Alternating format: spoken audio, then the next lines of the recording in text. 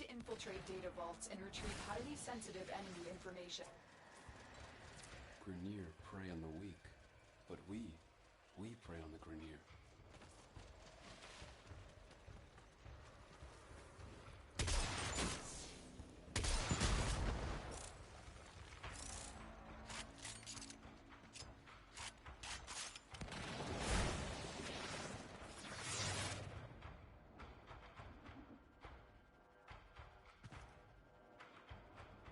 Tenno, be on the lookout for increased security measures.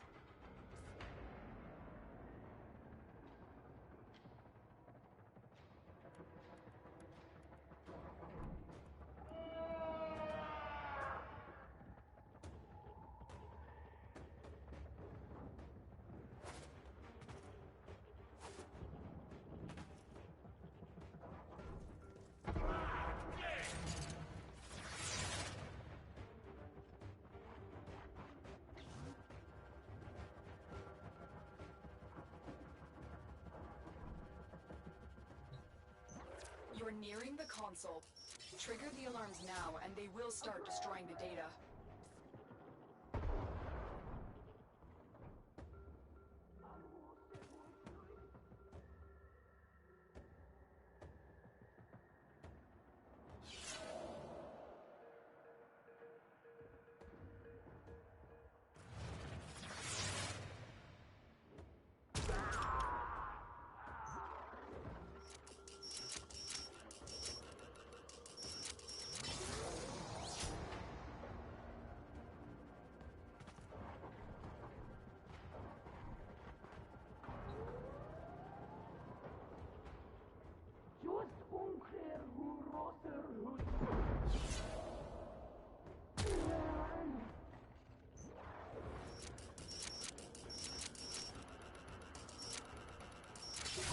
Excellent work. A clean extraction with no alarms.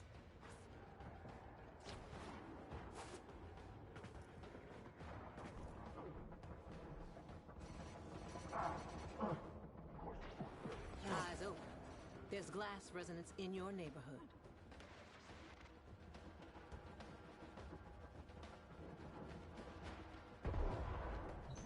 The target console is nearby.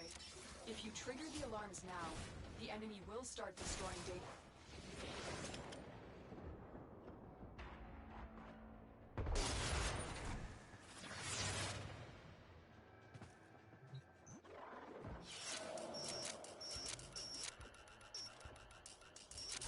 You've triggered the alarms. Lose this data, and the mission will be a complete failure. Keep going. Nobody knows you're here. Whatever these cephalites have become, there's no going back. Got it. The data is still intact.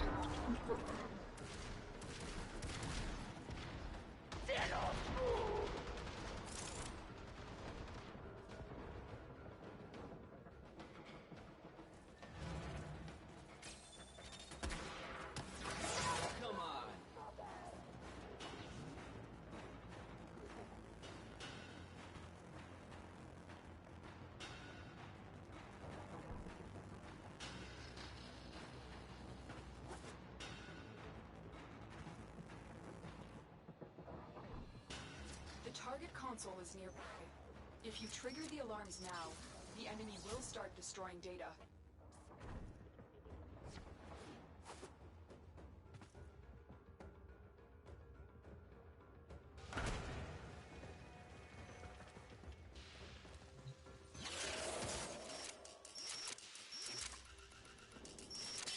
Data extracted. They won't even know it's gone. We have everything we're looking for. Get to extraction.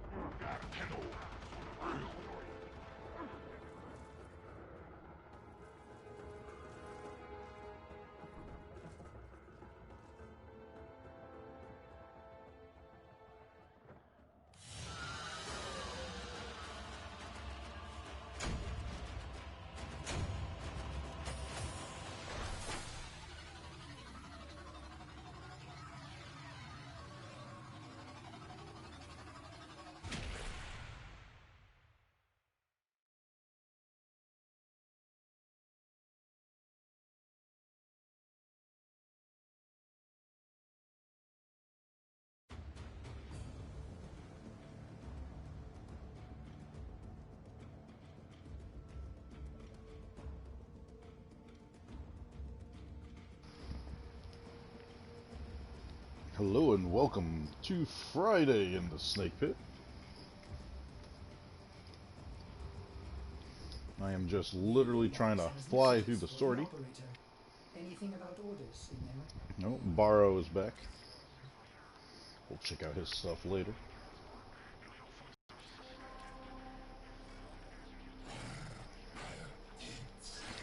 Now we'll stick with Loki. We'll fly through this rescue. And then I'm going to take my new core out for a spin for the mobile defense.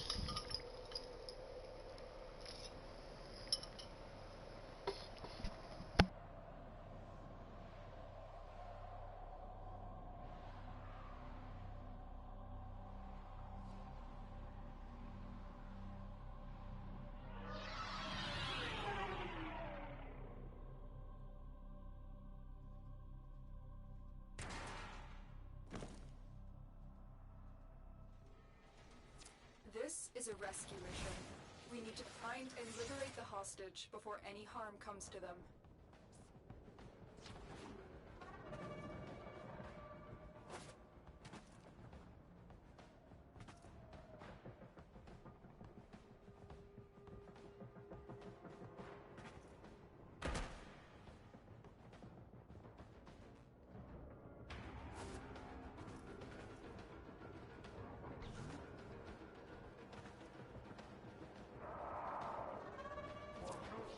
On high alert.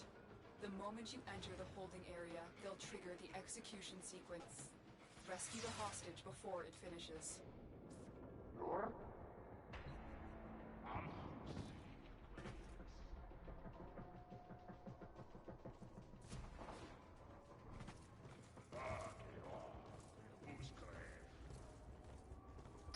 Gonna wait for my invisibility to run out and I'll get it going. Take those broken cells.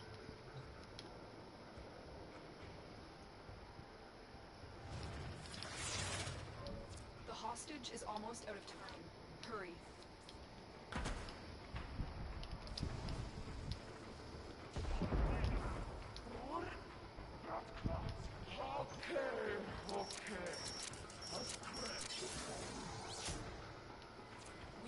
The prison. Find our prisoner in one of these cells.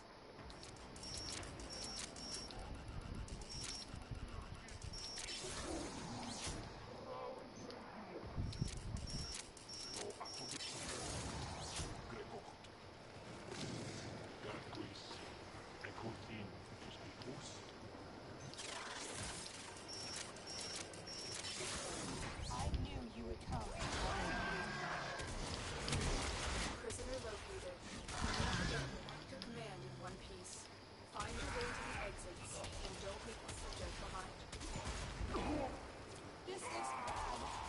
Well, yeah. No, it's even worse. I do not have a melee weapon. Forgot I have my Corinth on. Alright, I need you to disappear and spawn on me. Nope. Alright. Can I get 400 meters before they bleed out?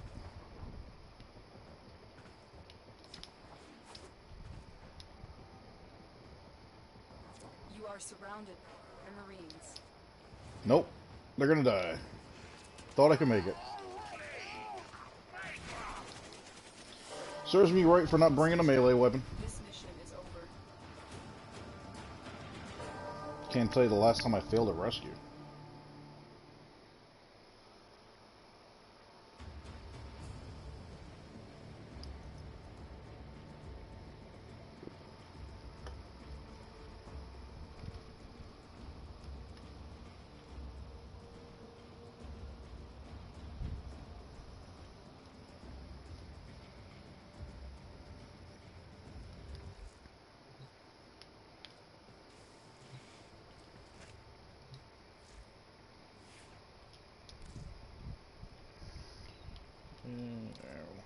Slap on the old Cronin.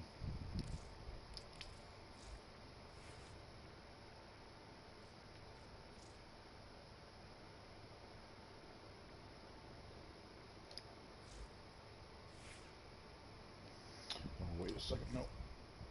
That's right, because I don't run it with that, so berserk. Alright, we'll slice and dice our way through the whole thing.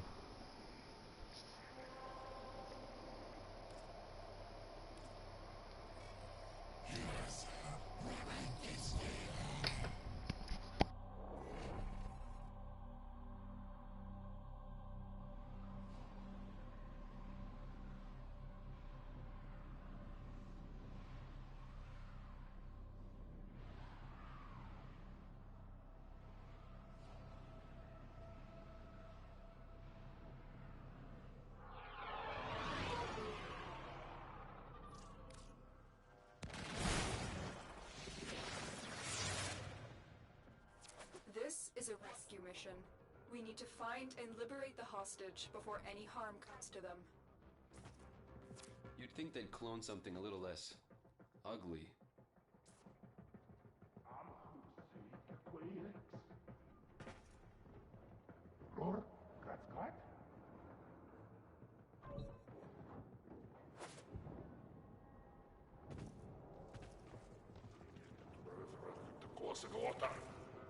The enemy is on high alert. The moment you enter the holding area, they'll trigger the execution sequence. Rescue the hostage before it finishes.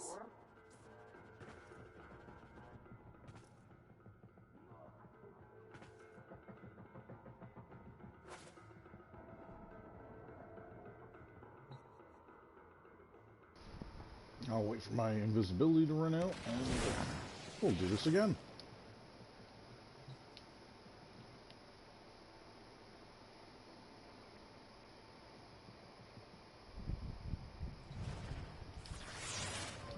The hostage is almost out of time. Hurry.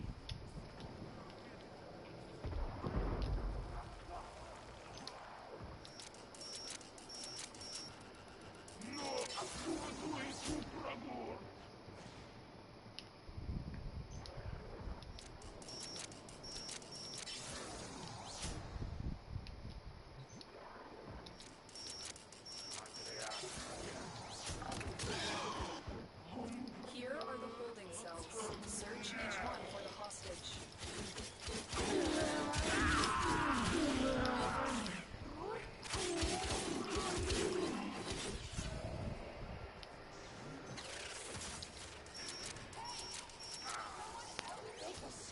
Not a minute too soon. Subject found. You need to bring the captive to safety. Protect them at all costs. Khalid, what's up, buddy? Don't suppose Oh, you wasn't sure if my mic was on or not. How you doing today, brother?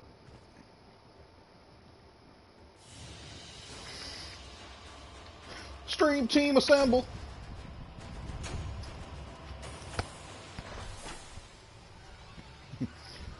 Gods. Assemble.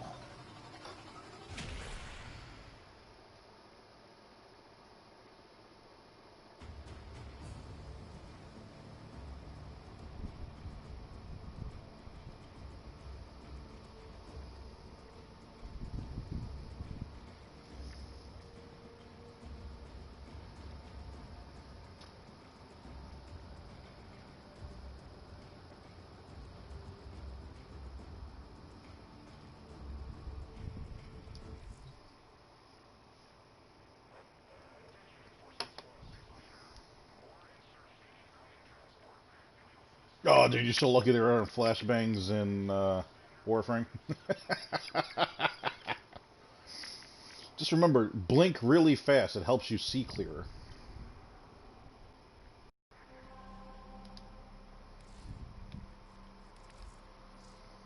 Alright, so now that I got my crazy cat lady on point, we are gonna bring her for the fucking mobile defense.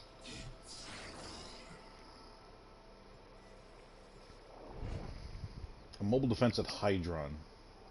Come on. Like, at least put it on a map that is known not to be, like, 80 square meters.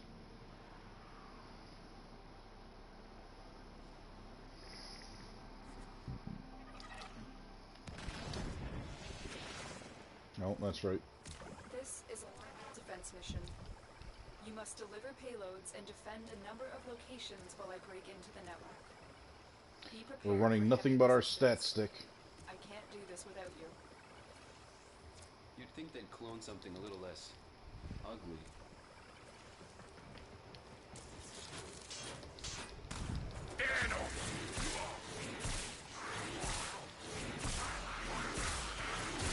We're going to build up our stat stick a little along the way. This will only get more difficult. Get to a terminal and prepare for resistance.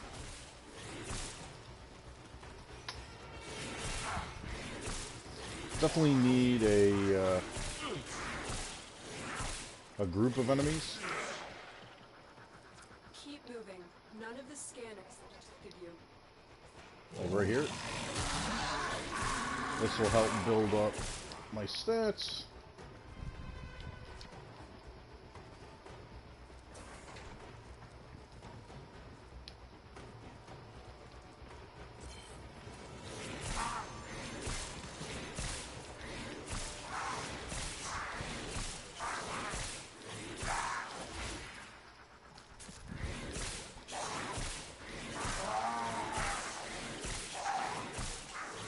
Oh, he's a leech extremist, so I'm not going to spend time focused on him.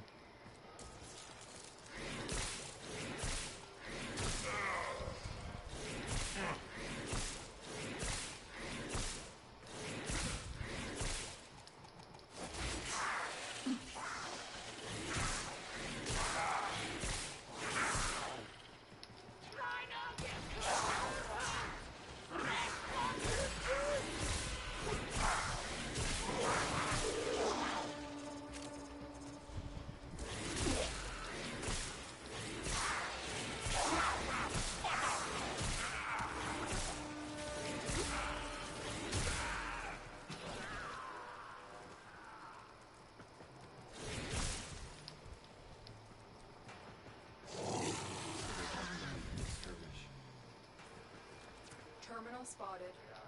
Upload me and prepare to defend.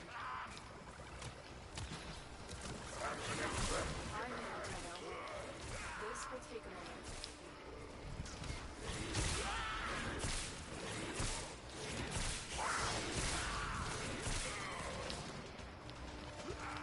Jeez. Yep, had a feeling that was going to happen.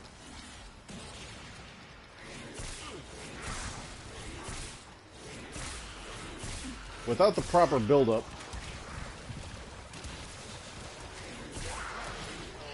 yeah, without getting that proper build-up first, man, Still working on it. I can see why they ran preparation.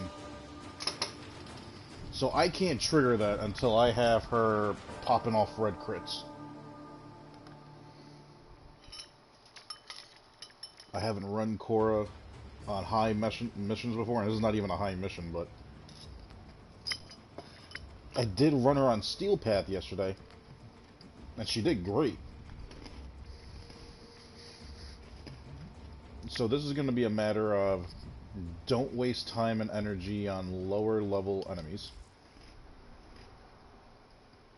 Or, not lower level, but singular enemies.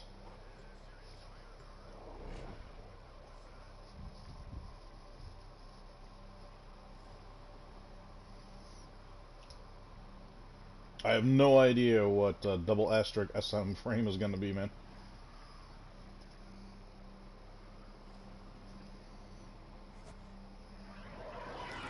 Khalid, it's my chat, dude. You can put in whatever you want, man. This is a mobile defense session. You must deliver payloads and defend a number of locations while I break into the network. Be prepared for heavy resistance. I can't do this without you.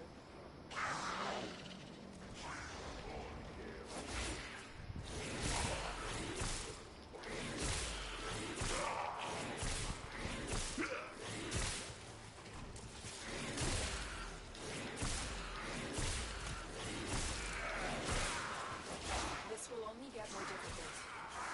Get to your terminal and prepare for resistance.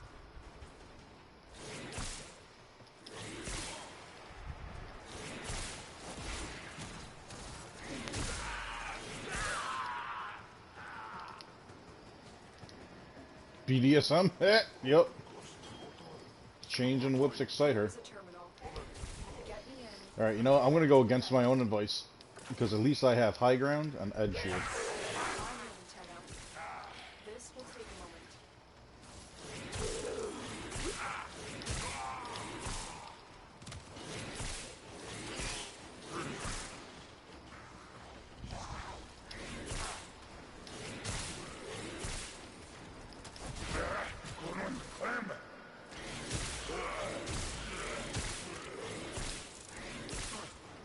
You know, the thing that this guy had mentioned about this build was how it, using my ability, should cast overshields. Continue to defend. Marines inbound.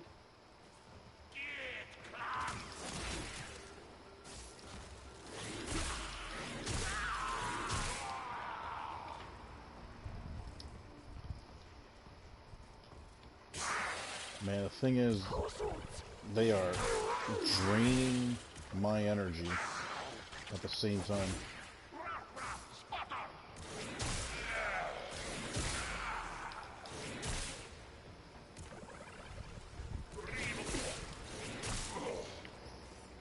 These guys are also not exactly pushing.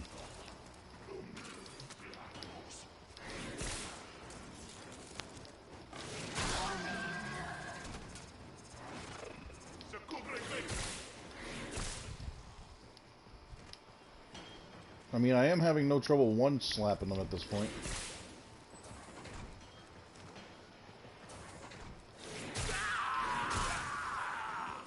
But I also need to... Yeah.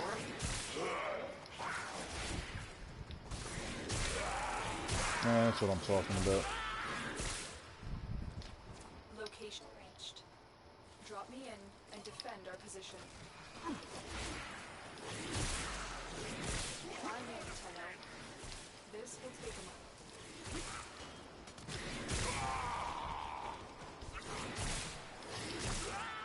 It's the matter of these guys...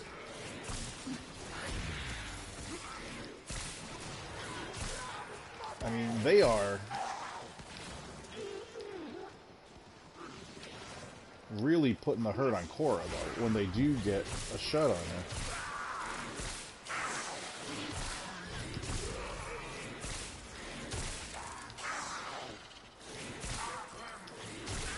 Still working on it. Continue to defend. Just like that. See? Dude, they are relentless. She can't...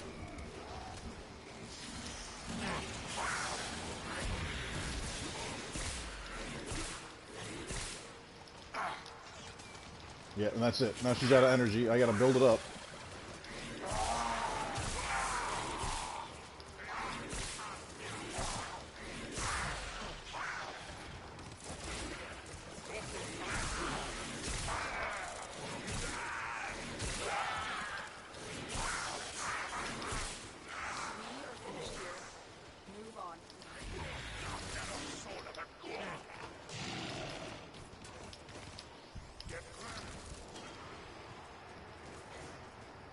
think this is one of the reasons why she's got rolling guard on.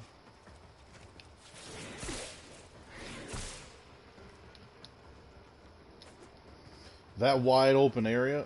Yeah. Terminal spotted.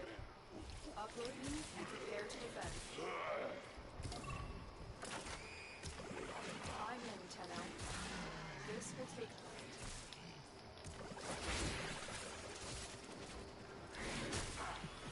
Eyes open. There's glass resonance in your neighborhood. Yeah, why wouldn't there be?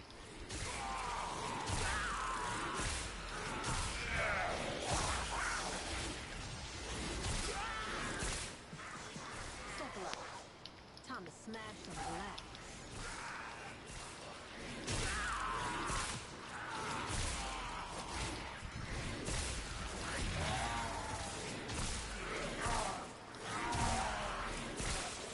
Still working on it. Continue to defend. Her whip doesn't target the glass.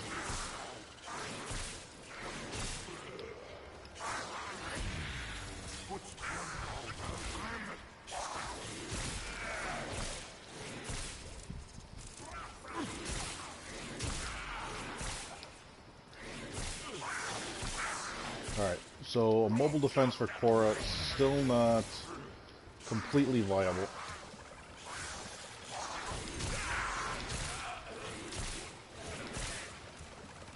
The odds were against us, Tenno, but we did it. Mission...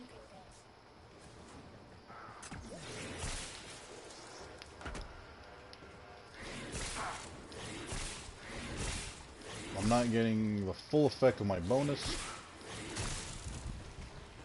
yet. It's workable, but I think I have vigor and lockdown.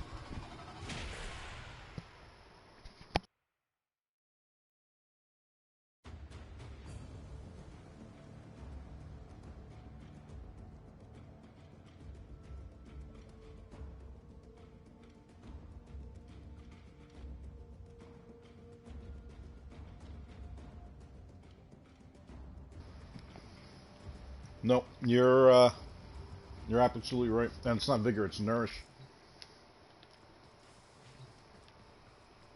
I can just do this. Nope.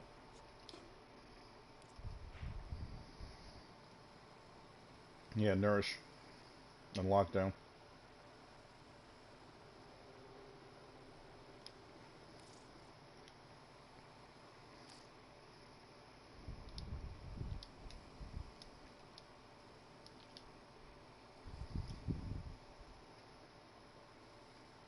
Okay, that is for my guy. On transfer in, 95% chance to restore 300 health. I want to say there's one that's a guaranteed.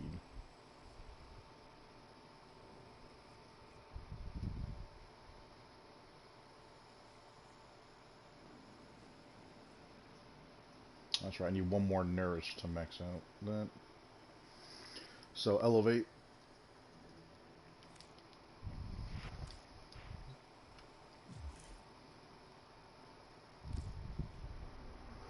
Alright, making a quick run. Good call, Khalid.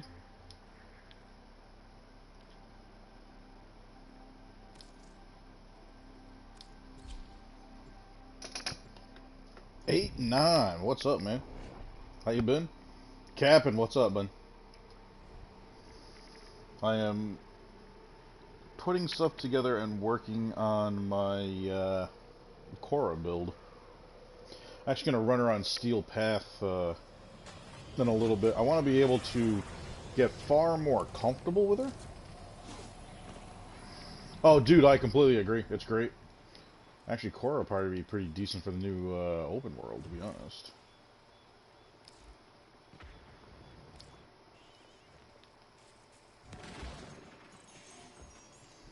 There's always one person that gets so close that they get up on the table. Like, come on, dude, I don't want to smell your butthole while I'm doing shit. We anticipate. Allow us to improve your efficiency. There you are. Elevate. 10,000 apiece. Was it ever thus? Allow us to improve your efficiency.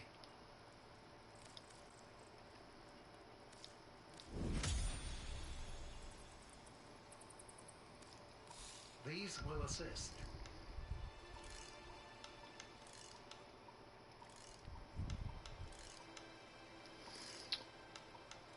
How many do I need for a max rank? It's not even telling me.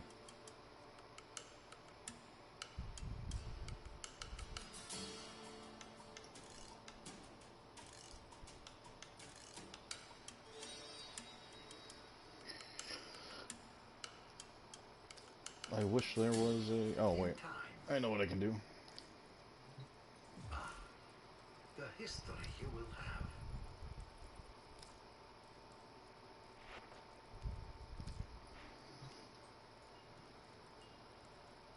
They all go up to 5 now.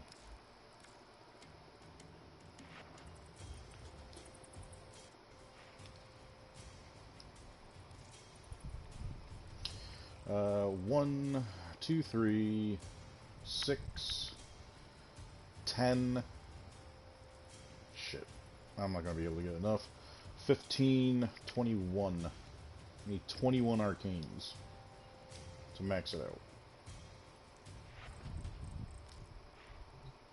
You are an instrument most perfect, Tenno. Tuned to the pit. We are prepared to provide. Yep. 11 is the most I'm going to be able to get. I'll have to build it back up and come back and get the rest. Or I could just spend platinum. I got plenty to spare. Well chosen. So it is. Tenno separating from Simple Nexus at Quill Onco Primary.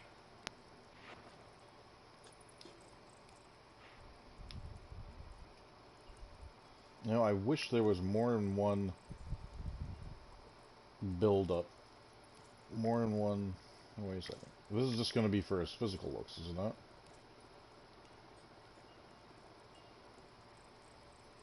Oh, no. This is a legit...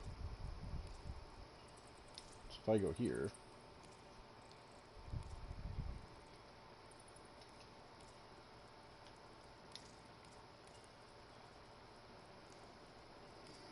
Alright, so there are 3. Alright, cool. So...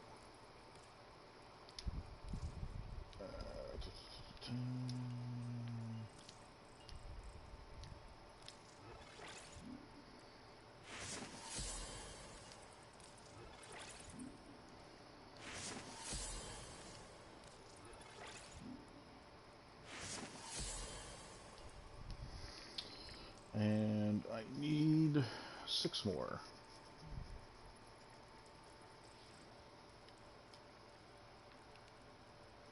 And that'll be good.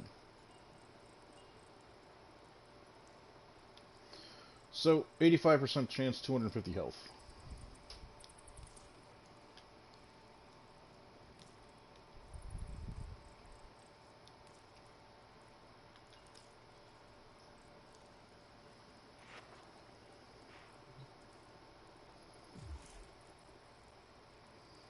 Oh, too fast. Alright. Let's, give this a run. Oh, Khalid, man, don't stress it, man.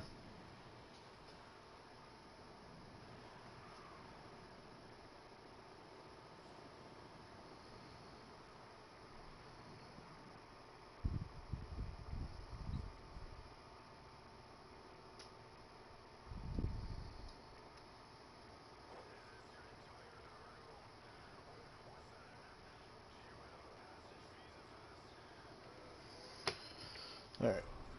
So, let us give this a crack, shall we? No pun intended, because I'm using a whip.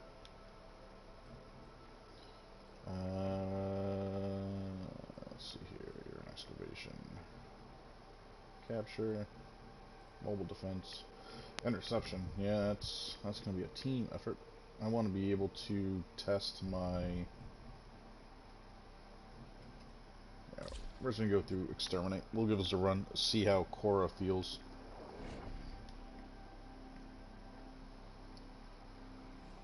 Once she gets a ×7 multiplier, she should be one-shotting everything here on Steel Path.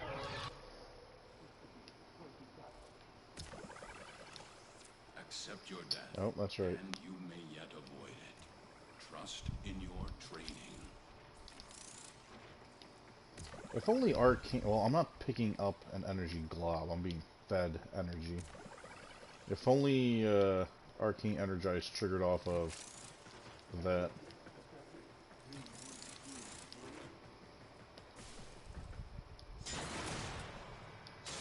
Hey, oh, there's Arcane Energize being triggered. I don't care about how that's moving and grooving. What I care about is... Keep moving.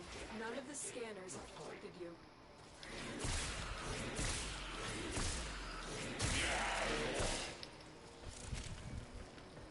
That right there. This guy is just sat in the freaking corner. Come on, build up your counter.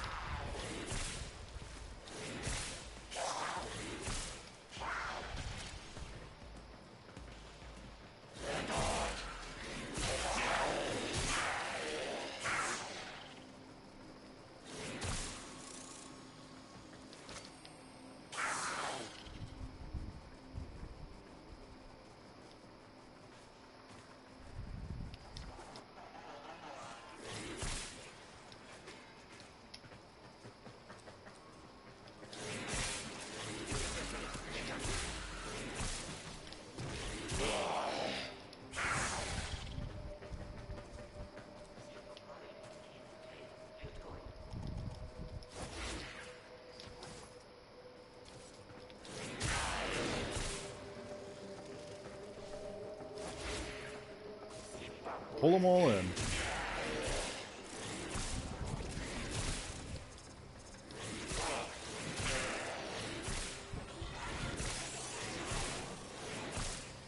The whole point of her build is to be able to basically kill all these guys before they even see her.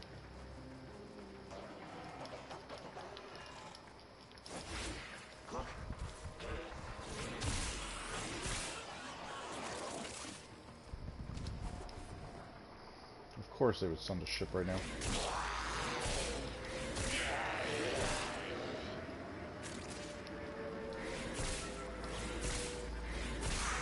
If that ship sees me, I'm gonna get one-shotted for sure.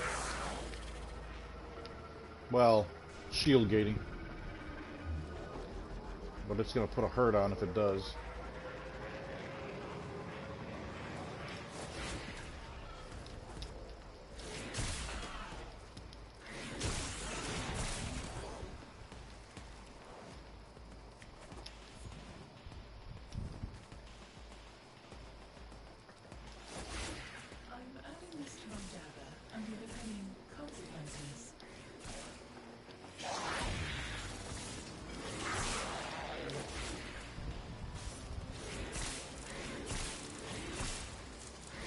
Well, that took care of everything off of them. I had a marker pop up over here, but no. Oh, the Cora build is definitely doing its thing. It's pulling enemies in. The Eximus took a little extra. I'm just having no great luck piecing my stacks together because this is a low-level exterminate. So, to be able to really get myself there, I need to have big groups of enemies. I need them to be near each other.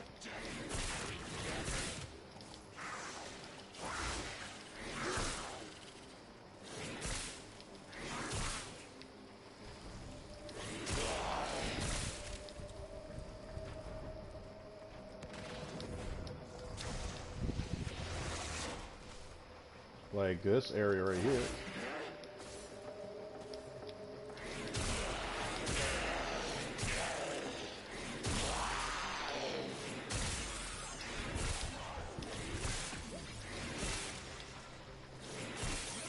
Broken their ranks and they are on the run. Another successful mission. See, getting that. Mind extraction. That's what's huge. Now right here, I'm just going to cast Snare out immediately. Pull everybody in.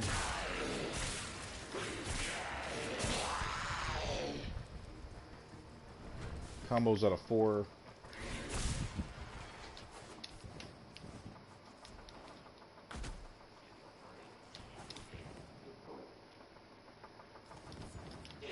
Really? I couldn't cast that while I was in the air?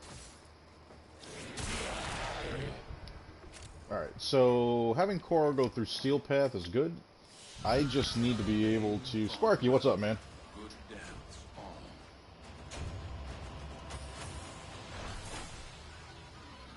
Sorry. I gotta remember. Notice. I ran the Jackal mission like I only got the Ryo chassis and systems. Everything for Rhino is on the Jackal itself. You have to defeat the Jackal.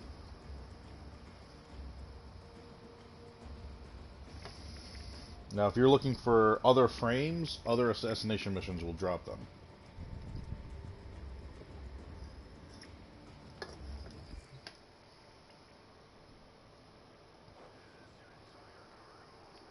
There's no crying. There's no crying in Warframe.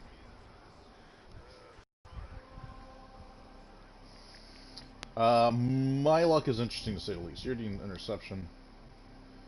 You're the assassination of Jackal on Steel Path. You're a survival on Steel Path. And you're an Arcwing. Yeah, my arc. Yeah, that is something that needs to be taken care of. However, this survival on Steel Path against the Infested.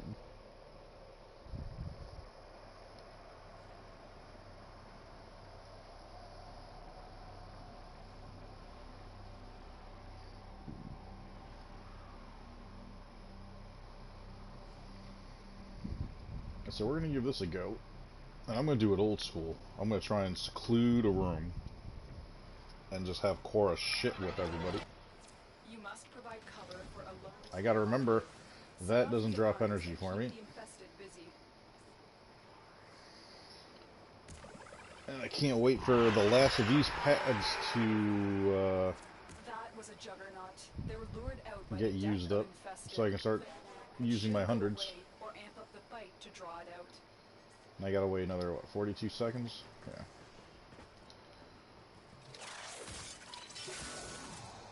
The Infested are releasing toxic spores into the area. Emergency life support I'm Perfect. delivering is your only chance for survival. Oh, not perfect. Are they spawning in this room somehow?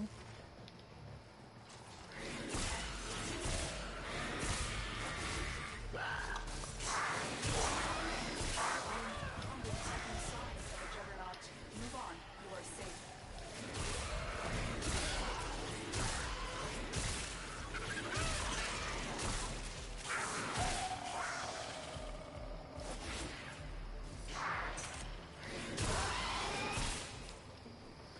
I got one guy that's trying to come up behind me.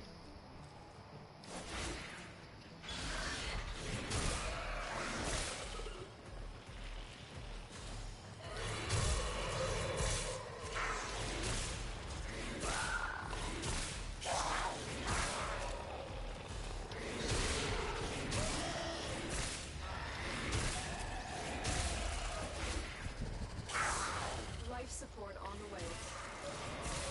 Alright, there's my red crits coming in.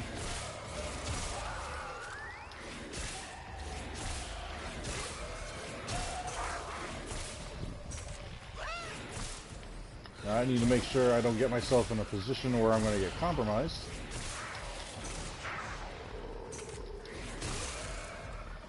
Yeah, everybody come to me. I've delivered a life support capsule to the area. Activating it will buy you more time. I need a single room that doesn't have multiple layers.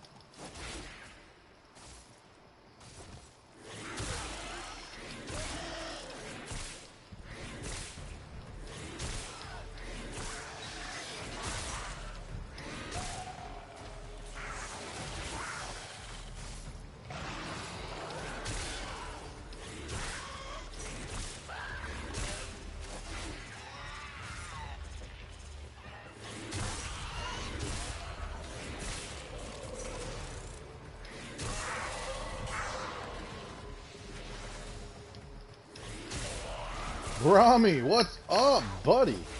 How you doing today, man?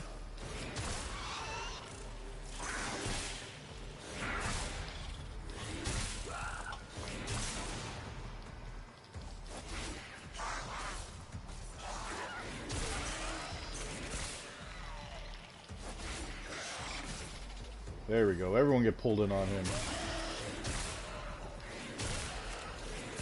The operative has just made their first escape. Keep up the good work. I feel like I can keep this up for fucking ever. Extraction is ready. If I had a solid room that I didn't have to worry about multiple levels and directions, and I could funnel them in myself to a certain point, Steel Path is definitely not giving me a shortage of enemies to hit.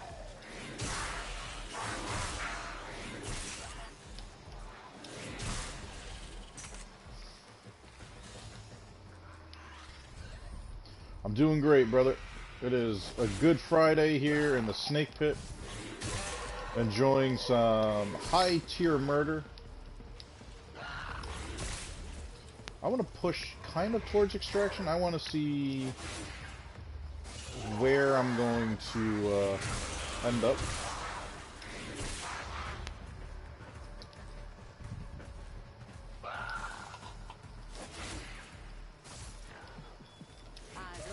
Yeah, see, so that is something I need to be able to keep an eye on.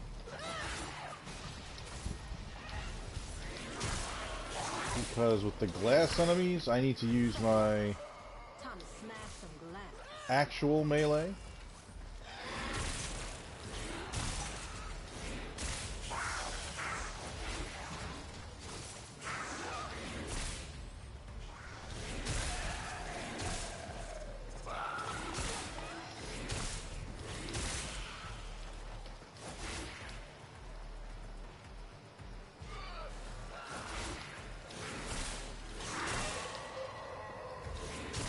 That was definitely a million hit. That hit him in the head. Headshots with this whip are going to be ridiculous.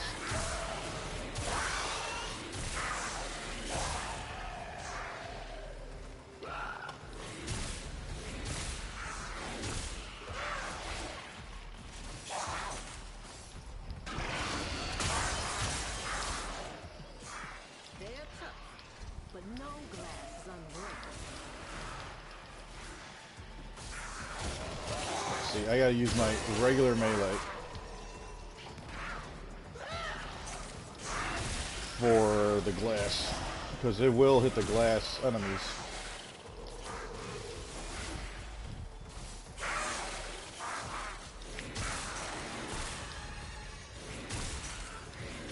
Otherwise, I'm gonna have invincible assholes like this guy.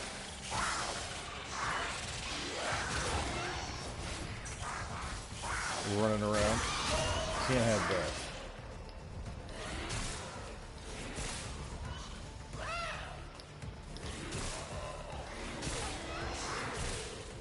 That takes a fair amount of focus to stay on top of.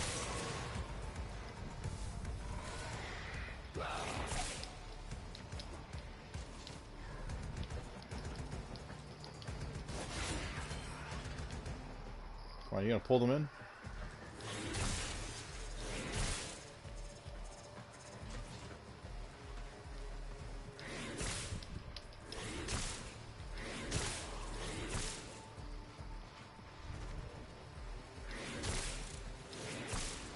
And even with everything else that I'm focused on and dealing with here, life support is staying just fine.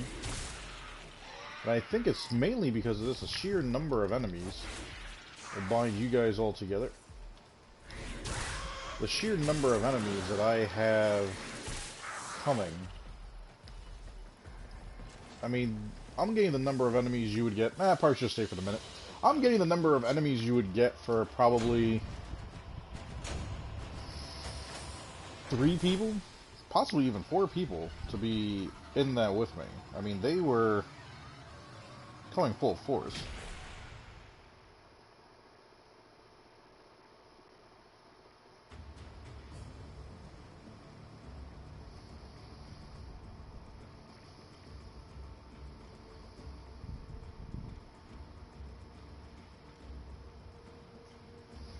But there's no denying that build fucking works, man. Brahmi, alright, buddy. Hey, man, I appreciate you stopping by and showing the love like that, man. Enjoy your day. Probably catch you tonight during Naz's stream at some point, I'm sure, man.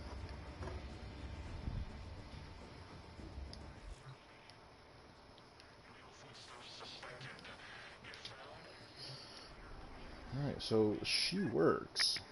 My next question is, how far could I really push her?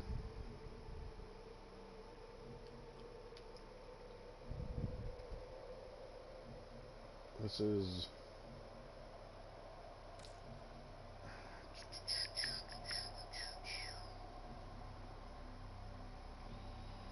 Thinking out loud, thinking out loud.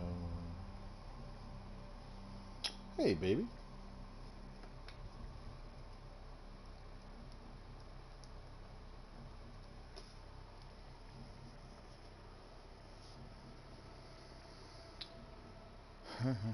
Do I do the interception? I'm gonna have to bring a team. I'm not gonna be able to solo this interception, I don't think.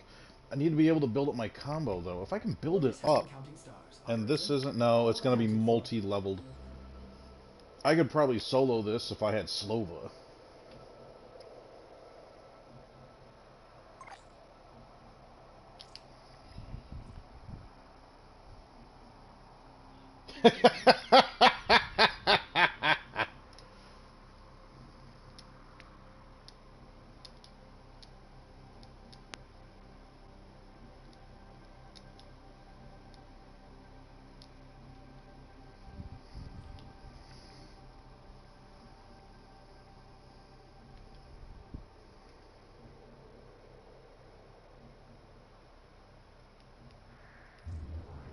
Yep. She's gonna need... If I'm gonna take her on higher tier missions, I am gonna have to put one other thing on her.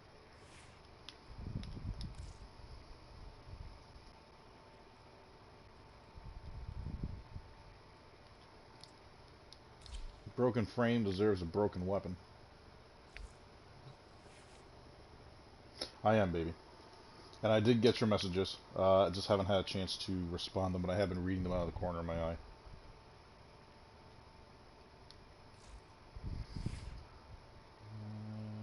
I'm not going to be worried about pistols. I do want to check one thing. So, if I go to Ember...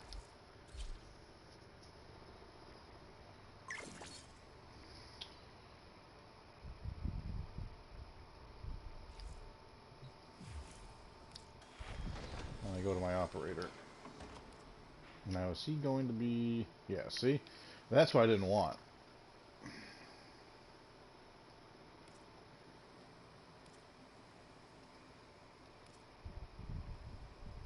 So I will have to change... Whenever I'm using them, I have to change my operator. Fuck. Like, if I'm doing a loadout, this should be across the board.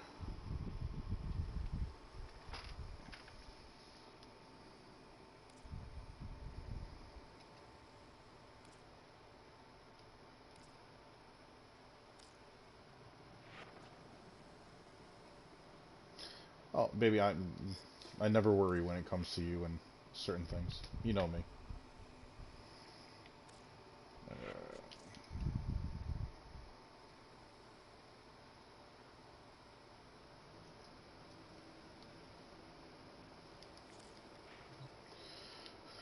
Oh, Khalid, Khalid.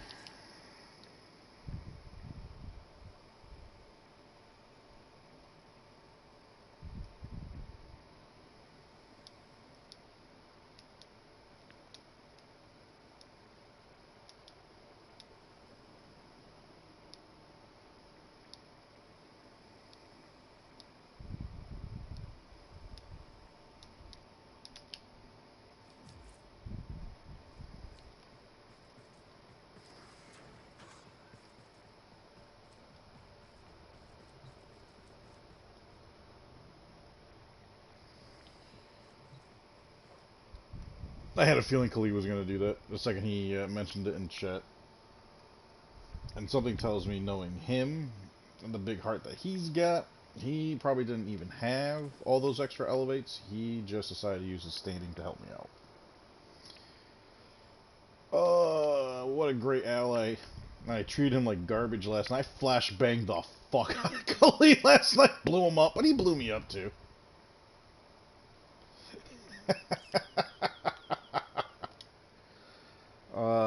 Buddy.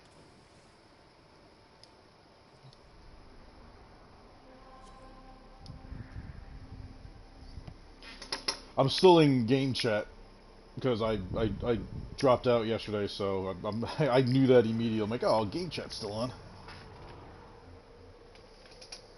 Now, be honest with me. Did you actually have him, or did you go to Quill?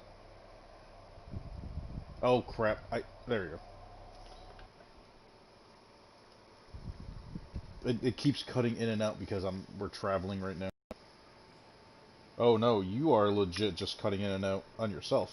You sound like an old Burger King drive-thru. Yeah, of course. Yo, your laughter comes in crystal clear. Of course, it'll kick back on when you start talking.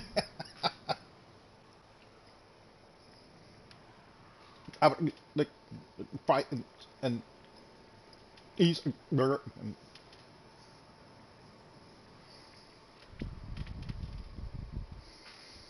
And then, like, when they read it back to you, like, that's when you'll sound clear, like, son of a bitch! Oh, I heard that one, sir.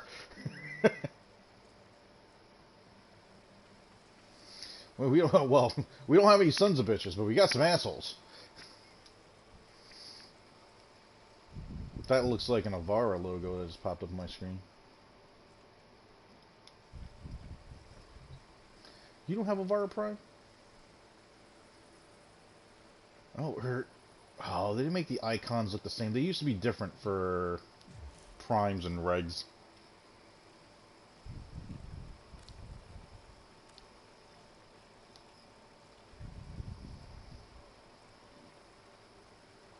I don't get to see my own logo, so I don't know.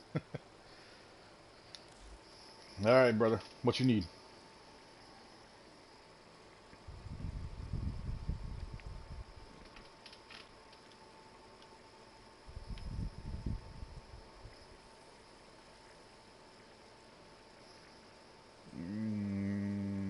Maxed out. I have one. I believe I need 5. Poor Khalid. No, baby, it's. Trust me, Khalid gave it back to me last night too.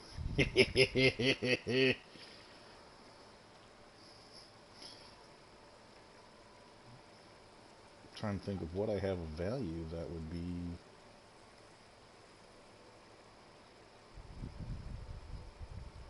Oh, dude, that goes without saying.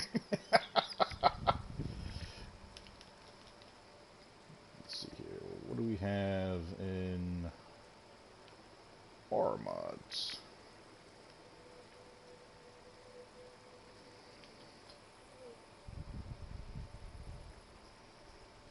Do you have melee guidance?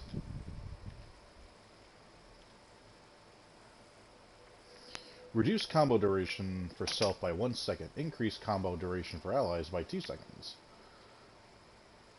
So you're killing your melee combo. It's buffing your team. Well, if you're playing with a team, that's one thing. When you're playing with randoms, fuck them. Power donation. You want to know why I put power donation on? Because I want to make sure that Nova can speed the shit out of people because you drop your energy or your combat strength to fucking like 10%.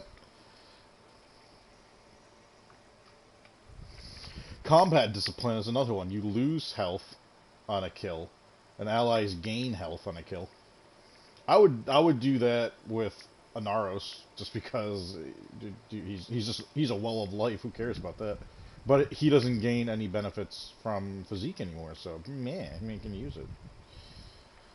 I'm trying to think if there's anything as far as Norma goes that is worth. I gave you aerodynamic last time, I believe.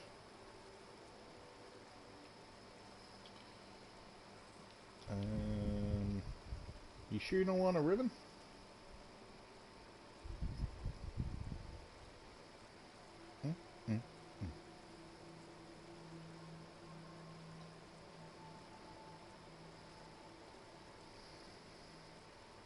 I mean, I do have 2 ribbons for the twin Karakatas.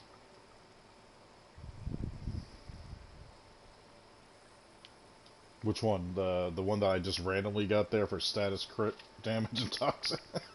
I'm like, you gotta be kidding me. These are the starting stats on this thing? Why would I change it?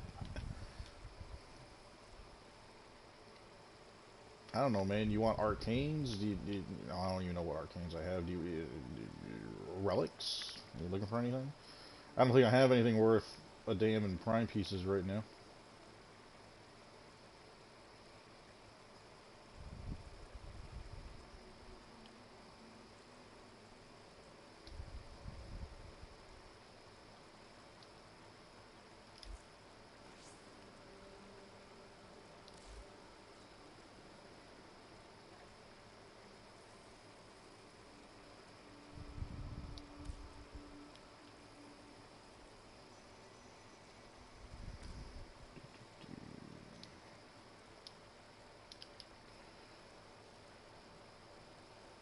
Oh, it might help if I spell nourish right, or at least the beginning of it.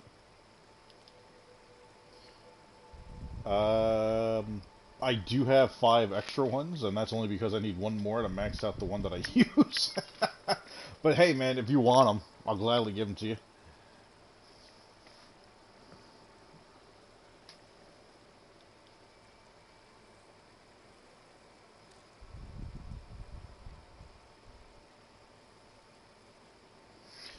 Okay, so here's my thing. Why put anything here if it's untradeable? The Raktacernos, of course it's untradeable. Like, why the Super Vandal, the Prisma Angstrom? Like, why are these even here? The Xylock, just a regular weapon.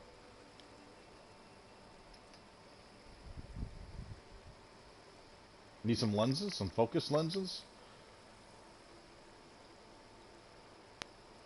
Dude, I got 11 Vazarin, I got 11 Madurai, I got 7 Narumon.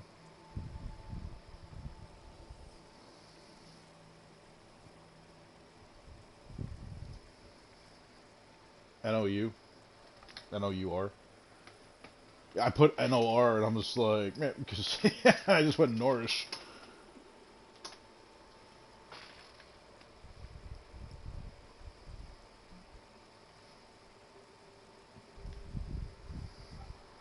Do you need any resources, like any of the stones?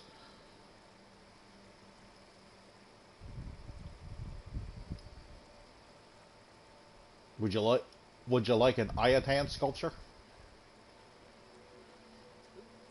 Would you like the pieces to make the mantis? I still to this date have not. Oh wait. Oh no. I'm sorry. I do have one piece of Xiphos. I don't know when that happened. I don't remember that happening. But I have a piece of Xiphos, dude. I spent weeks grinding out, spending a handful of time doing those sabotages. Oh god, yeah. And it's just nothing. Absolutely nothing. Avionics. Oh, I got a whole bunch of mods for Railjack. Forgot about that. I ran it with one of my buddies, and you only get them from doing Railjacks, and you have to do high tier Railjack. He pointed out to me. He's like, dude, that's an amazing one. You're definitely gonna want that. Oh, dude, that's perfect. Like, oh, you're gonna want that. I'm like, I have no idea what we're even collecting. And a whole bunch of relics, and then a whole bunch of random pieces. Like, do you need pieces for the Gorgon Wraith?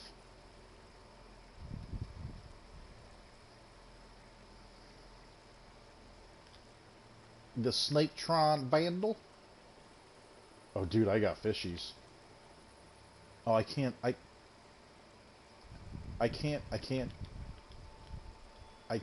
Dude, they're all filled up. I can't. Why are the fish here if you can't sell them? Electro, what's up, buddy? They really are.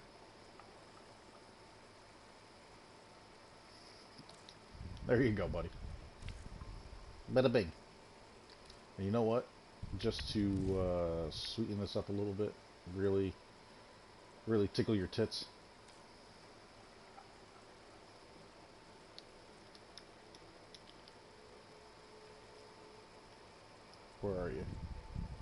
Oh, because I have you in order of sale price. We're just gonna do that. Oh yeah, I only got 494 of these.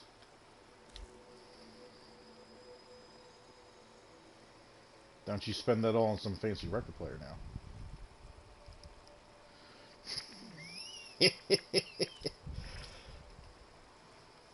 There you go. Hey man, slap that son of a bitch on old Thick Girl or Haro. That'll ever use them. Yep. Oh wait, that's for the mods. Oh, I can't. That's right. I won't be able to access my operator while in the Joe of Does. Electro Man, how you doing, buddy? Norg Mafia. Is that a new fish? I don't know. Dude, that's the first time someone has said something in Warframe that I'm completely confused about. The Norg Mafia. Just a fish coming up to the top of the water. He's gonna make me an offer I can't refuse.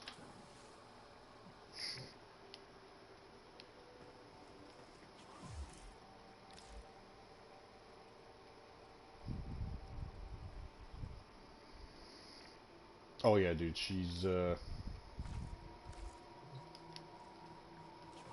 some talent, and it's not just her. It's also oh yeah, this room. Yeah, this is one of my favorite rooms. This is the altar one. We get to a new level. Yep. But I mean, now here's the great thing. She's really into the Japanese culture, and get this, it's because she's Japanese. Um, yup, dude. Yeah, and she's into their culture too. I mean, how crazy is that shit? Um, I know, right? Dude, check this shit out. I actually like Italian food. Um, it's what my clan calls a scam. Because what we traded. Electro, right now I'm in here with Khalid, one of my mods and whatnot. Every now and then, him and I do absurd trades and whatnot where one of us is clearly just helping the other person out, and the other person has no idea what to give the other person. I can't tell you how many times Khalid and I have done that. But, it's, we see somebody needs something, or, we hear you're going to need a hand with that, yeah, why not? He hooks me up with some mods and arcanes on it from time to time, pieces I need for this and that. Every now and then I make sure I give the love back. The new Warframe comes out and I hard grind out the prime parts. I make sure I hold on to a set for old Khalid here. It's what we call stringing along. You give the dog a little something every now and then. I can't even say that with a straight face. I feel really bad because you always hook me up and take care of me. The next time, I was gonna say, the next time, man, I'll wait until the very end to throw my first flashbang at you. I mean, you're still gonna get one, but I'll wait.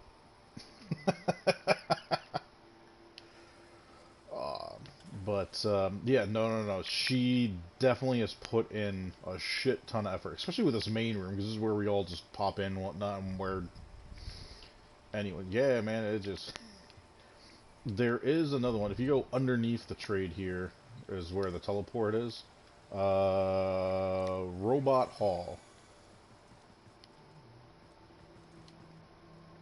So these need to be completed too. I might actually spend some time in here after stream and make sure these get put up. She has random ones of these put up around everywhere. But also, whatchamacallit, in her orbiter, in the room where your operator is, she's got like 6 or 7 of these in there. I remember the first time I played with her, she was just like, yeah, check this out. She just got done making them. And I'm just like, yeah. So this is what it's like when you have, at that point, just over 5,000 hours in the game. And I was just like, so this is what you do with your time. You build big robots that unfortunately we can never use. I mean, like, I'm just looking at, like, the pieces that she's using and, like, the details. I mean, oh, that's right. It's not technically here, so I go through it. Son of a bitch. But I can stand on this one. There we go. And just look at, like, the head of the other guy. It's just, these are all pieces, everybody, that are just in the game itself. They're, you know, just barrels that are on the side, whatever you can scan and whatnot, or just whatever decoration they give you for here, and she's building freaking robots out of it. And I mean, like, the thing is, I've seen other clans that do that, and I mean, like, to me, it's just the level of imagination and whatnot it takes to make stuff like this is phenomenal. Like, I'm looking at the back side of this guy, and it almost looks like, oh, I gotta point that out to her. Symmetry is a little off, but it looks like he's got, like, the packs on his back almost for freaking Apex, like right where his butt is, pretty much. Sending out a zip line.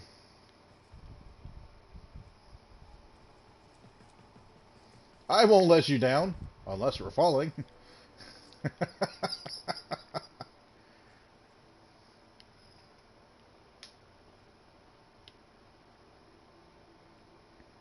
Every time I'm Loki, I hold back the urge to go faster, faster, faster, faster.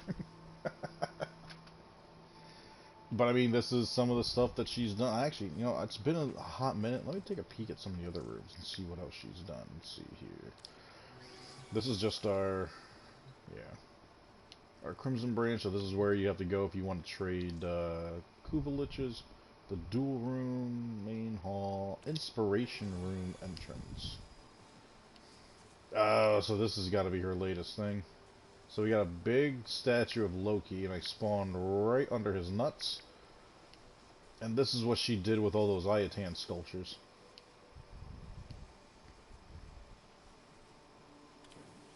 It's an awfully tight room. It's really busy. Here's my question. Why aren't we flooded right now? Like, we should have started, like, third world freaking, like Mario 64, just under the water. Broken Lab, no. Red Domain. This is another new one of hers that she's just working on. It's definitely in its beginning phases. God, I'm just every now and then, like, if you just, I'm just looking at the map. So we're on a completely different floor than the rest of the stuff. That's where the main area is. Whoa, whoa, whoa, whoa, whoa, whoa, whoa, whoa, whoa, whoa, whoa, whoa. That was either you that came over here and went back super quick, or someone else is in the dojo.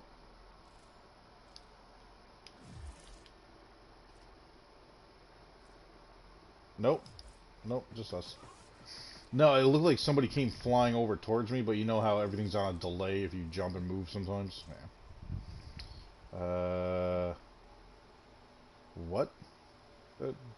Koyoyami Karu.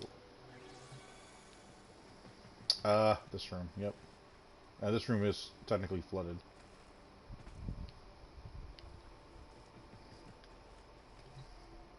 Is this...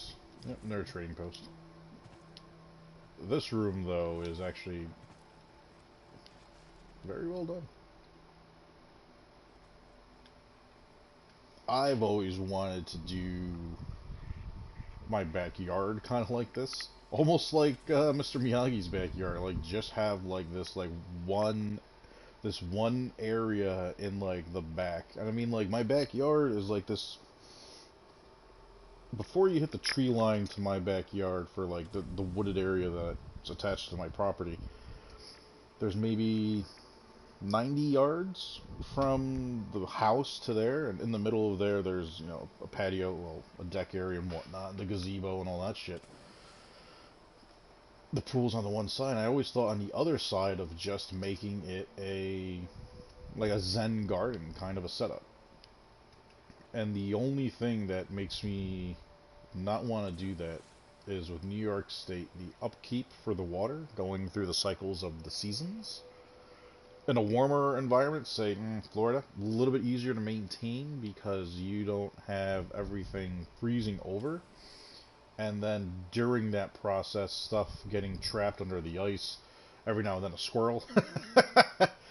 And it takes one dead squirrel to ruin the rest of the water.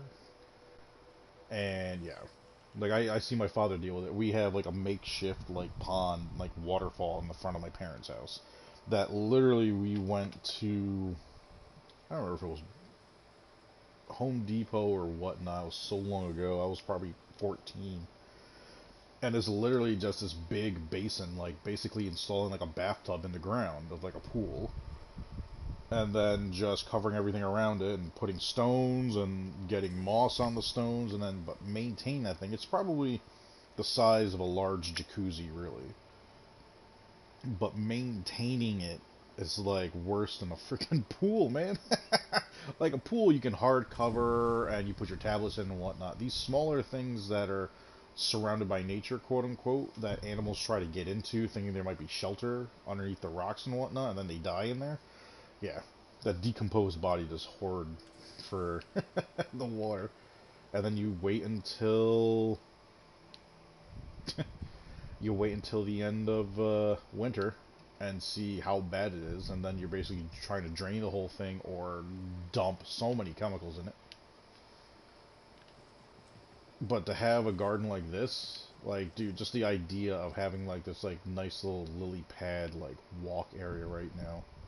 Yeah, your old boy Viper will like that in real life, people.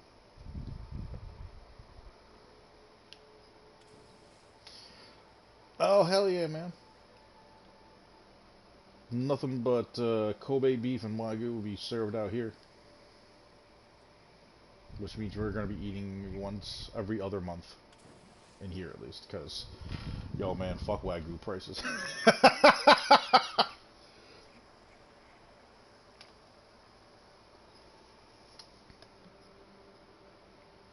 Dude, it is mouth-watering. So here's the thing. There is American Wagyu, and there is Japanese Wagyu. Japanese Wagyu is what you see on TV, where it's like 40% fat marbling through the meat.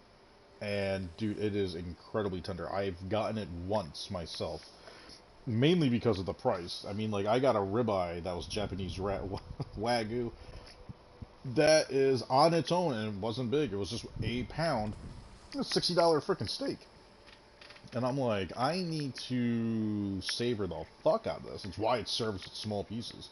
American Wagyu is like your typical ribeye you would see at any steakhouse, with really good marbling to it, like guaranteed, like really good marbling. The meat is tender. It's probably an extra $5-6 a pound compared to like a high certified Angus steak. But it's still like I got two of those, and I got pictures of those things being cooked, and they're so good. But those two steaks alone were like $75, and it's just like, man, those were. Let me tell you this. One steak got eaten as a steak, the other one got sliced up super thin, and I made some bomb-ass fucking steak tacos. Viper's hungry now.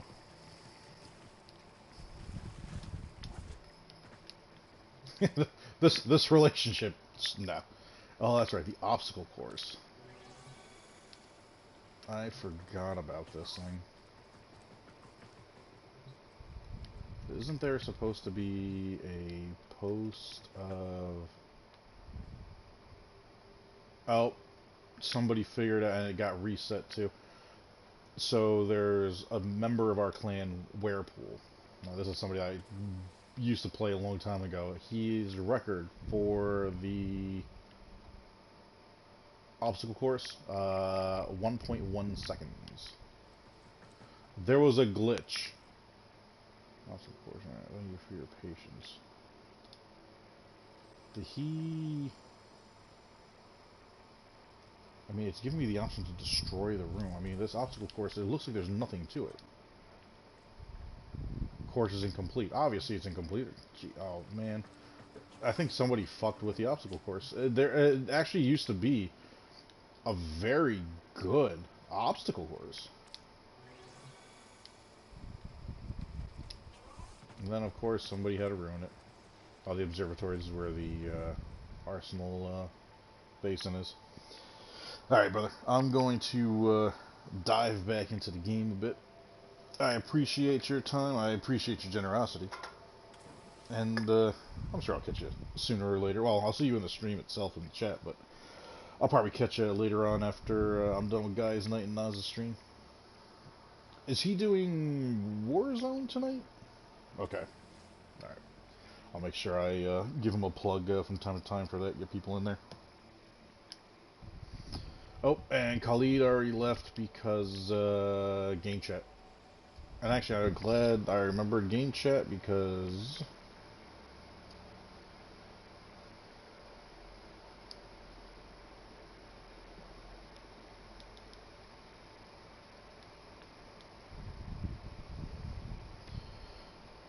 Yep. Game chat, gotta remember to turn myself. I thought I was in a party and I actually wasn't, but I still had game chat on from last night because last night I gave my buddy Naz a hand trying to earn his last platinum trophy in Ghost Recon Wildlands. It's actually got me curious enough to see what trophies I'm missing out of that game. For the most part, I don't tend to be a trophy hunter, yet a lot of the games, especially the ones that I play often and rigorously, I have most of the trophies open, or collected in it. I can't tell you how many times I've just happened to randomly glance at it and it's like, oh, I did get a lot of the trophies in there. I know Grand Theft Auto I got quite a chunk, but alright. So let's see what, did you not want to, there we go. Let's see what old Barrow Kater's got.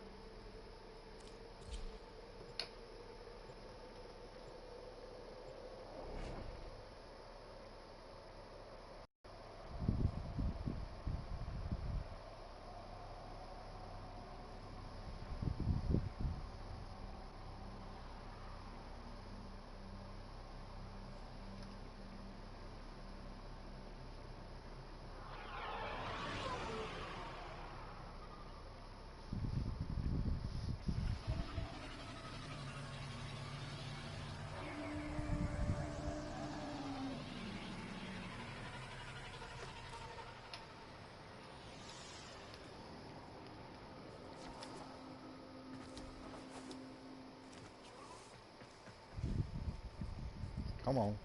I hate that there's no fast travel to it. Oh, don't you dare. My latest safari in the void has yielded spectacular finds. Okay, so all the electric 6060 mods are here. I believe Jolt is the only one that you cannot get in the game itself. You will need to get Jolt specifically from Barrow. Maybe Shell Shock too. I know for sure High Voltage and Voltic Strike you can get out in the game, but what the fuck is this? Is it another... Oh, jeez. You know, I look at it this way. It's a way to spend credits that I would normally never find a way to spend. So, fuck it. We're gonna get two of them. A pleasure doing business with you, Tenno. Perhaps you'll come to one of my next parties? Everything else I have. I mean, I've been playing this game so fucking long that it's kind of like, man, yeah, I don't care to buy a glyph. That's just a waste. I'm not one for skins. Who cares about the capture? Like, to me, that's just wasted resources. Yeah, I can do without him too. The one thing I would suggest to everybody, getting the Prism of Shade. Wow, I never finished ranking them up, have I? Just for Mastery rank fodder is good to get. Oh, wow, wait a second. I can tell you will appreciate what I Get have. the Super Vandal. It is a underrated weapon. It is a light machine gun. I use it with Haro. Back soon.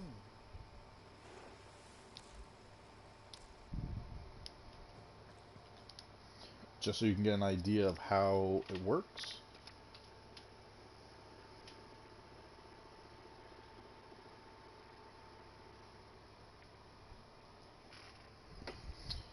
That took a little bit to load in, which means it's gonna, yep, load in super quick.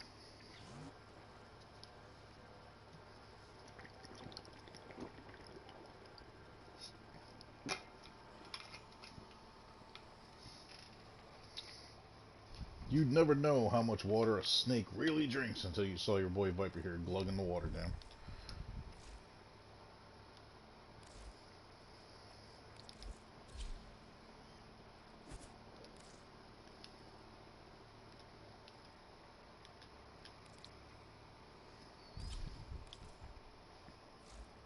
It is a very straightforward build. I have it built for viral right now.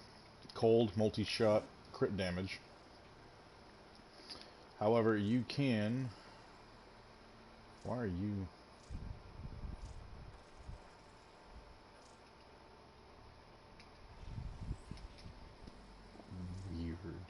Weird. Okay, we're gonna do this. We are still gonna slap you on.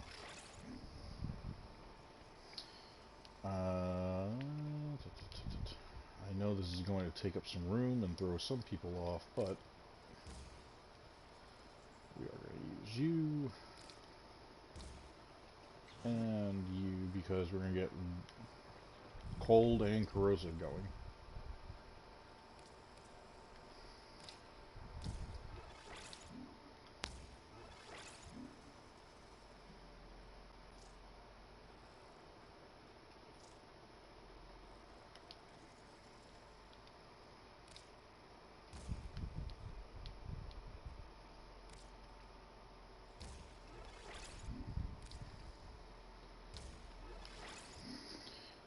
Now, instead of Vile Acceleration, because how Haro shoots this, we'll actually go Vigilante Armaments.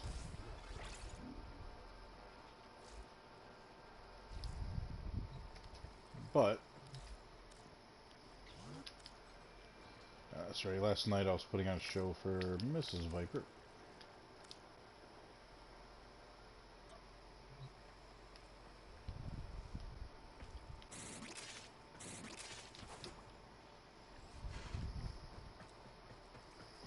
The weapon's got a good build-up.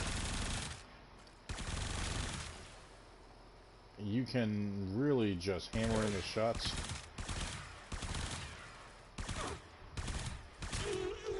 And you could just make a complete corrosive build out of this. Free up that one spot. But the main reason why you would use this with someone like Haro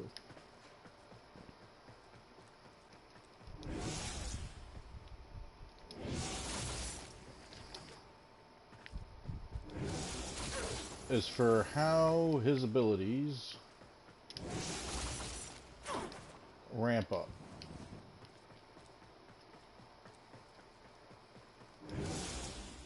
I hate that because there's a gap in the road. They actually stop that from taking place.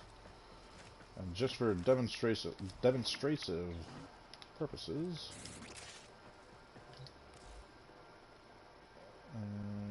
yeah, we're gonna turn you guys on. We'll kill everybody. Spawn them in.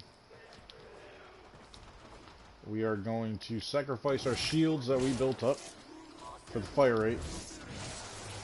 We are using our fourth ability to stop all the damage, which will then just end up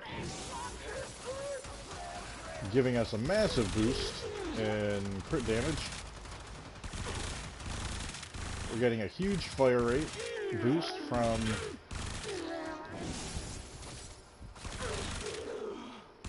our second ability being triggered that we have for 90 seconds.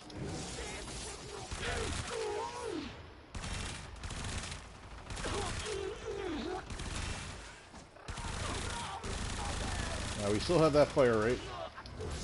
We can re-trigger our fourth ability and stop all this damage again.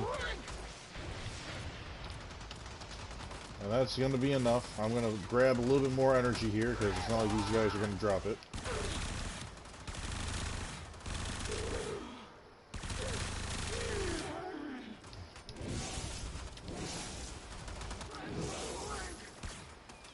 Nope. Faster reload.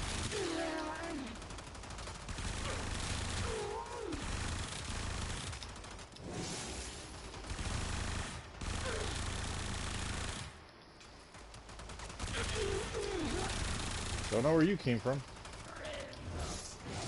Still pop our fourth ability again.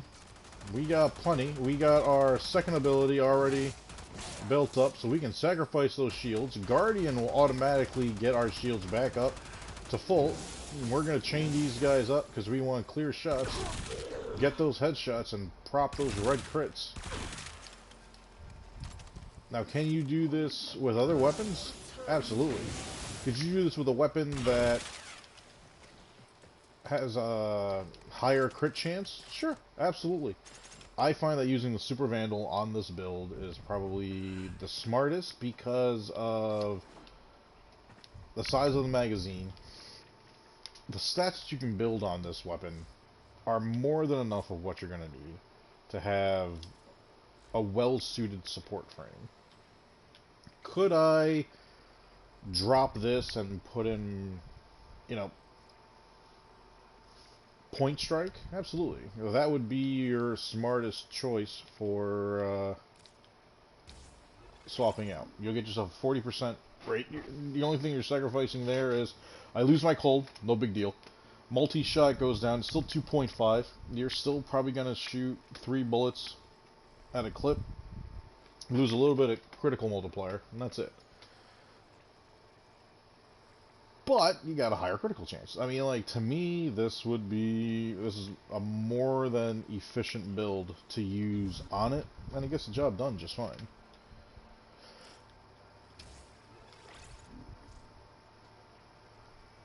This version I use just because of how well it layers together. I do get that higher crit chance. The fire rate is super high with Vile Acceleration, so whoever uses this will be just fine. And again, this will get the job done. If I just completely stop everybody just so you can get an idea. Because of Vile Acceleration, the fire rate is already through the roof. You gotta mind that recoil on this thing. You will get used to it as time goes on. Basically, you kind of want to shoot at the torso and let the recoil find its way up. But the other thing is, you also want to kind of do this in bursts. Control the weapon. Fire it like you would in a first-person shooter where you have a burst fire weapon.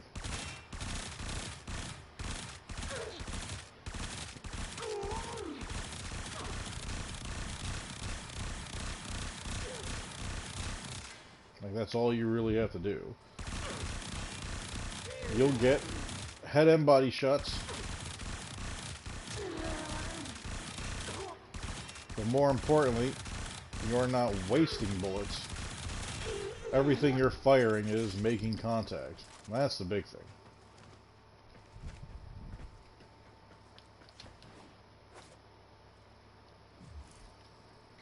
So, Borrow Katir,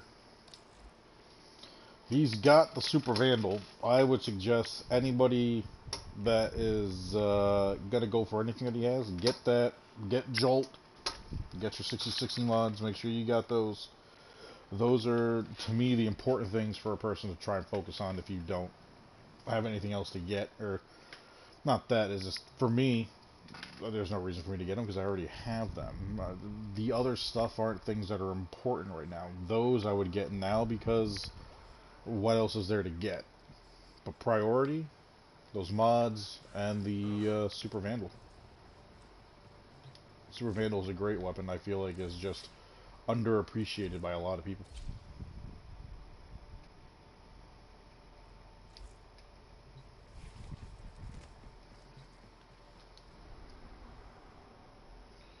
Alright, knocked out the sortie. What's the arbitration? Defense against the infested? Avara strength? Anything good dropping out of the invasions? Nope. Detonating field drone. Weapon parts. Let's see here. Snipetron Vandal receiver. The hilt for the sheath. Coordinate. Snipetron Vandal stock. There's 2 pieces of the Snipetron if you guys haven't gotten that, and the Crack Wraith. Crack Wraith is... I actually want to say I have it still. Will you begin another mission? No, I think it's the Latron Wraith, not the Crack. Yep, I got the Latron Wraith. Oh, I have the Crack Wraith as well. This is definitely something I doubt I put any type of effort to. Whatever build is on this is probably from before. Yeah, see? There's not even a catalyst in it. That's how old like this weapon is for me. Like, yeah, I would have to slap in a catalyst. This thing would need probably 4 Forma, maybe even 5.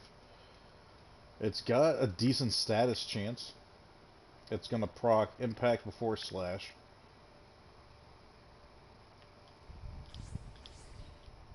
With that 25%.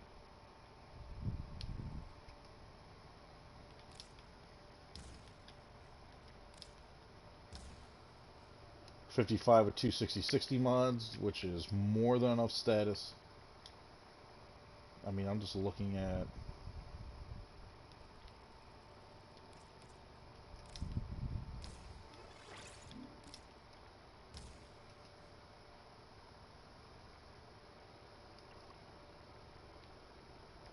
Yeah, there's nothing special about this weapon. I think the only reason why I have the Latron Wraith is because I believe I have a ribbon for the Latron that clearly hasn't been formed. This hasn't been rolled. I don't know why cold is on there, other than it's probably how long I've had this weapon. I'd rather get toxic on there first.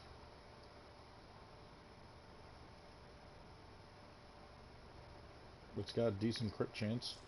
Starting crit chance is at 26%. Status is at 14. Again, these type of weapons, to me, they're more for mastery rank fodder than anything else. Ooh, I went right in between.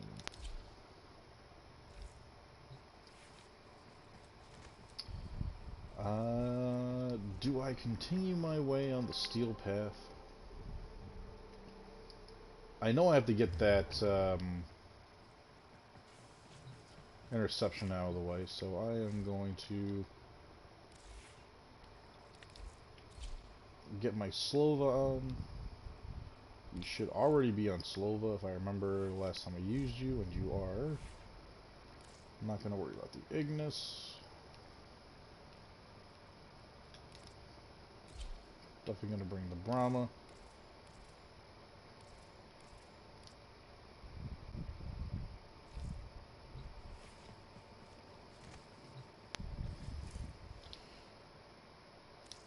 We'll put you on public.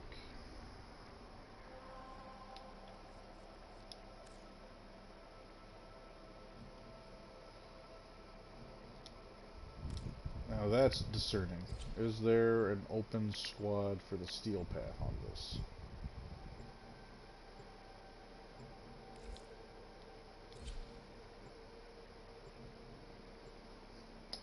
Don't believe there is.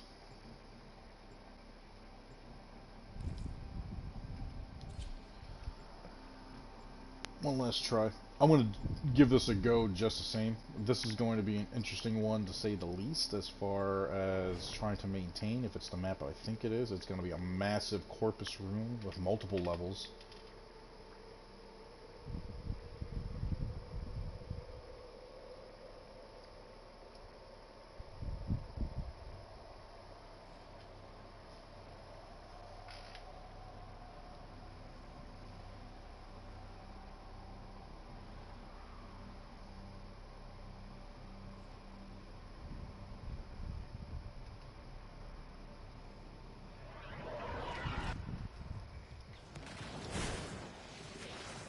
Their rage is vehement, their focus impressive. Give them all warriors' death.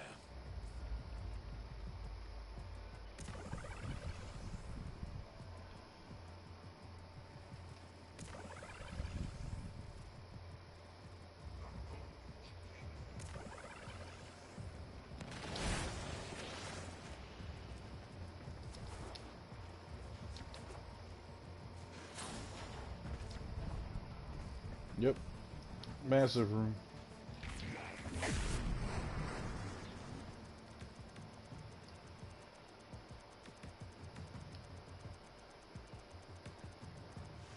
Tower captured. Stream decoder now.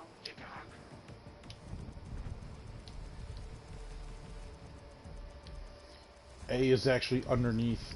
Hate that. Tower online.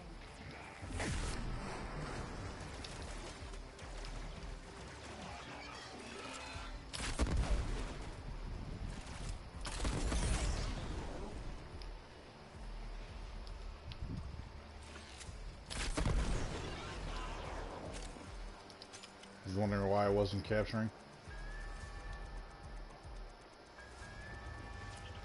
Captured a radio tower.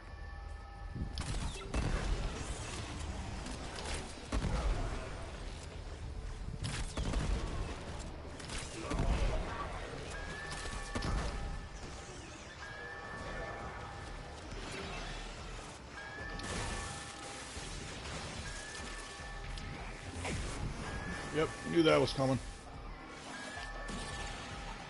The enemy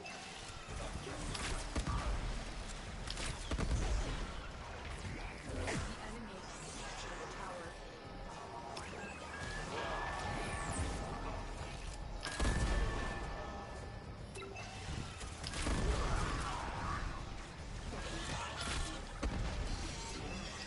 And I am definitely being held.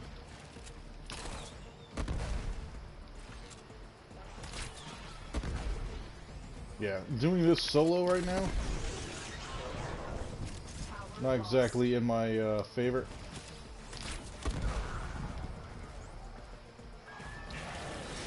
Yeah. Oh, I knew that was coming when I saw that guy wasn't primed. I'm gonna have to do this.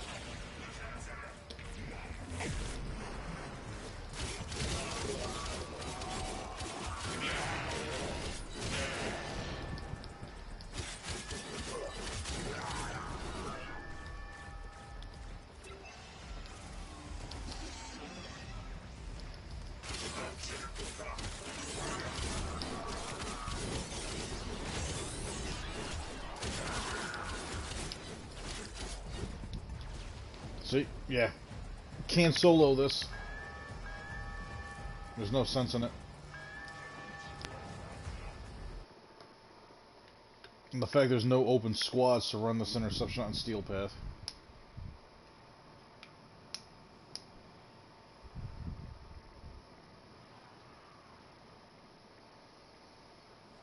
The only person that I could try and solo this, but it, oh god, it'd be so much effort, is with a Naros.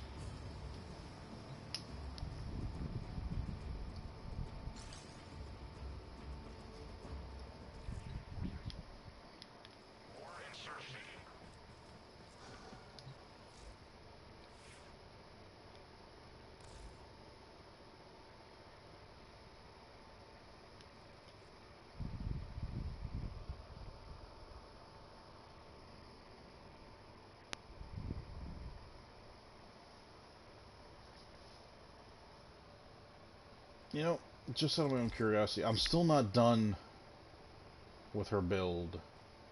I'm just kind of curious.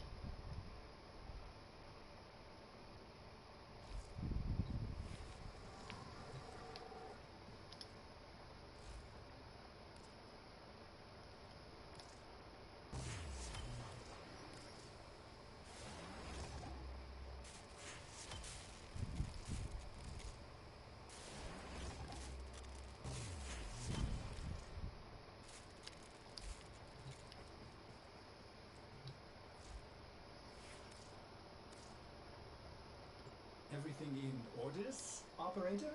Is that a pun? I will attempt to bypass this fault.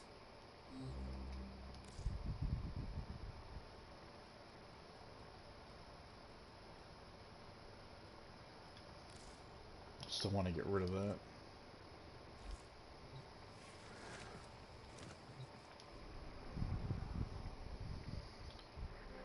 Alright, Cora.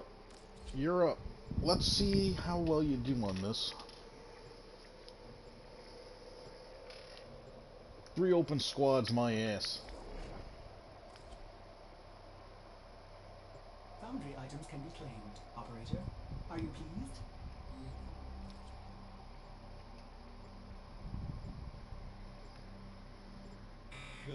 Gun. Foundry has items for you.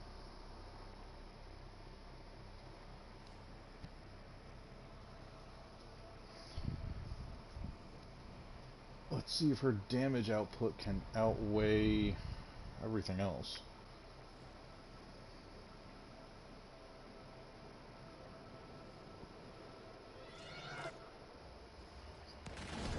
Nope, that's right. Can't worry about These that. foes deserve your respect. Honor them with quick deaths, and I with your victory.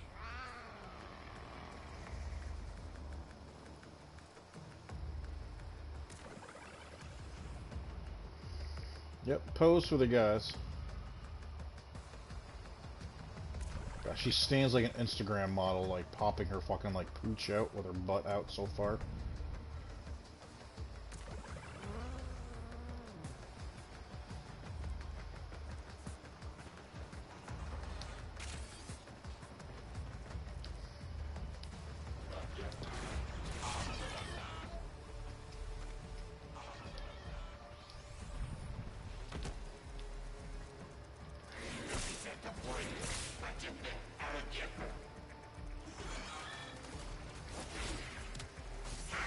Tower captured.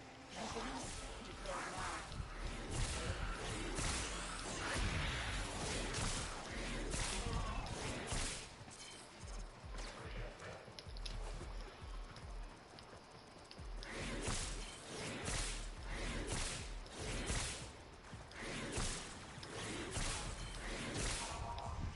You have captured your tower.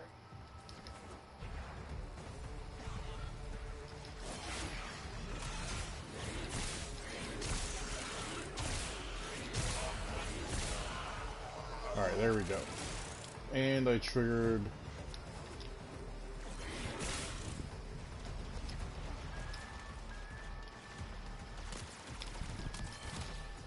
Come on, get him.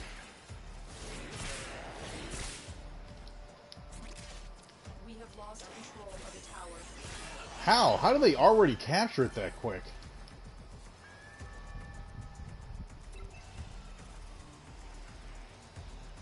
This tower is ours now.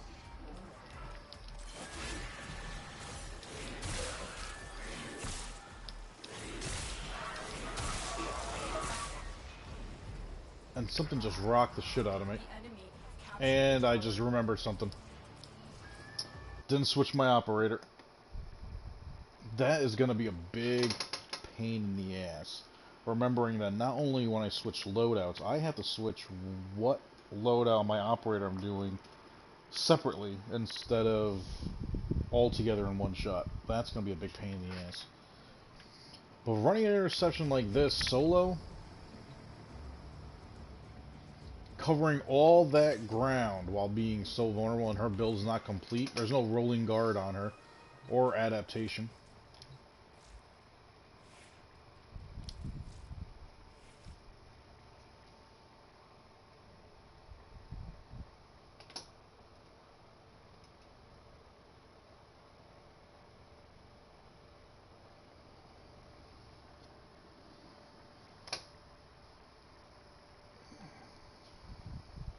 Vauban's way too squishy. Distracting Avara.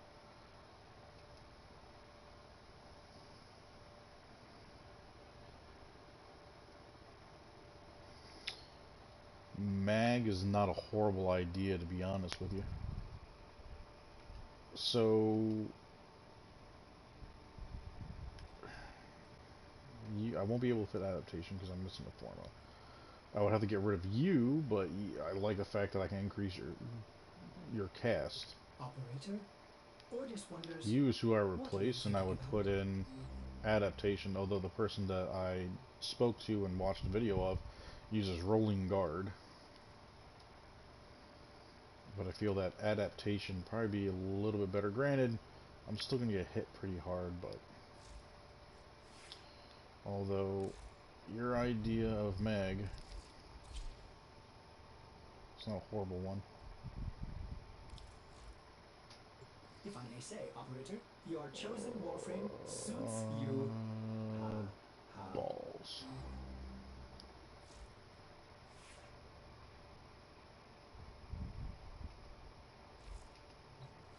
But here's the thing. Regardless, I'm running solo on it, which is what sucks. You know, it says, yeah, now it says there's no open squads. Before it said there was 3 for some reason, which there aren't. And this is me just trying to clear everything out. Open squads for the Jackal on Steel Path. 1. Like, my mind goes to what can I do for the betterment of the team. Knowing that everybody just wants to damage. I would go in there bringing Trinity just to keep everybody fucking alive. Like, that's the thing. I need to find myself a solid squad. And Khalid, obviously, man, you're somebody I would want on it. And find 2 other people that I can run with consistently. Kind of like what Nas is doing for his games.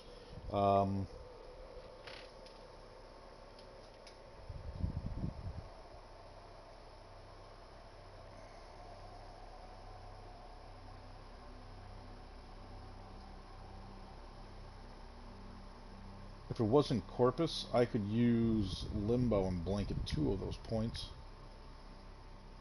With a second their guy comes in. I thought about using Saren.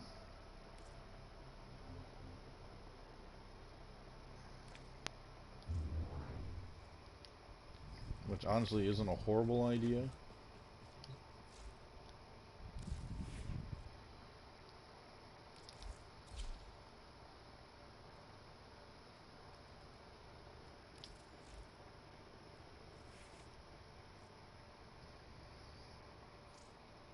And using the original build that I had on her.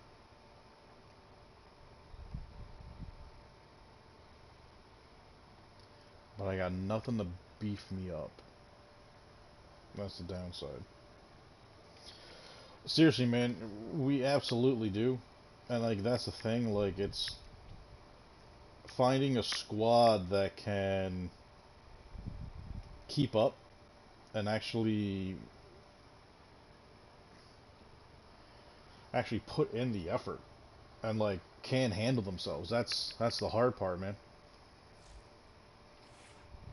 Solo this with Saren. Her spores are gonna have to ramp up quick. That's the thing, man. I put that on for a very hilarious and specific reason.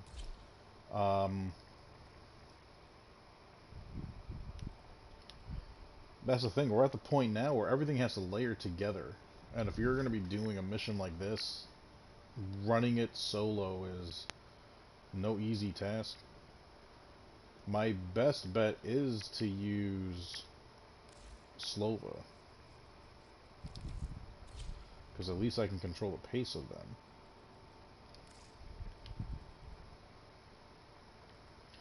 But I'm gonna need to bring something far more effective.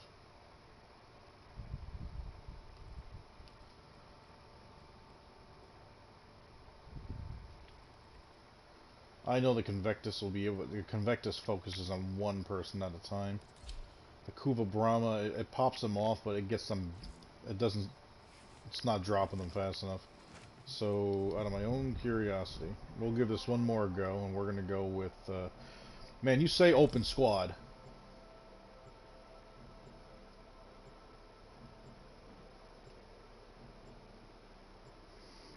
That's my other complaint, man.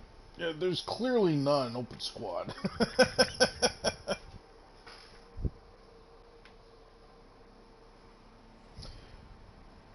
Kunal, man, when you've played the game for a certain period of time, he's never going to bring anything of value. The last two Tenocons, I had access to his relay and his Tenocon relay. I got as much as I could off of that. At this point, cosmetic stuff and glyphs and whatnot are the only things that I didn't get. The art of combat must be practiced to truly master the canvas of war. Oh, it's an energy drop. Alright, gotta remember that.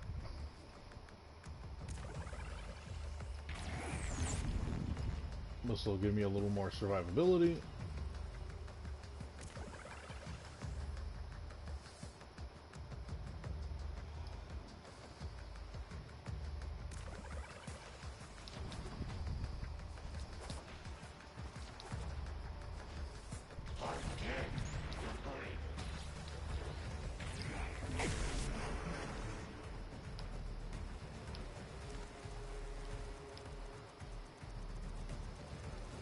Can I reach you from here?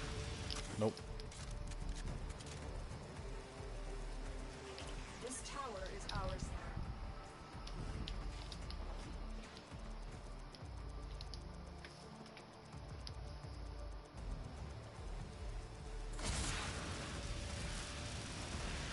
Tower captured. Be placed into code now.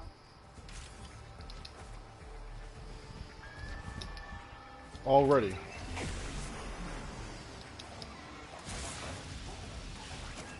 I knew I was gonna mess that bullet jump up.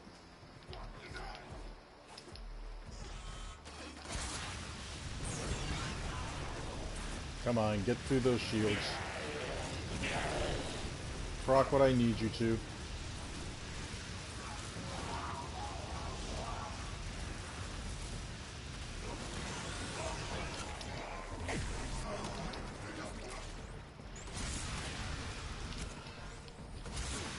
Ah, fuck. Of course it did.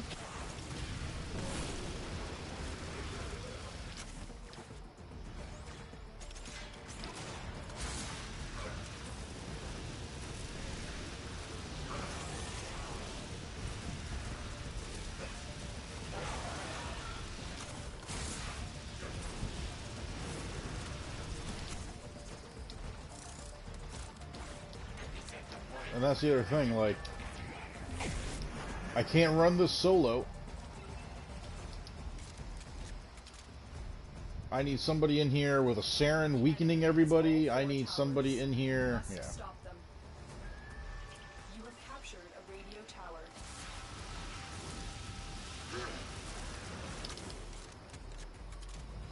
Now I know these guys are gonna push. I got someone that actually joined.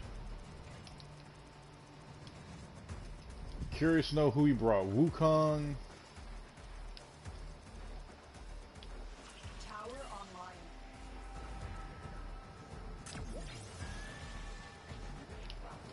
Jesus Christ, I hate when I'm down here.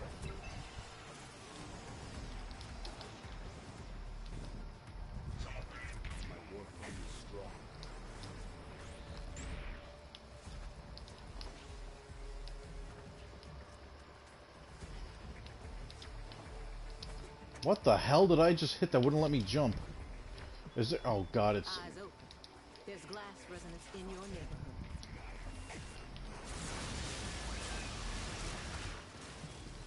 Cephalites. Time to smash some glass. Come on, dude.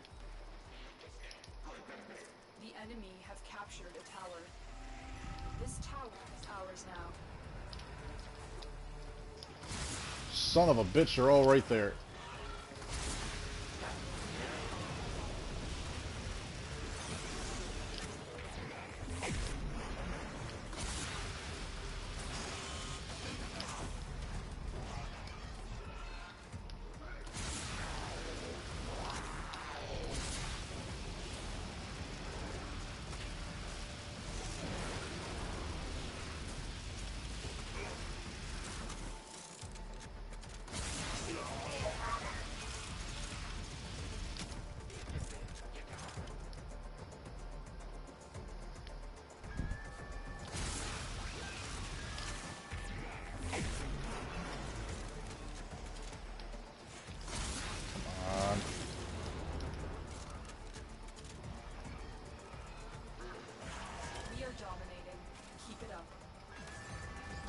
Go, go, go, go, go.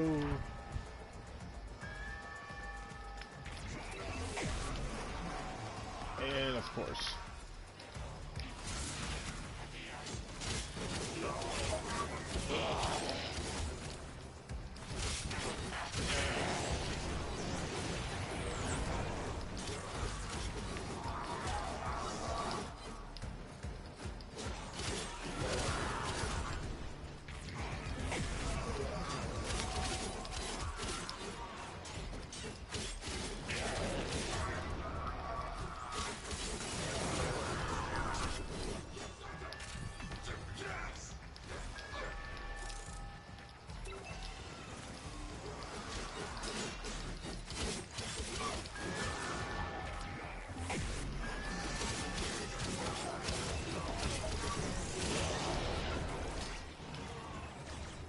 Shit.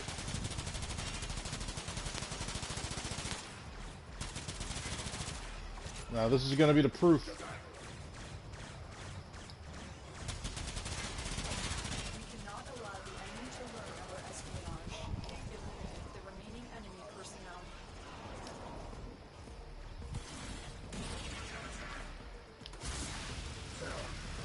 Appreciate you, buddy.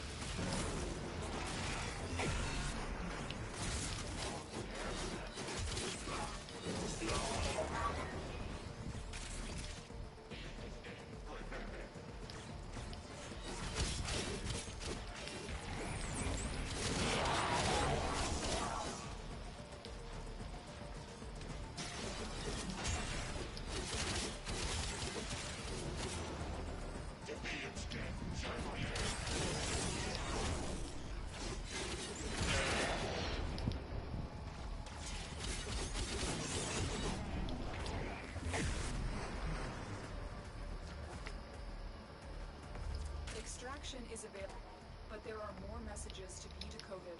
Will you stay or go? Try and capture another. Oh, I'm out of here. Be careful though. Have fun, buddy. The enemy has surely rallied stronger.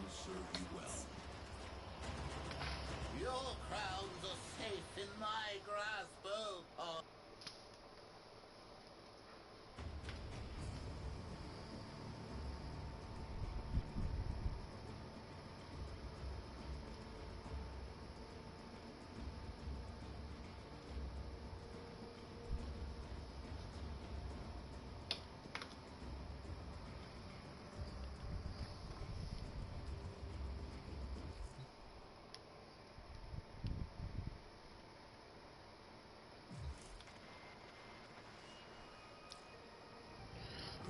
Later, dude. Picking up dust all the way from Venus to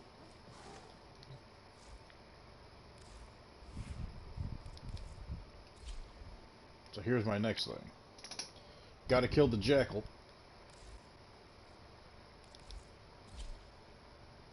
It sucks that I have to be the type of person that worries about himself.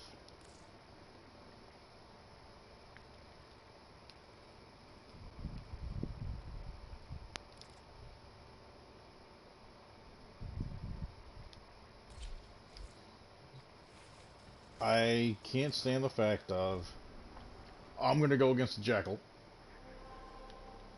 and this is going to be shit show. One open squad. Why is nobody doing the steel path?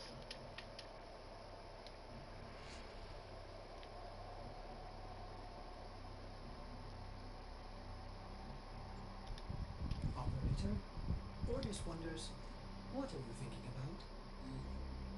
Oh, and I have to remember to change my operator.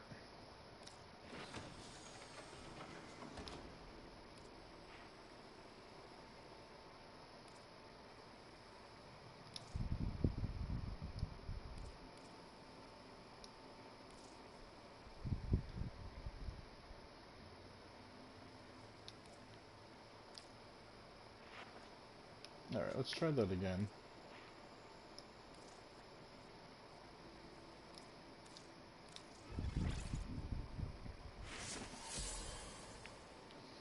Oh shit. Khalid, I did the math wrong. I need another 5.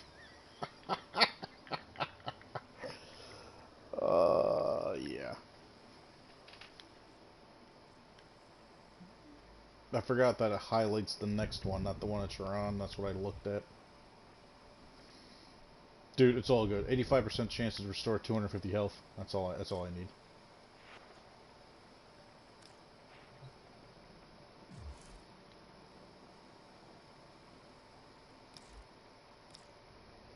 Everything I want to make sure is, yep, you're on Narrowmon.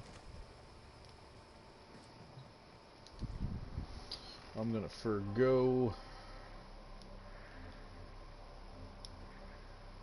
all that mobile defense.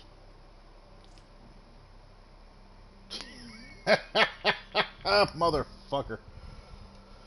Khalid.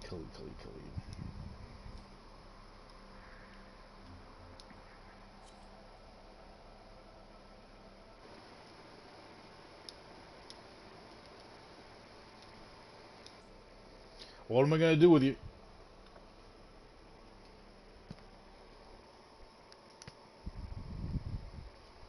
Oh, your mic might be muted. I haven't heard anything yet. I did switch to game chat. Oh, wait. We have signs of life. Dude, why do you have so many elevates?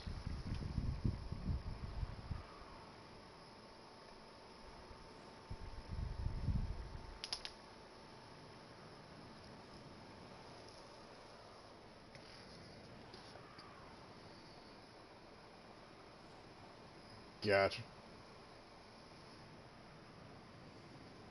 Oh, yeah, yep.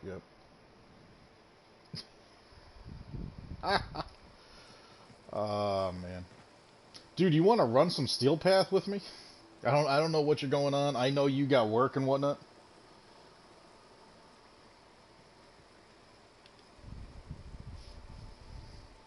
Did you speak to Tension at least?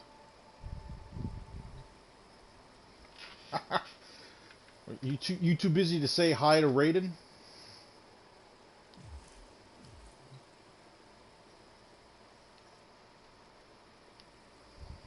Oh, it spawns you. Every now and then, the game does that. Just fast travel to anywhere. Oh, yeah. It sticks out. It's dark. There's splashes of red on it.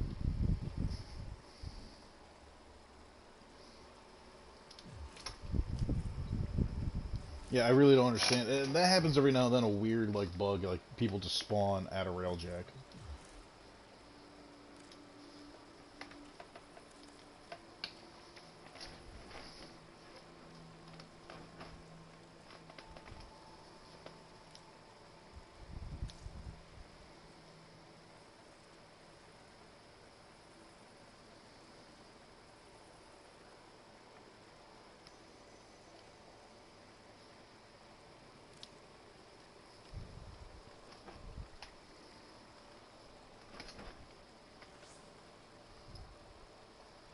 Yup. Oh, you know I'm doing naughty stuff all the time, dude. Hey, man, you're gonna try and sell us some platinum? Make some platinum, dude. Make something. Come on, dude. With the way I grind platinum, I ain't worried about it. Spreading the wealth. Yeah, brother. Hey, man, you're the one helping me out. I'm the one that needs to be able to survive.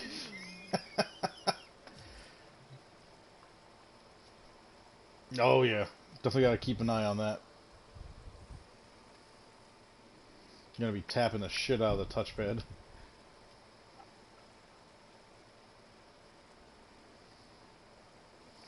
That's the thing, the whole point of this, like, build, and for me to have brief respite, that is to constantly make sure that I'm getting, like, I'm triggering shield gating. Like, that's the whole point of it. For some reason, it's not going on. The only thing that makes sense is, I think he has, I can't think of which dragon key it is, that drops your shield, so you can trigger it faster. So you're constantly... Is it extinguished? No, extinguishes damage, I think.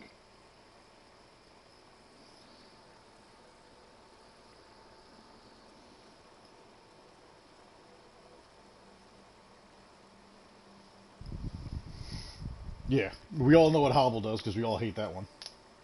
Every time I get a ribbon, and I have one right now that actually says whatever I have to do has to be done with a hobbled key on. I think it's an exterminate, and I think it's without being detected.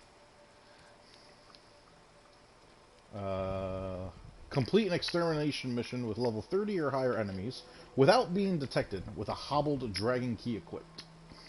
Which means I'm going to run Loki, and he's still going to be running at 75% of his speed, but it doesn't stop you from bullet jumping.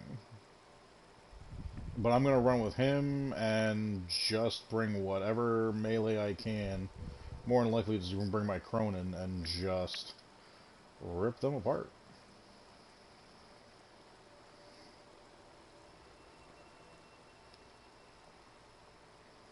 I didn't know. And that's something I'm going to be doing this weekend, is updating all the builds. The ones that are at least working for the time being.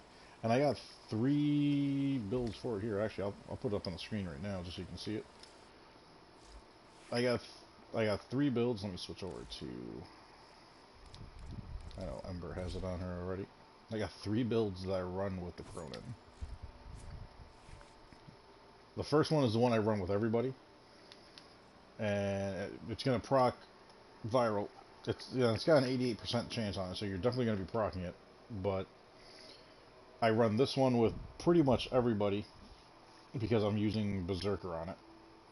The next one, I use this one for Inaros specifically because I'm using the Strain mod. And the last one I've been using with anyone that... Same thing. Anyone that is... Oh, I gotta bump up True Steel there at the end. Anyone that's running Arcane Strike for that speed, just so I don't have to worry about it. But I'm also running Weeping Wounds on there, just so I can really ramp up that status. Now that I don't... And I use this for also anyone using Narumon, because there's no combo duration on this one. Ribbon is range, damage, and critical damage. So oddly enough, I mean, like, it's kind of not multiple, it's kind of adding into condition overload and whatnot. Even if this one didn't have damage, I still wouldn't run prime pressure point, because with how the new damage is set up, having prime pressure point and condition overload is a redundancy that you just don't need anymore. You're kind of taken away from the other aspects you can bump up for your melee. Condition overload's all you need, especially with how high condition overload can go compared to pressure point. Pressure point's what, 165? Yeah. Condition overload, it's 120 per status effect. And with this build, they're gonna have all 4 procs on them. You're gonna get impact, puncture, slash, and viral for sure. So there's your 880 melee damage added in. Kind of wish condition overload doesn't transfer for the status stick for Korra, does it?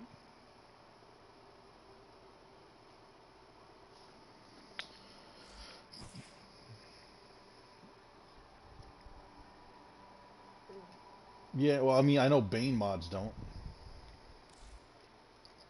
The faction mods don't transfer over. Let me double check. I don't think I have condition overload on this, do I? No, I don't. The Riven does, because that's where I'm getting the extra critical chance damage. And I mean, status duration is the one that kind of doesn't really belong.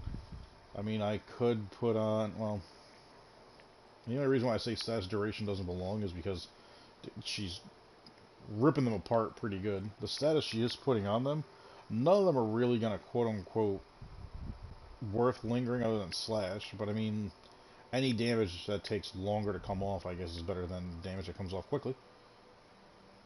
But the bump in the crit chance and the crit damage off of this mod is where everything is. And I run Sacrificial Steel on it just so I can get a really high crit chance on the weapon itself. Well, on her, I gotta remember the stats of the weapon don't transfer over, it's just the mods themselves. I gotta figure out the stats for her actual weapon itself. Just to see how that goes. And yeah, so last night Mrs. Viper and I were doing a share play right before I met up with you guys. And I was trying to build up for the blue crits. And I told her, I was like, I don't think this is really working, because this guy did it in like 7 minutes in the video. Turned out the video this guy posted recently, but it was old, of somebody else's gameplay, not even his own. This person had 8 subscribers, but all they posted was about the blue critical hits. But that got patched up within the last like 2 or 3 hot fixes. And did you know how that worked at least, or?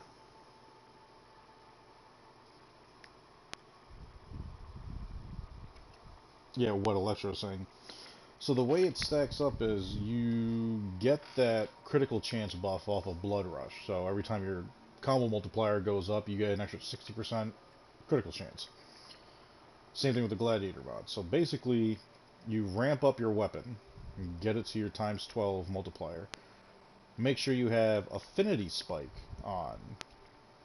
Come out of your Warframe and sit in your Operator. Your combo multiplier will reset and slowly trickle down.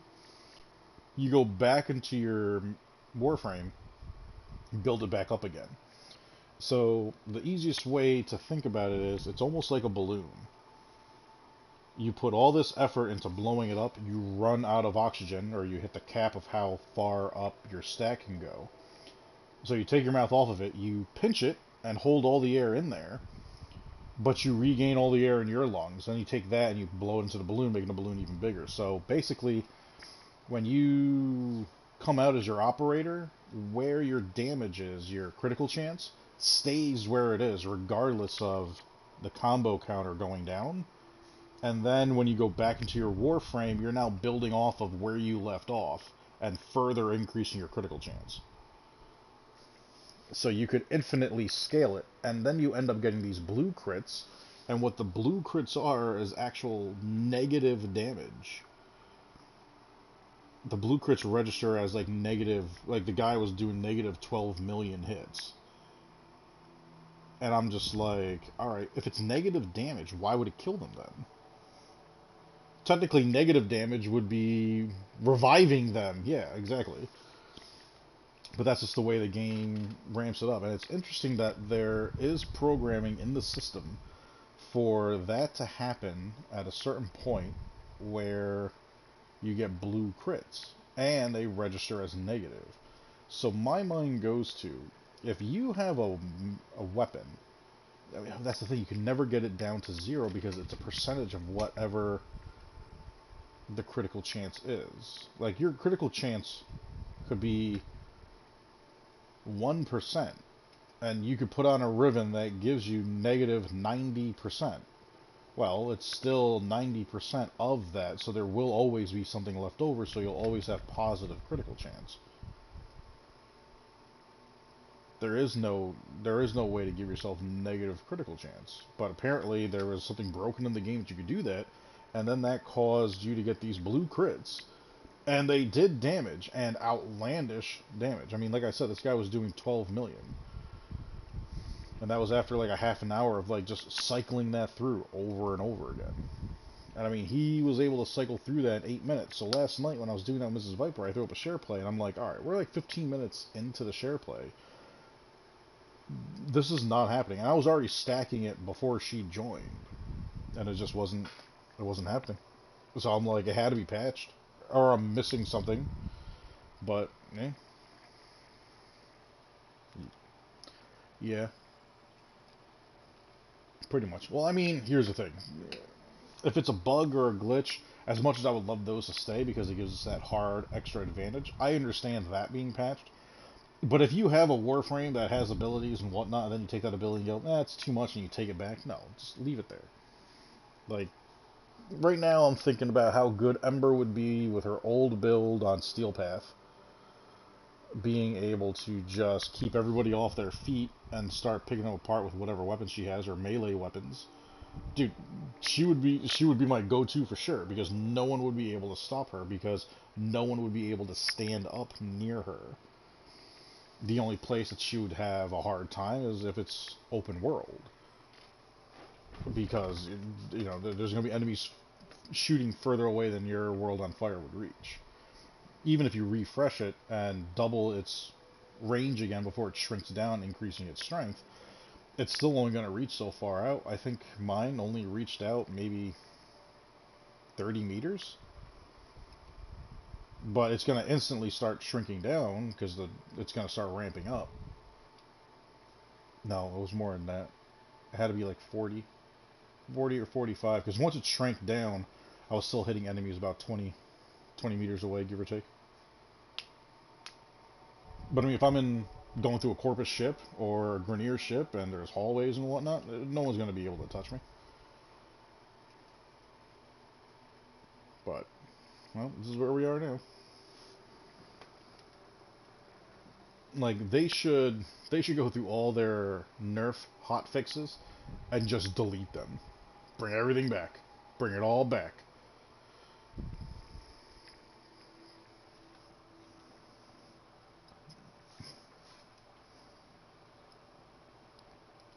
I liked the infinite scaling of my melee weapon. Granted, it took a long time to build it up. I mean, you're getting a 12 times multiplier, but they also changed how things applied. Blood Rush back in the day, you know, you hit your first stack, and, you know, the second you start, 60% critical chance. And then your next stack, it's 120. And then from there, it used to scale up off the new number. Like, it'll always be 60% of the new critical chance that was based. Now, it's just 60% of what the base critical chance is of the weapon getting stacked on top of itself. Like, that's the same thing with the Gladiator mods. It's why I was getting, like, when I ran survival missions and I was at, like, a 5 times multiplier, the numbers I was getting were outlandish. I was one-shotting everything, and the weapon just infinitely scaled. Here, it stops at a 12 times multiplier, which you can build up to very quickly, but they also changed the math of how everything works. So it almost sounds good on paper until you read the fine print.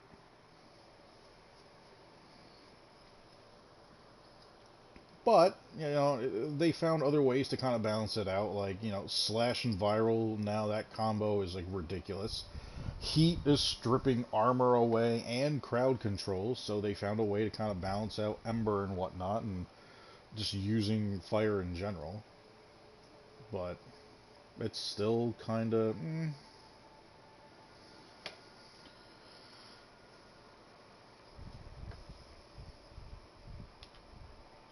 Yeah. Armor has a hard cap, so you can't fully strip anymore, which is good and bad. I mean, like, yeah, okay, so ferrite armor is good. That means your radiation damage and your corrosive damage are no longer... Well, corrosive is no longer doing damage, it just disappears. And you don't get that 75% bonus damage to your weapon because of the armor being on. Leaving that little bit of armor, I get it, but at the same time, most people plan for it just being flesh. Like, my Ignis was already planned on it. Alright, corrosive, it strips everybody down, and then there's nothing left. No armor, corrosive stops being damaged, but I still had heat, the innate heat that's on the Ignis, and that took care of their flesh just fine. And I still rock that Ignis, and it still gets the job done. It's just that, you know, I'm getting 2 conditional procs still always on there. If anything, you know, if I have a tougher enemy and I got all those procs on, I can switch to my melee, and it's just more procs for condition overload. But, you know, it's give and take, literally, back and forth. You know, you get this taken away, but we'll give you this. Hey man, just why don't you just not take things out of my toy chest and leave it all there so I can play with it, and then as I get new toys, I'll play with those too, and that's that. You know. My parents, when I was a kid, never go, alright, we bought you this Lego, but we're taking this one away. Like, dude, I'd be like, yo, I know how my mind already goes. I have an attachment to one, and I do not have an attachment to the other one yet. The other one that I don't have an attachment to can fuck off. Unless that new one incorporates the old one. But Warframe doesn't do too much of that either. Dude, there's gonna be a day where I'm gonna grab like you and like Life of Rio and fucking Volt the Hero, and we're gonna go to Canada and just kick in the door to DE and be like, yo, you guys are gonna stop fucking up right now. Because I'll tell you this, I got 3 people that know the game and a very angry and capable Italian.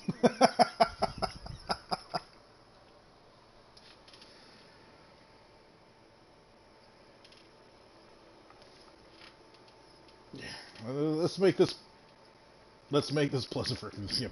Bella's just gonna lick everybody to death. I'll eat them. And if it's Megan, well then. Hey.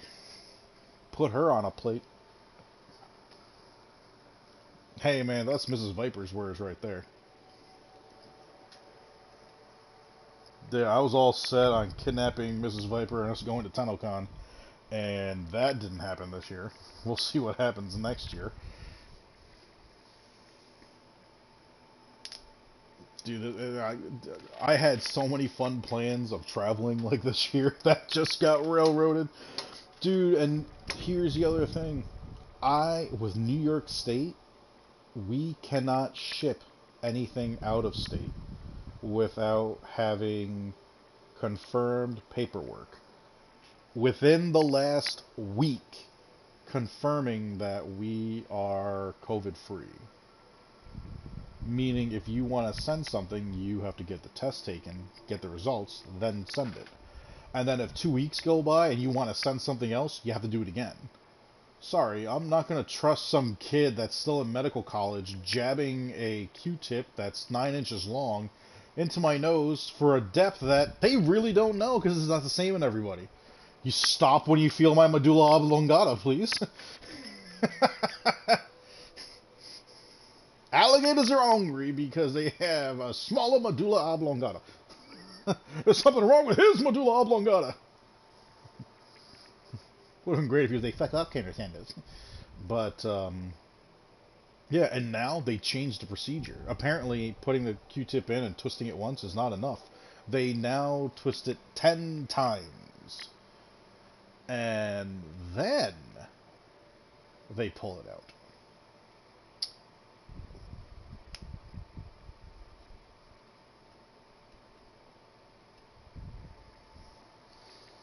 I'm gonna refresh my stream real quick just to see if it's just me and you watching the stream right now. Is it still 2 people? It's still 2 people. You ever get an STD test done before? It's the same thing.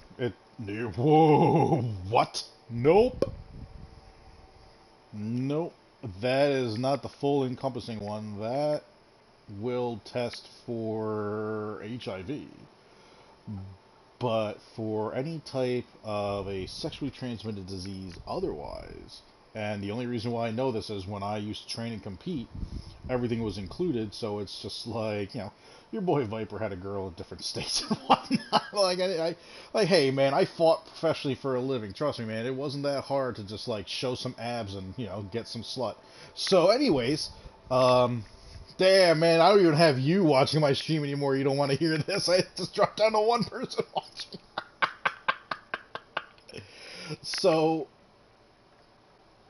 So I would always get an STD test, and it's the same thing as a COVID test. It is a Q-tip that is not cloth, but a sponge on the end of a stick that is inserted. Typically it goes in about 1 inch. It is twisted, and it is extracted. And that stick has a perforated line that is not... Dude, for as many times as I've had that, I'm almost numb to it. But I would rather have that done because it's not being jammed into my skull. Yeah, no. There's so many things in my head that are barely working as it is, people, and you want to jeopardize the condition it's already in? I am already grasping at straws of not murdering people when I go out to Walmart, and you want to poke the hornet nest by jabbing a flaming stick inside the nest? You're not even poking the outside of it. You are harpooning it. Mrs. Viper gets a kick out of it. Mama Viper, dude, she cringes, knowing that I go out in public sometimes. Just me saying, I ran into this one person, ma. Here's a fun story. Alright, so, and this is not going to be horrible, but this is a typical day in the life of Viper. So, in the beginning, we all know about the whole toilet paper shortage that popped up. And, you know, it took Walmart about a month to figure out, hey, why don't we limit how much toilet paper a person can buy? That's usually a 30-day think process, not first day. So they finally implemented that, and there's a big sign as you walk in. There is a sign once you're in where you get your carts, and there are multiple signs surrounding the toilet paper. We are talking large signs with large print that even Stevie Wonder be like, "Ah, shit, man, I can only get one pack of toilet paper? No New Year's Day." Like, so it's like, this guy comes up with 24 packs of toilet paper and is screaming at the kid at the self-checkout, thinking he can go through self-checkout. They're not going to regulate. There's an employee at every spot, dude. Screaming at the kid. "You don't know who I am. This is bullshit. I should be able to buy whatever I want." And blah, blah, blah. Dude, man. How many times a day are you shitting that you need 96 rolls of toilet paper right now? I'm losing my mind because he's screaming at a kid that's basically like 18, 19. And this guy is like 6'3". He's a big, overbearing kind of guy who thinks he's going to talk super loud and intimidate everybody. And they're just going to be like, just give him what he wants, shut him the fuck up, and get him the fuck out of here. But the kid held his ground. Like, these are the rules at Walmart. I just freaking lost my shit. And I'm like, dude, what in the fuck do you need 96 rolls of toilet paper for right now? I'm like, you're screaming at the kid. We all abide by the same rules. The only reason why you're able to get 4 rolls is because these rules were finally put into place and everybody can get some fucking toilet paper. I'm like, so why don't you shut the fuck up before I beat the shit out of you? Thusly, you won't need the toilet paper anymore. And the guy just stares at me. The management was already on their way walking there. I'm saying this at a level where the Walmart that's by us, it's the second largest Walmart in the world. The only one that's bigger is the one in China, apparently. Dude, this is a 2-story Walmart. Like, the first floor, like the bottom floor, is where all your produce is and whatnot, all your normal supermarket type stuff. And that, in and of itself, is the size of your average Walmart for the most part, if not a larger one. And then it's got a whole second floor right above it with your electronics, your home goods, your clothing, and all the other stuff.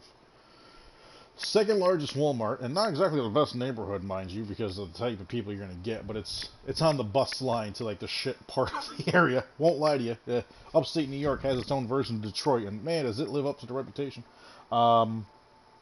So you get people like that are just hooting and hollering, and it's just, oh man, I was so fucking loud, I guarantee you they heard me on the second floor in the far corner. They're like, "Oh damn, is it thundering outside?" Nope, it's your boy Viper losing his goddamn mind. Like, and the other thing is, he's screaming at a kid for something that's out of the kid's, like, control. Like, yo, he's making fucking, like, $11 an hour, dude. Like, what do you want from the kid? You think he's the one that made the decision? Yeah, he's clearly the guy that, you know, whoever's owning Walmart just reaches out and be like, "Hey, you know what? Get me Jeff over at store 257 and pull him off the self-check. What is it, his second week? Perfect. Bring him over here and get him on a conference call. We need to figure out what his plans are for the toilet paper." Like, dude, that happens all the time. Dude, I get people, I think it's my face, man. It's got to be my face, because I've worked in customer service for a long time. The previous job being a loan officer, dude, I'm always with people. I have, like, an inherent smile usually on my face. I'm generally in a good mood. That people just take as, "Oh, this guy wants to have a conversation," or, "Oh, look at this guy, fucking pushover." Dude, so many people, when I'm in the parking lot and I'm just getting out of my vehicle, I'm in the parking lot still, I get yelled at to put my mask on. And I don't understand why. I don't see anyone else dealing with this. I haven't heard of anyone else getting told this. And if it wasn't for the fact of that I met my sister one time at the store and she saw the person do that, she's like, I wouldn't even believe you. She's like, because it's so out there for someone to do. Nope. This woman just screamed at me, excuse me, sir, are you going to put your mask on? Like, I don't know if you know this, but we're in the middle of a pandemic here. Yes, we are. And if you're any bit educated about the pandemic, you would know that me being outside doesn't require me to wear a mask. The mask by the CDC has also been proven to not exactly stop this thing. Granted, it increases the chances of it, but here's the other thing. The main point of everyone having the mask on is because within 6 feet is enough time for the virus to be airborne, travel, for us to breathe in, and then infect us. 6 feet. I got nobody even near me except for you. And the shit coming out of your mouth to me is way worse than COVID because it's upsetting me and I'll do far more damage than COVID. And I'm just staring her dead in the face, and it's just like everything in me was just like tip over a car. Just tip over a car. Just run at her car full speed and just shoulder ram this Honda Civic onto its roof.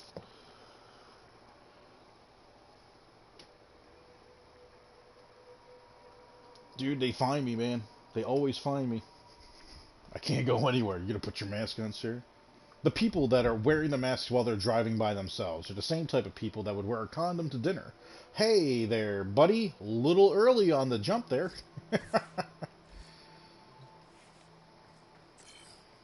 Yeah. Oh, what the hell?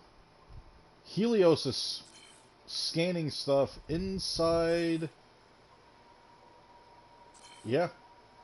Helios is scanning stuff inside. What the fuck? What are you scanning? It's scanning pieces of the robot that's in front of me that need to be built. Or that are built.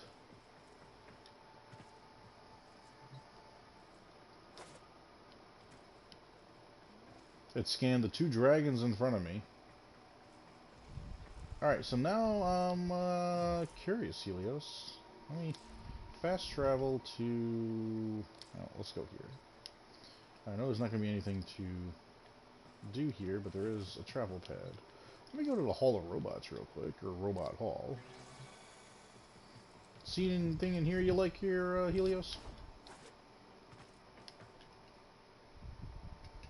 No? You're all scanned out, buddy?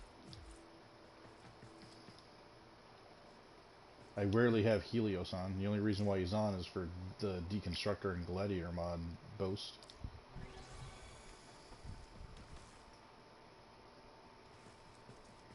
Nothing in here, buddy? Just weird that he just started scanning everything. What if I... Anything in the main hall? Wow, why'd you fast run? Ah, no worries. Yeah, I kept you for a bit.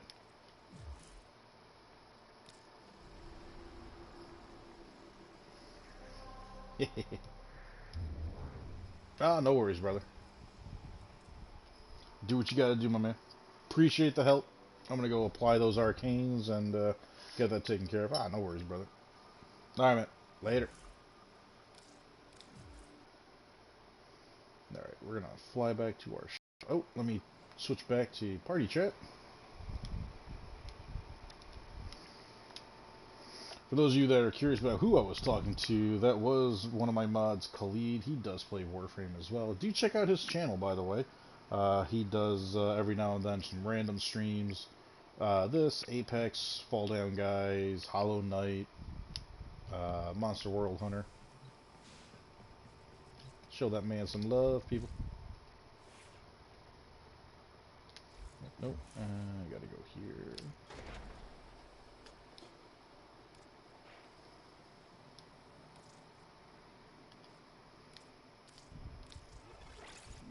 So thanks to Khalid, we now have a maxed out elevate.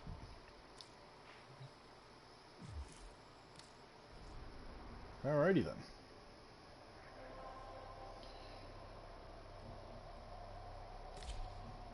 No, I don't want to actually go to the junction. Mobile defense. A defense. Yeah, why not? Oh, hang on a second. I don't want people coming in on this. Oh, yeah. So how's everybody's Friday going? End of the week. Hopefully you 9 to 5ers Monday through Friday are enjoying your last day of work before the weekend.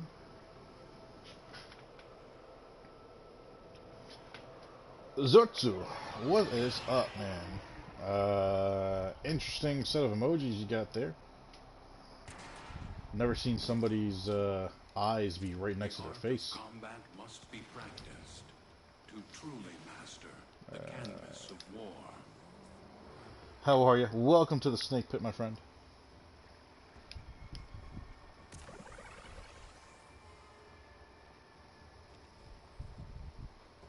Yeah, man, I mean, I'm trying to picture my face with my eyes, like, on my cheeks next to my mouth, and, that would, definitely scare some children. Right now, I am on the steel path, doing this defense real quick.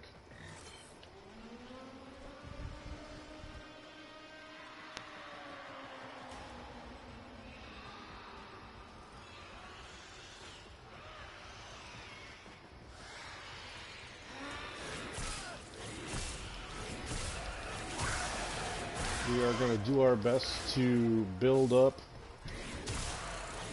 our whip claw.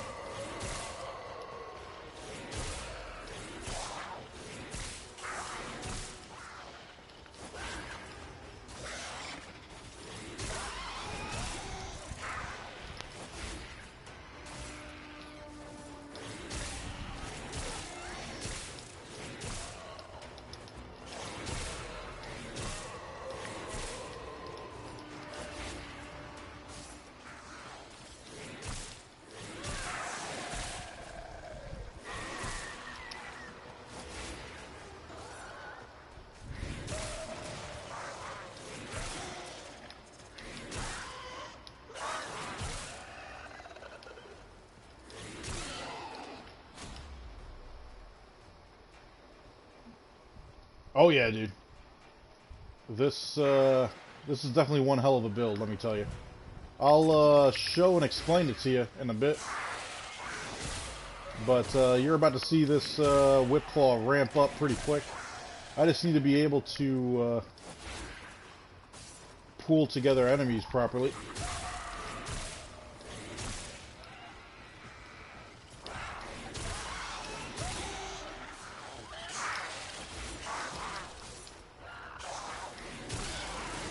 We're going to be building up to red crits pretty soon.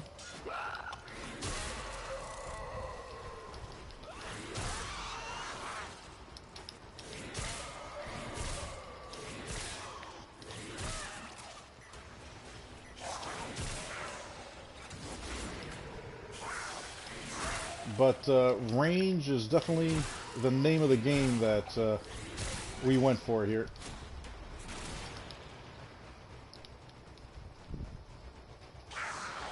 I will say this, easy with the caps. I don't want Nightbot to accidentally silence you, buddy.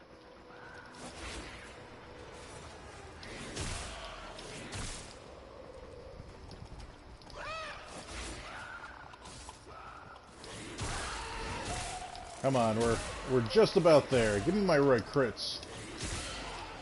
There we go. They're starting to come in.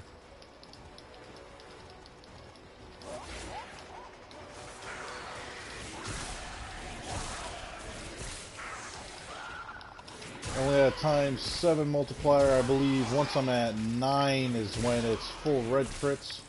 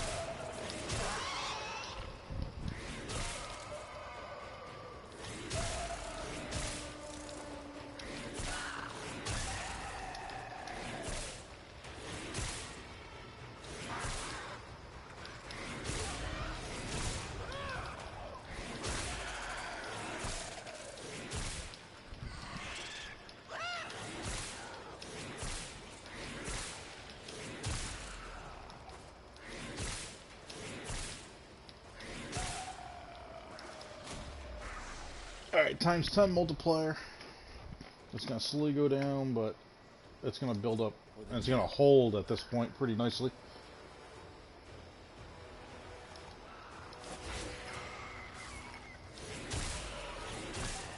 Yep. Alright, we're going to be holding our red crits now just fine.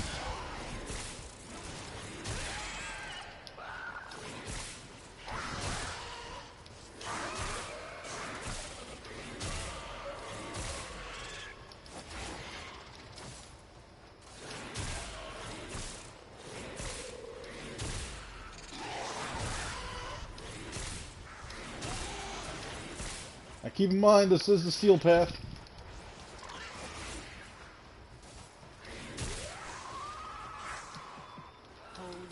Crap, you gotta love the glass. It's close.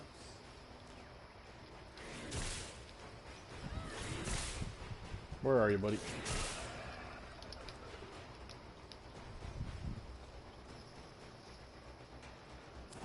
Reinforcements available. Let's go again. Do you choose to leave now or continue fighting? Keep fighting. Dude, trust me, this build is so much fun. There's less than nothing left of who they once were.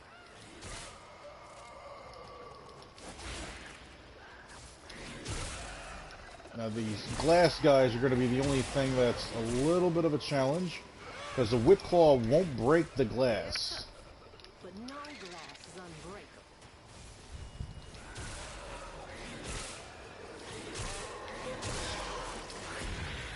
Let's put up Strangle Dome real quick.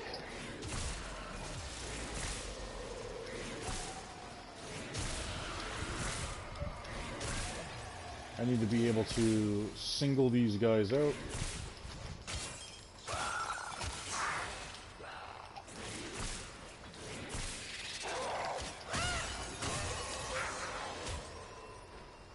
There we go. Oh, wait, we got somebody?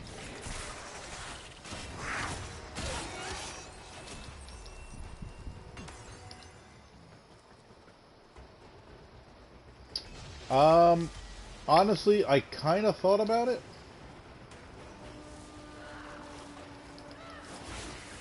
Because I can take out Venari. And Venari will still be my passive ability. I just won't be able to instantly call her.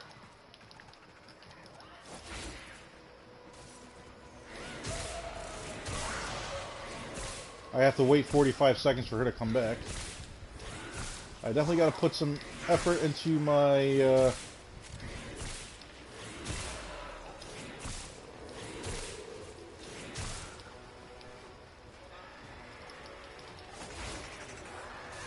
come on, pull them in.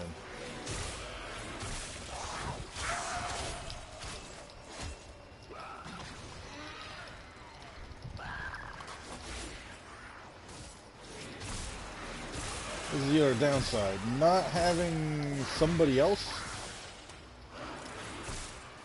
definitely makes it a little difficult to properly defend the point and keep it alive and well.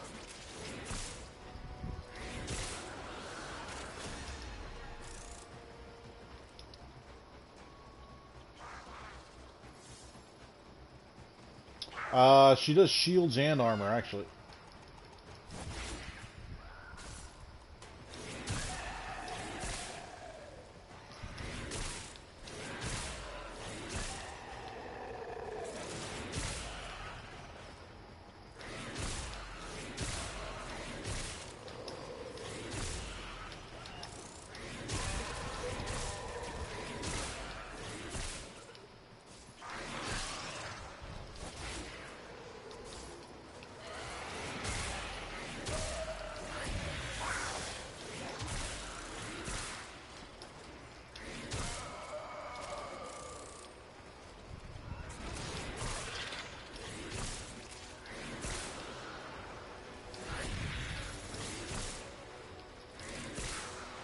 Well, it looks like Strangle Dome actually will do a decent job of it.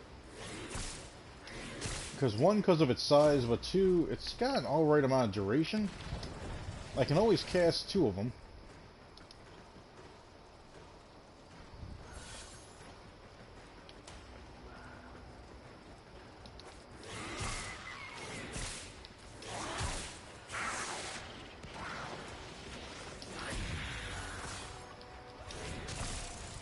Oh, that's right. When I hit Strangle Dome, it hits everybody. Oh, that needs to be focused in.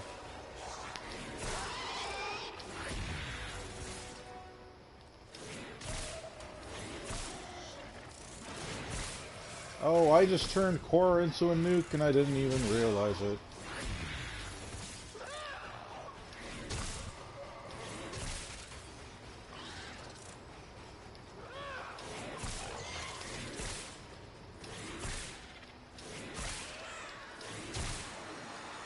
I don't know why you missed so many times.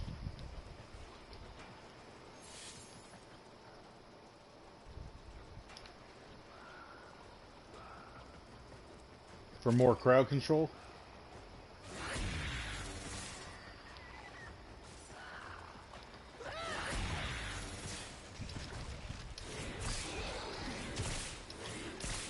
Oh, look at all those pretty red crits.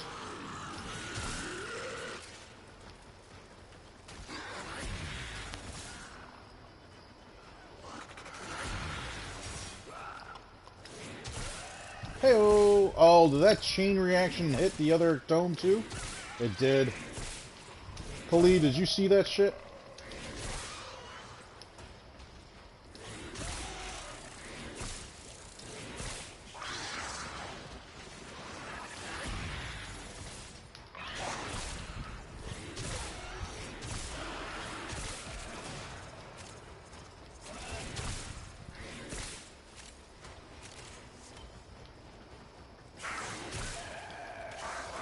Extraction is ready.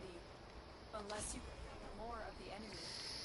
Come on. Continue to defend. I'm gonna keep rocking the steel path right now. Bravery.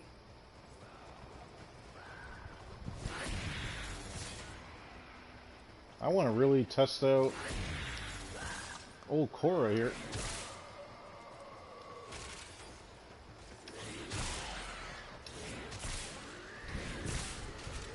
Dude, it changed off of both Strangle Domes.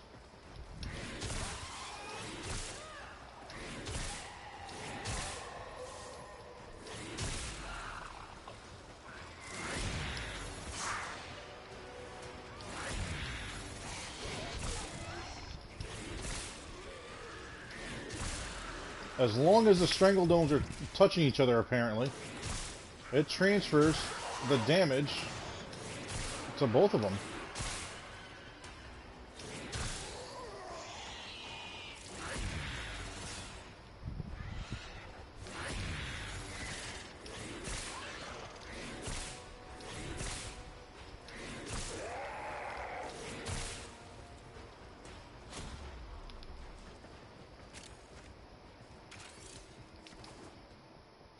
And give us a quick just run. Want to make sure I'm not leaving anything behind.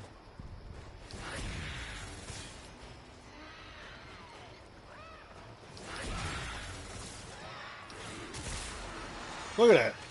Just nuked everybody.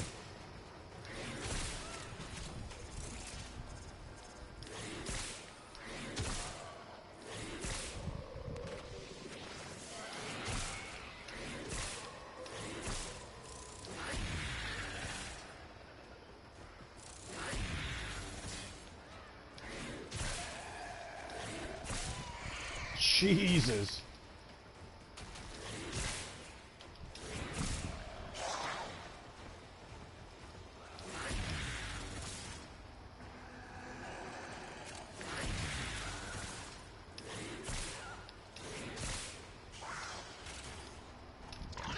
Oh. You got somebody trying to drain my energy.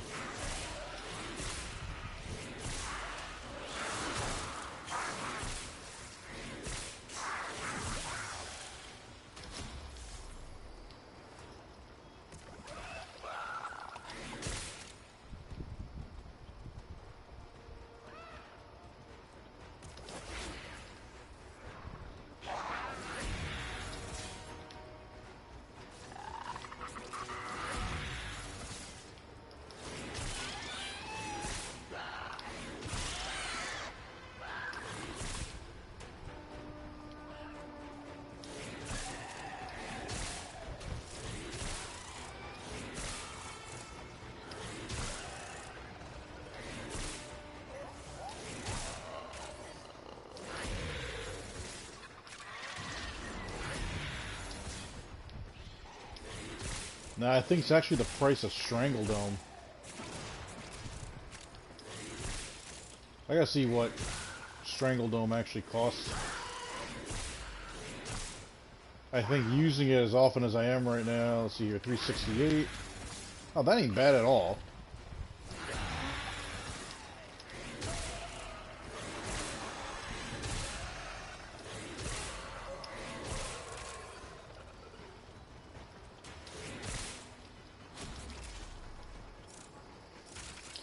Let's see if I can catch him in chat. Good thing Cora wasn't around when slaves were taken in Egypt. Oh god, that's... Oh man, that's hilarious. I mean... I can't... Dude, that's hysterical.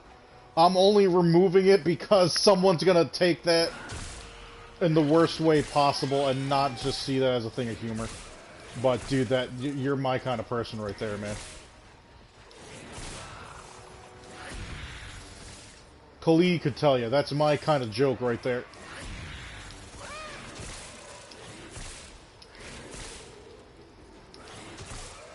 But you know someone super sensitive is going to be like, I feel triggered, I gotta blog about this, and that'll be the end of that freaking nonsense.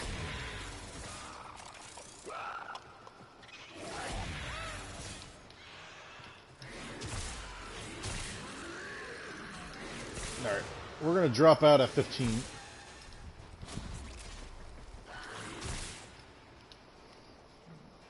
Play Cora, Frost, and Zephyr. Frost, Dome, Cora, Cage, along with Zephyr 21. Nothing ever touched the point. Oh, yeah, dude. Dude, that's... The only thing that would make that even more obnoxious would be Hydroid. You run Hydroid with Pilfer. Same thing with Cora Strangledome. As long as you're able to crank out the DPS... You'll be, you could rock that forever for whatever resources you might need.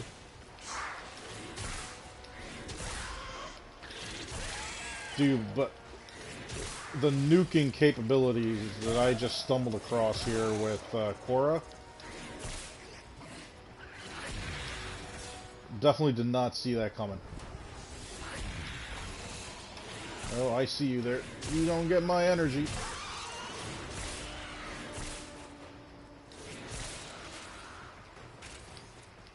Still holding. Extraction is ready. Alright. So, yeah, that was definitely fun. Oh, Zortzu, no worries, man. Make sure you throw a thumbs up, hit subscribe, and turn on that notification, man. That way you can catch me any day. I stream every Monday through Friday, 12 o'clock p.m. Eastern time until about 5.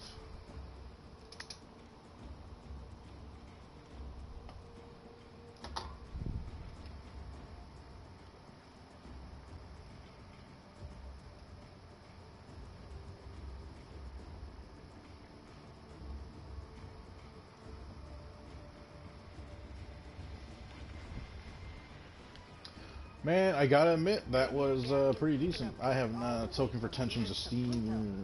Steel path can be exchanged for items that prove your warrior's capabilities.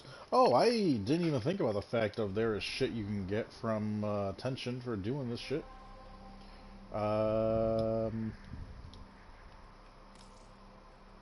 Let's take a peek. I'm curious to see what he actually has that I can buy off of him.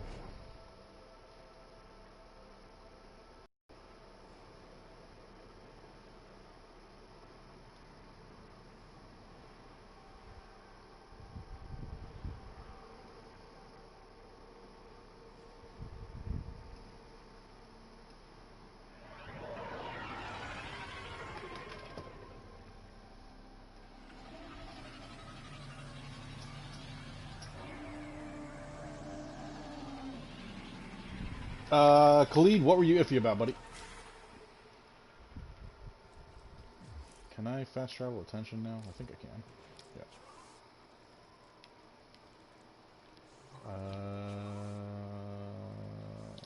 This is this conclave shit, yeah. Really? Crazy cat lady can't stand her own 2 feet.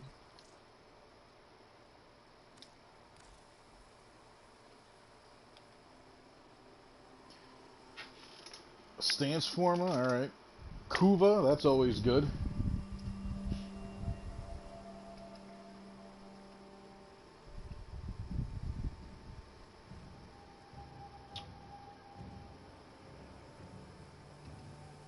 I'm assuming this is for the operator? Orbit ephemera. Is this going to show a preview of the ephemera? There we go. Oh, that's actually not that bad looking. Old Viper like something that looks like a snake ordering it. Oh, gotcha, Khalid. Yeah, because I mean, here's the thing. You know my sense of humor, so that is something that I would say, but I can't have it linger in the chat, unfortunately.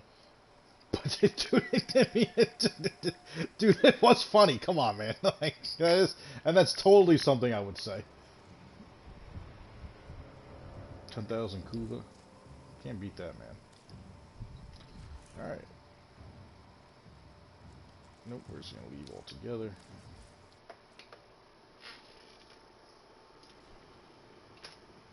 Your boy Viper's got a sick sense of humor. By traditional standards. To me, I think my sense of humor is rather mild.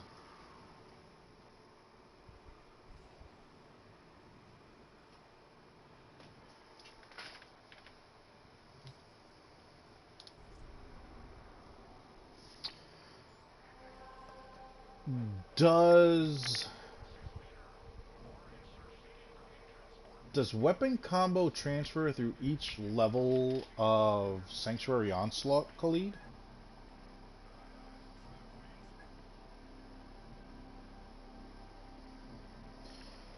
Alright, mobile defense. Now we saw how that went the last time.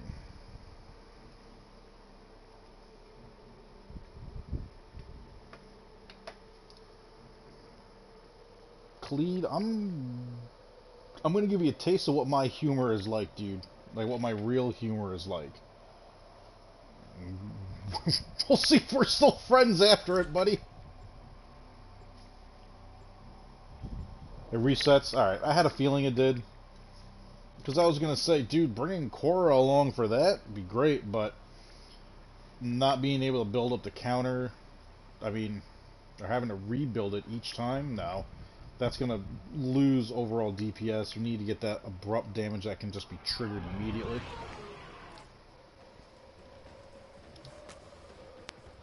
Granted, having Saren is always good.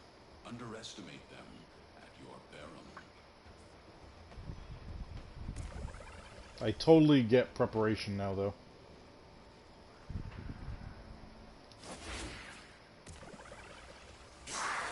Really? You can't pull the other guys there? Oh, there's gotta be a wall or something in between them.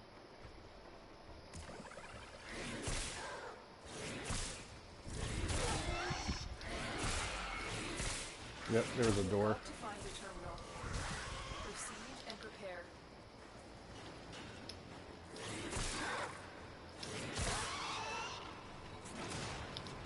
Yep, and I will take the... Oh, am I seeing a whole bunch of dudes down here? Yeah, I am.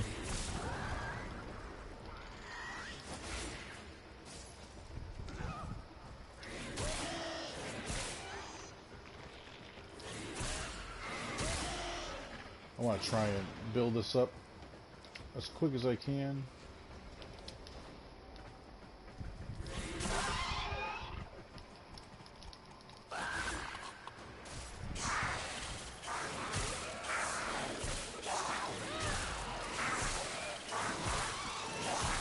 Oh.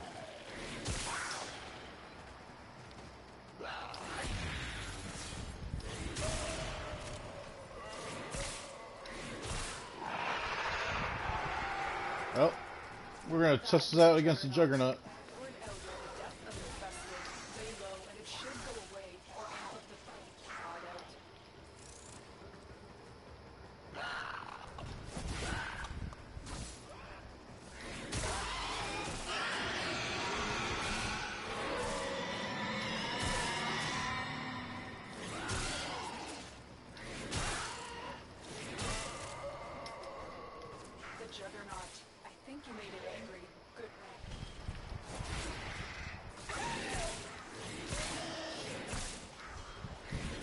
Steel Path Juggernaut.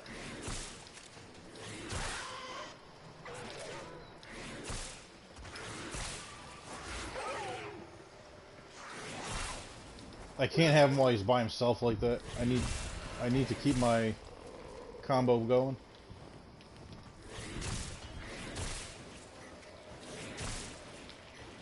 Oh, what the hell? How'd you drop that?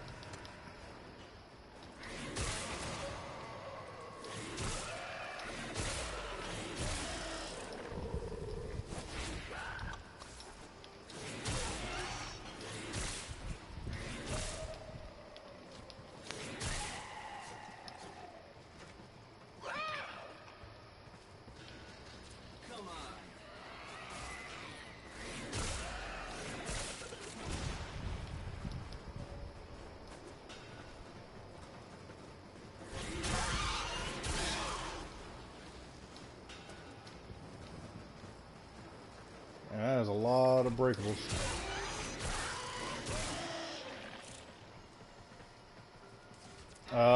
This area. Get me in and get ready for the end. Dude, why did it make me drop it again? I'm not hitting triangle.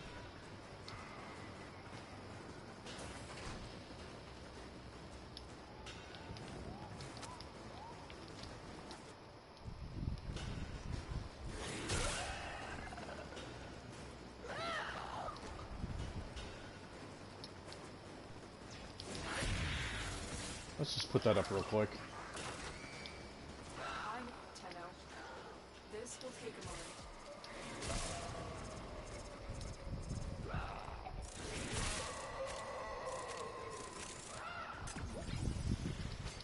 moment. I was hoping you were...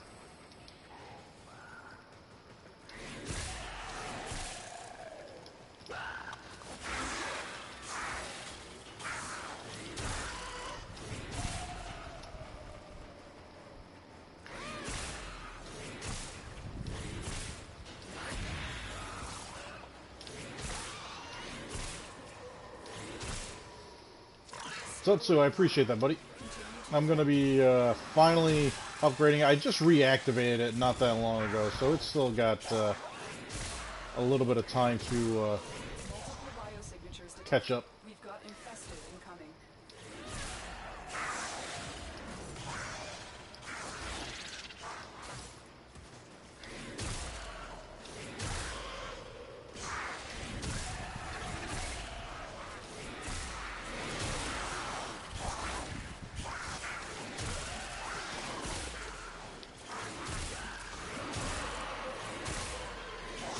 Area complete. Move on.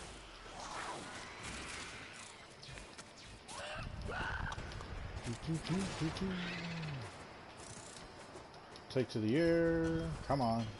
Location reached. Drop me in and defend our position. I'm in, Tenno.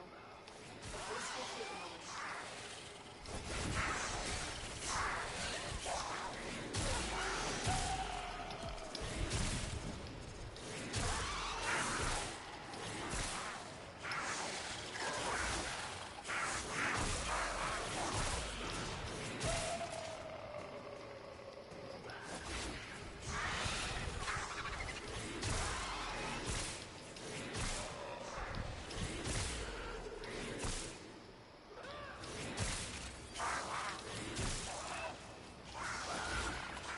Still working on it. Continue. See, now that my multiplier is up, like, that's kind of like game over now.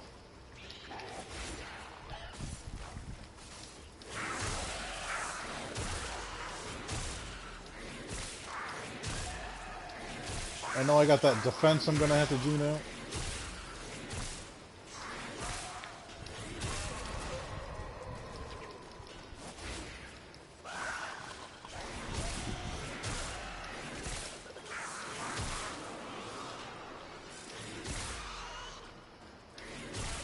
All data logs indicate that there is an artifact somewhere here. Get to it now, defend it, and then we can leave.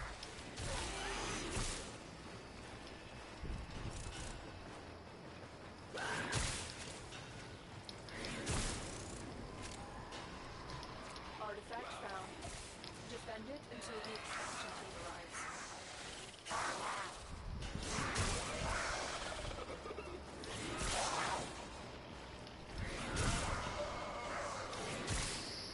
When a problem comes along, you must whip it. The hells, what's up, man? Sorry, Talus. Goddamn. I swear I'll get your name right consistently one day.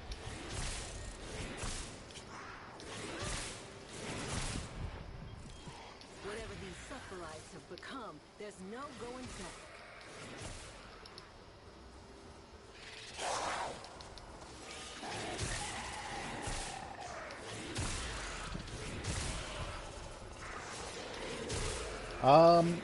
I want to spend as much time not worrying about my vitality being out as possible. Still working on it. Continue to defend. Just because I feel like at that point, come on. I don't want to... If I'm worried about triggering rage, then I'm also going to be having my life exposed. My life should not be exposed super long. Not for how deep I plan on taking core, at least. The odds were against us, Tenno. But mission complete. We fought with honor. Surprised I haven't seen more of the Juggernaut.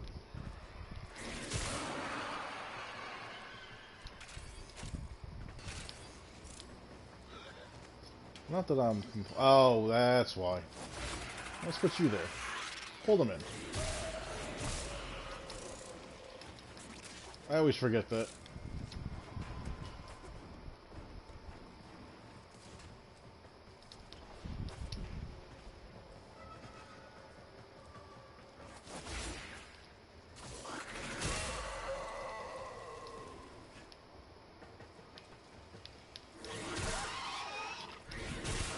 When a problem comes along, you must whip it. You exist to strike.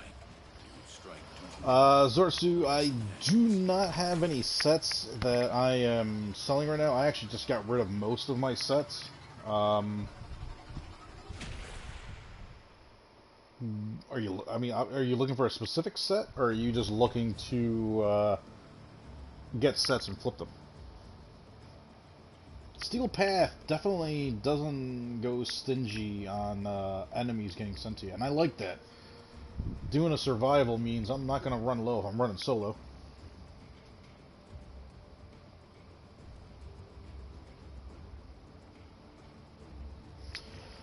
She is one of the Warframes I've been contemplating, or one of the abilities of putting on Korra. Because again, if I drop Venari is still my passive ability. The only thing I'm losing is being able to control Venari. I won't be able to have her heal, I won't be able to have her protect or anything. She'll still be out, so I can gain perks off of her. I just have to wait that 45 seconds, and she'll come back. But Venari is always there. It's just like when you're first leveling Korra, or anytime you level Korra and you put Forma into her. You have Venari at your side immediately. You just don't have access to control her. Venari needs some Forma. Korra, for the build that I'm doing with her, she needs another Forma. What I plan on taking out, getting rid of armor agility and putting in either adaptation or rolling guard. Long run, I think rolling guard would probably be a little bit better, because it's 3 seconds of complete immunity or invulnerability, so I can get set up. The 7 seconds should be spent crowd control, keeping up with her Strangle Dome and her abilities, and keeping them all the enemies at bay. If I'm paying attention to her synergy and the rotation of her abilities, rolling guard should be more than enough. Adaptation's fine, but there's going to come a point to stopping 90% of the damage coming in, what's that other 10% going to be? Eventually, that extra 10% that I'm not stopping is going to be enough to still drop me, shield gate me, drop the next set of shields, invulnerability gone, health. So it's kind of like hit or miss. Zortsu, just because I have so much that I want to try and get done today, I'm assuming you're on PS4. Dude, do me a favor, send me a friend request on PS4 and shoot me a message saying, hey, it's Zortsu. I want to get a few things done specifically right now, as well as trying to test my own builds out. But either tonight or sometime tomorrow, you and I can hook up and we'll push Steel Path. I'm going to try and get one of my mods, Khalid, in on the action too. He needs to start Steel Path, but he is a very knowledgeable and capable person to play the game with. The other one, Speed here, Speed Drift. I honestly like the casting speed, but if you're going through Steel Path, having preparation on is... it's borderline key. Because you don't have to worry about dropping your energy pads in the beginning. You can save them for later on when you start to run low, but because I'm running Energize, it's kicking on pretty quick and keeping me... it's keeping me well... I don't know what else word to use. It's keeping me well energized. The only downside is when you're going against the infested, eventually you're going to have so many Eximus around you that you're not going to be able to necessarily keep up with the energy. In other words, Arcane Energize will trigger often enough, but to counteract all of... yeah, I mean, to be able to counteract all the energy drain you're going to have thrown on you, it's not going to be able to keep up. And the other great thing about the build, and it's something I strongly recommend because you're building it around the whip, is Whip Claw, accumulating Whip Claw. When you hit 3 enemies for 10 seconds, you get 35% like just regular damage, just straight damage added to all your next Whip Claws. It does stack 10 times, so you will, at the end of it, basically it's like putting on Prime Pressure Point onto your Whip Claw, but instead of 165 damage, you're getting 350. It's one of the reasons why, in the beginning, I'm trying to group enemies together so I can build up how strong it is, but once you get to the defense points and whatnot, you have so many enemies coming at you that you should be able to keep up with it just fine. But this build wraps up great. And the other thing is, you need a status stick in this build. And for those of you that are unaware what a status stick is, it's basically just a weapon that you're using for nothing else other than the mod you're putting onto it. So, Whip Claw does have its own stats. And you know what? Let me look this up right now so I can give you guys actual information, as opposed to generalistic information. Let me see here. That is not what I wanted.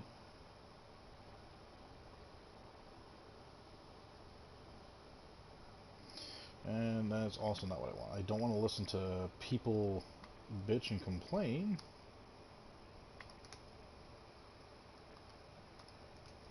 So let me do this. Let me just go straight to Cora right off of the wiki page.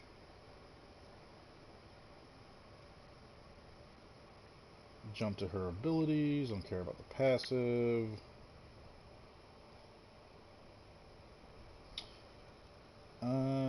Do they give me the hard stats of Whip Claw?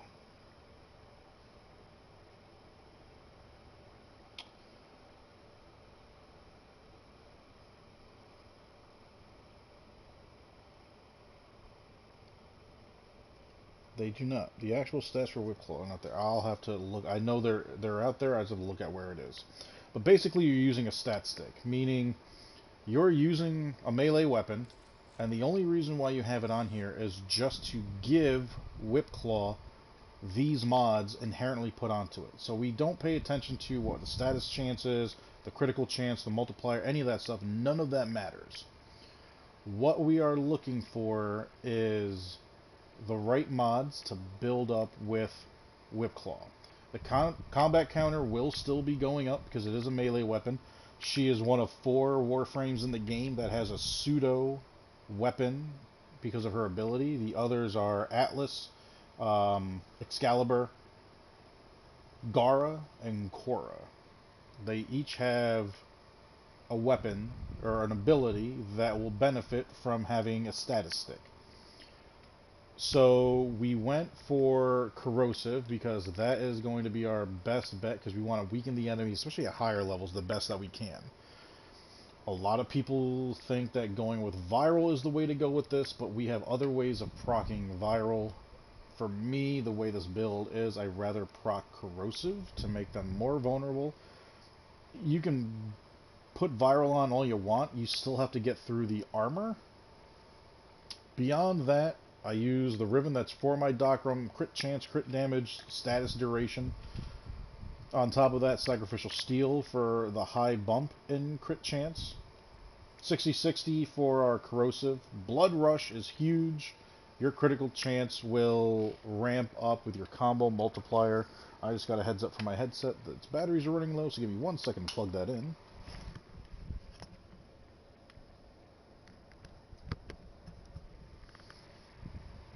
There we go. So this, along with the set bonus from the Gladiator mods, will ramp up your critical chance.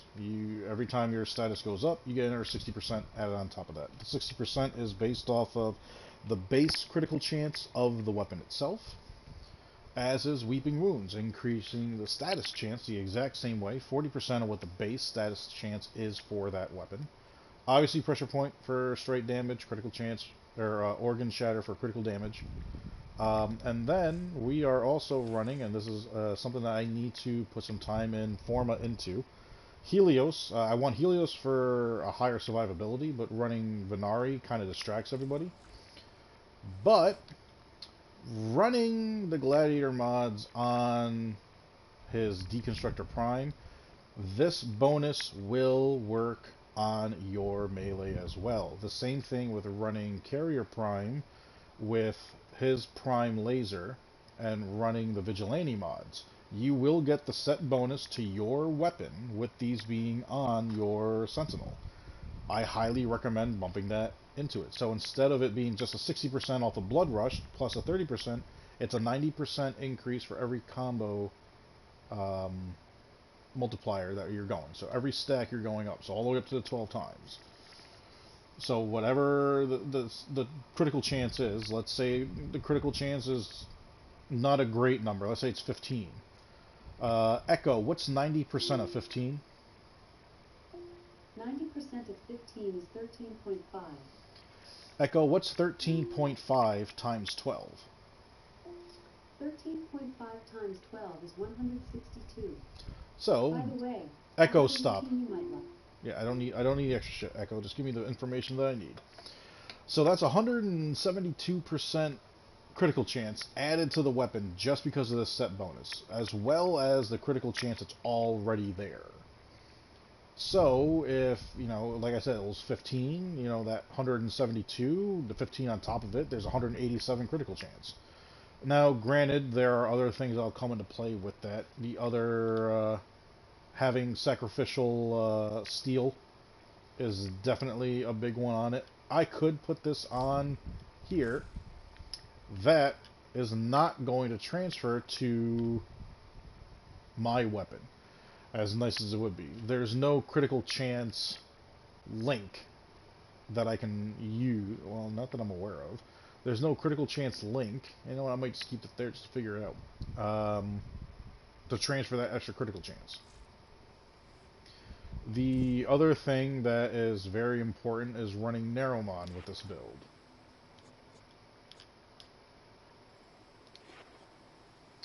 You want to run Narrowmon just for, well, obviously you get the extra infinity when you're using a melee weapon, so if you want to infinity farm, Kara is a great person to bring along. But aside from that, power spike. Now, this is why there's no duration mod being used. The melee combo counter now decays while out of combat by 5 every few seconds instead of depleting completely. Meaning, when your combo counter goes down, the inherent 5 seconds is up. Instead of wiping out your entire combo counter, it just goes down by 5. So if you're at a times 12 multiplier at 220 strikes, when it goes down, instead of wiping out and going to 0, it goes to 11 times with 215 strikes. It will keep your combo counter going for a much longer time. It is better and one less thing to worry about. So if you come across a period where you don't have a lot of enemies that you're hitting, you're still going to end up being at, at probably the worst case scenario, a 9 times multiplier that you can build right back up to pretty quick, especially how Steel Path throws people at you. So to me, this is just the best thing that you could completely do. Void Stalker, in Void mode, critical chance of melee weapons, Void mode will increase critical chance of melee weapons by up to 50% over 5 seconds. The chance will gradually decrease over 20 seconds when the operator leaves Void mode. So when I'm in Void mode and I turn myself invisible, I can ramp up my critical chance to 50%. It'll take 5 seconds for melee weapons. So I can do that extra level of damage. Say if a Nox happens to come along, I can jump into Void mode, ramp that up. This is keeping my combo counter alive. It's the best combo. Void Hunter, I don't believe. Yeah, it reveals their location. I don't worry about that. I don't care about opening up the finishers.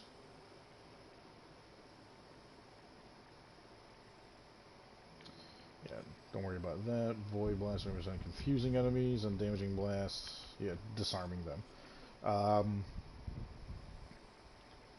To me, this is just the best setup to run just for what I'm doing right now.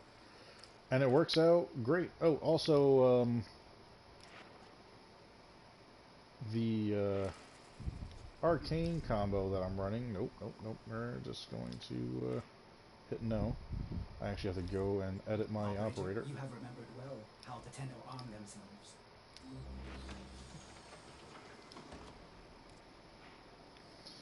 I just made sure, and thanks to the help of Khalid here, my one mod, I have a maxed out Elevate, which when I transfer back into my Warframe is a 95% chance to restore 300 health. It's proven to be very useful. The other one that I'm running is Nourish. On transfer out, restores 35 health to Warframe.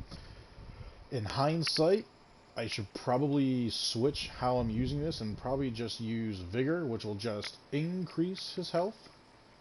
Still running a lockdown might kind of be I don't even know. I think I got Magus Melt out of something random that I was playing. I just need one more for Nourish so I can max it out. But for this build, I think Vigor is going to work better. And I think this is the other thing I need to start worrying about.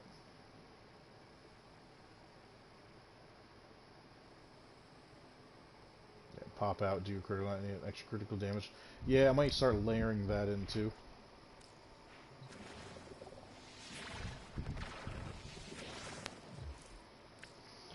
Alright. It is just about 4 o'clock. Survival against the infested on the Steel Path. Let's dive in. Let's knock this one out of the park. Let's see how we do here. Curious to see how well Cora is going to last. Again, it's the infested. The only problem is going to be when there are a lot of Eximus around me, or Eximi. They're going to be draining the shit out of my energy. You've got to be able to keep a good eye on that. Provide cover for a Tenno operative. Set off the alarms and keep the infested busy.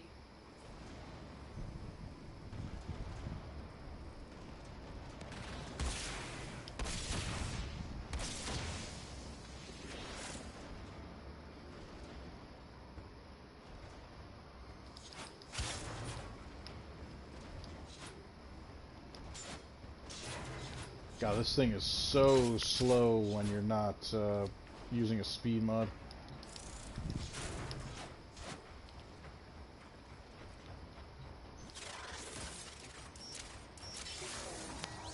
A steady stream of toxic spores is released into the area.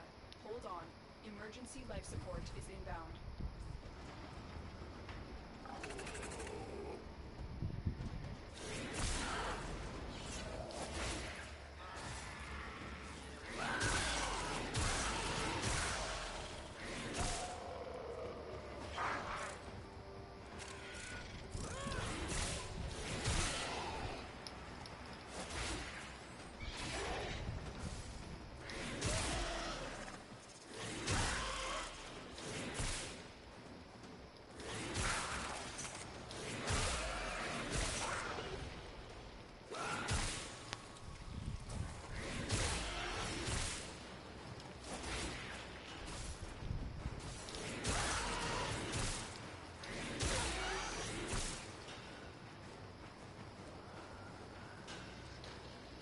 See, I don't like the fact that I can have enemies on the low side here.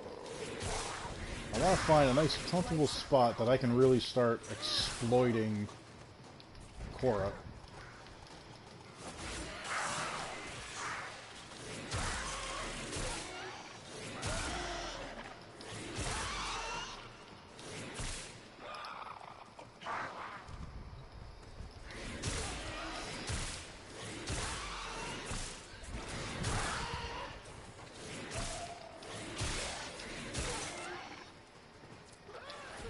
Support capsule to the area. Activating it will buy you more time.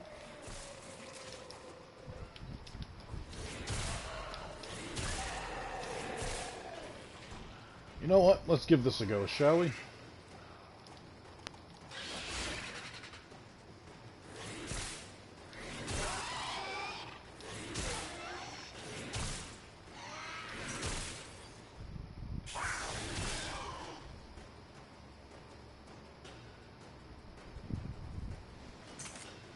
I wish it was a flatter area that they were coming towards.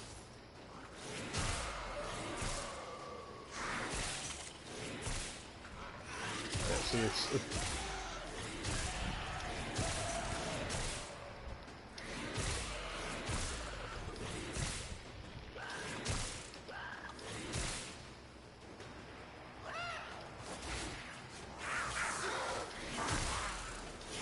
Get ready for a capsule. I don't know.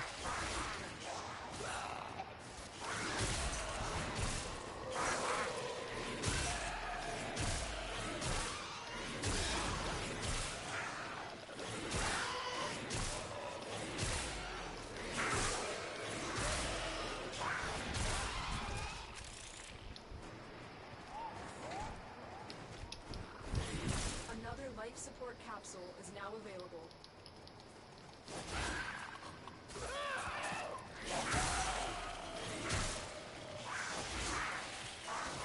Come on, pull them in. I want a more open area.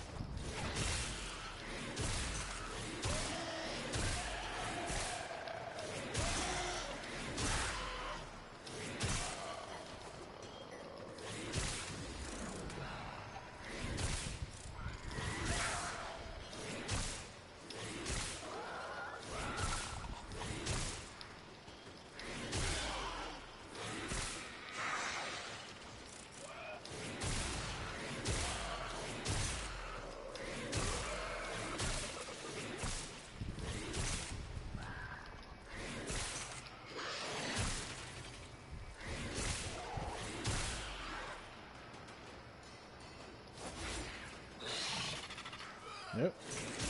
Pull them all in, break them. Pull them all in, break them. Oh, I like that. We've got signals singing the same songs all day. Careful now.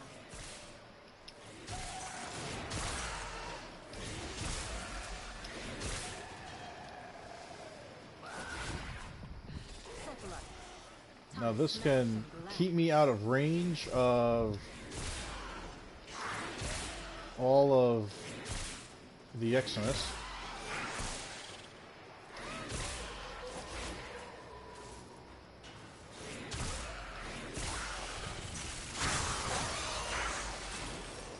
Nope, nope, nope, nope, nope, Corey, you gotta get away from that shit. You gotta find out what's protecting them, and then take your shot. The operatives made their first discovery. Keep up the good work. When you are ready, go to extraction.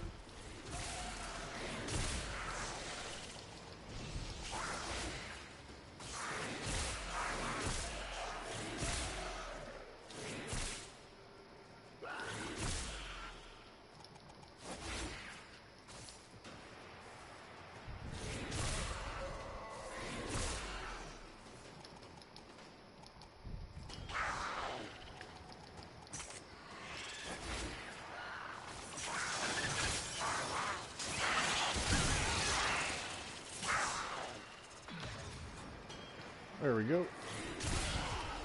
That looks like it took care of all of them.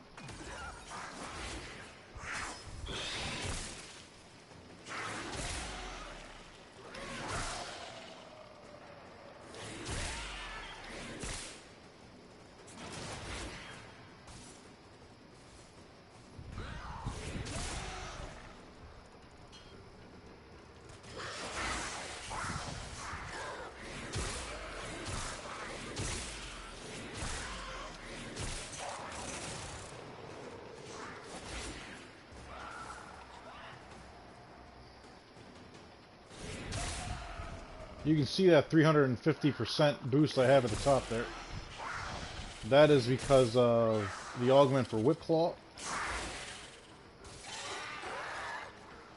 It will, every 10 seconds, go down by the amount that's missing. Because it's constantly going off the proc. But, honestly, this is...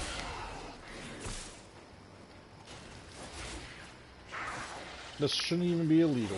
This shouldn't even be legal. Yeah, it should definitely be illegal.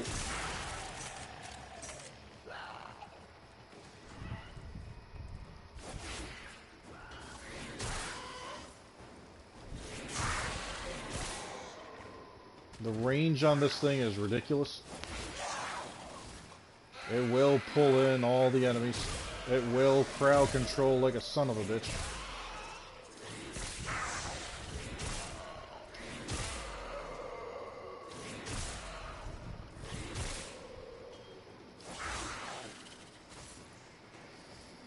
Khalid is it.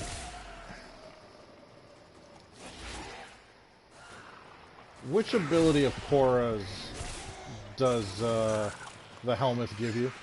Is it her snare?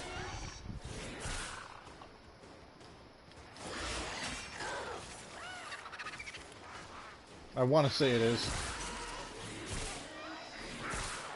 And that was a million crit combo. Now we're going to do this. We're going to go into void mode, back in, increase critical chance.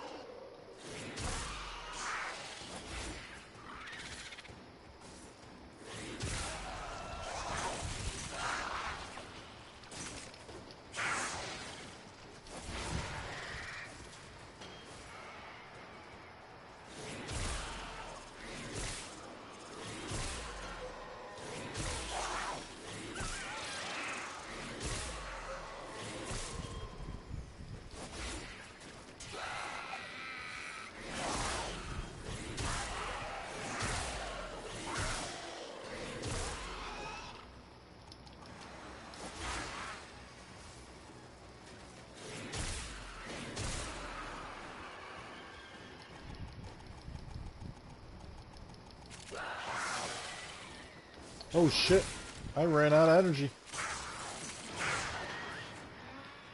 Yep, because there are Eximus that are too close.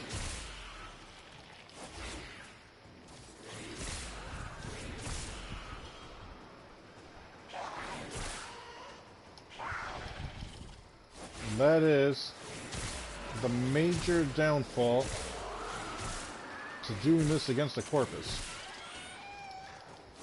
I think idealistically, doing this against a Grenier would be the best. Oh, Infested. I said Corpus, didn't I? I even heard myself say that. The longer you fight, the more successful we will be.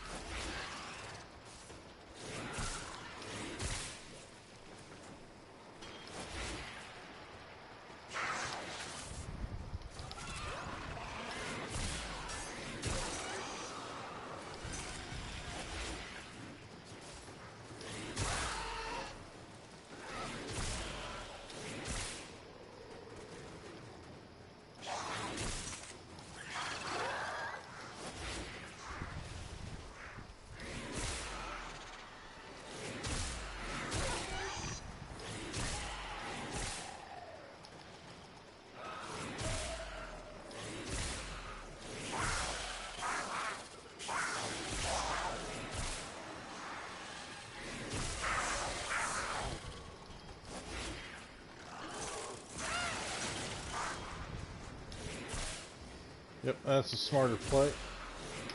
Throw out Snare first, and then go and grab everything.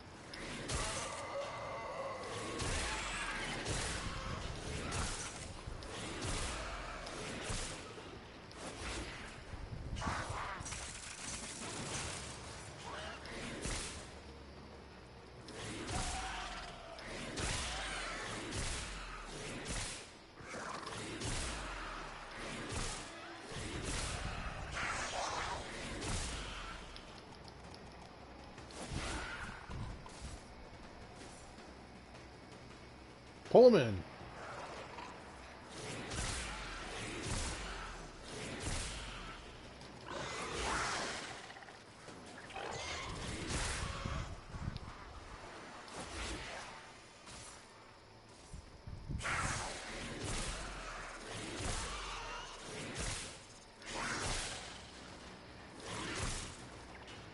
Dude, the sheer number of infested steel path throws on you for, oh, just not even infested, just the sheer number of enemies that they throw at you is just awesome. They could not do this without you.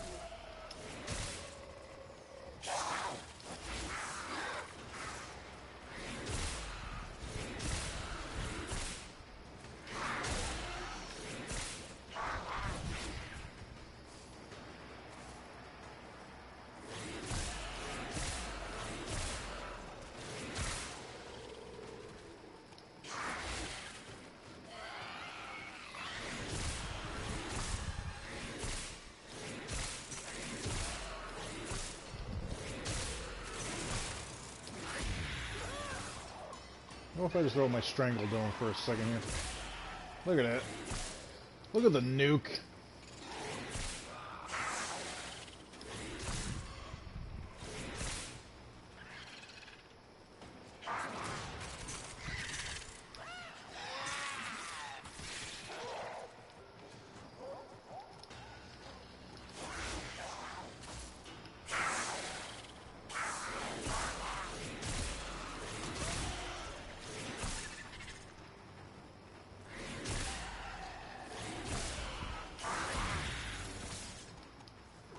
Misfire.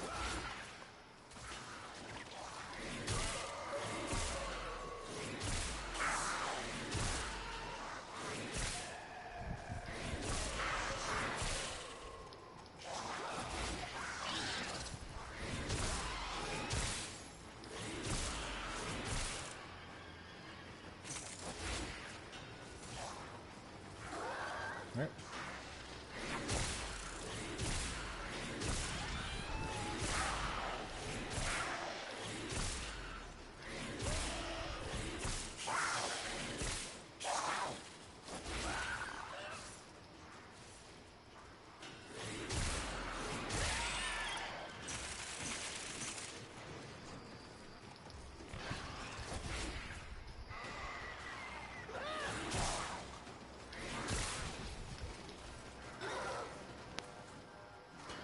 Shit, and again I am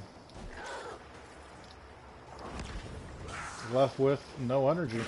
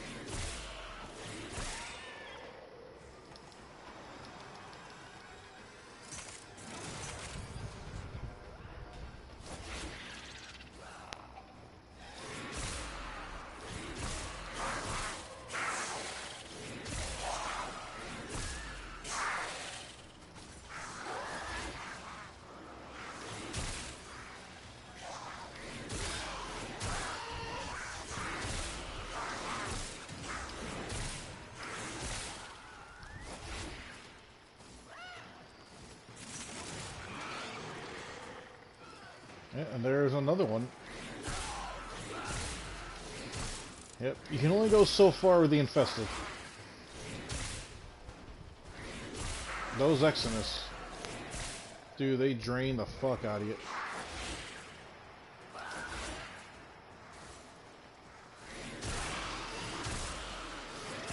Alright, we'll wait for 20 seconds, and then we'll get the fuck out of here. Or 20 minutes.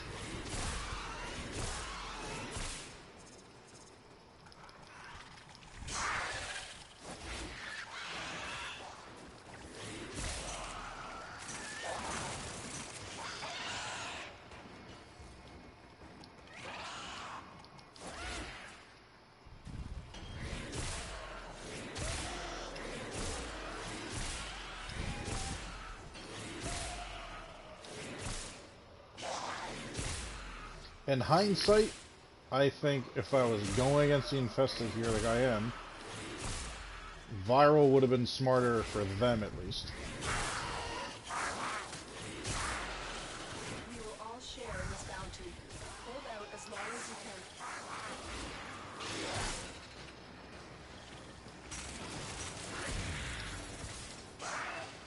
can. Alright, let's clean out this area real quick.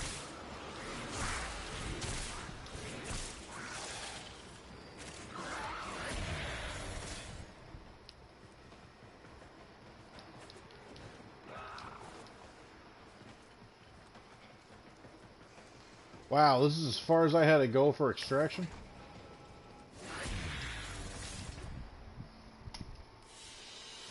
What you have learned here will serve you well.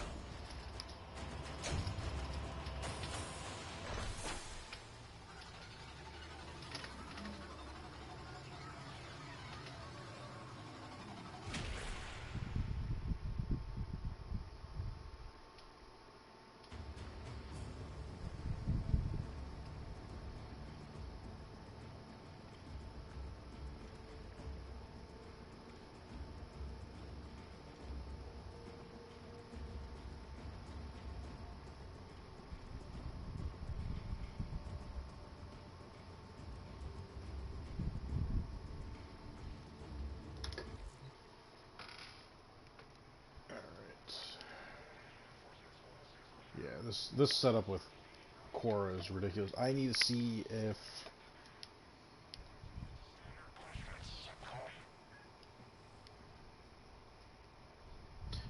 about condition overload, if that transfers onto the stat stick for Cora or not. Otherwise, couldn't be happier. Alright, switching it up.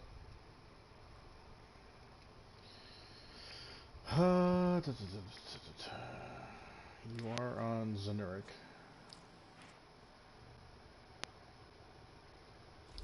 But here's the thing. Excellent armaments, operator. Please return covered in blood.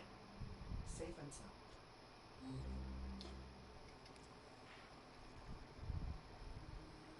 Oh.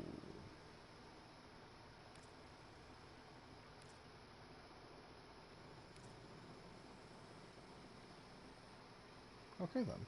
You do stay.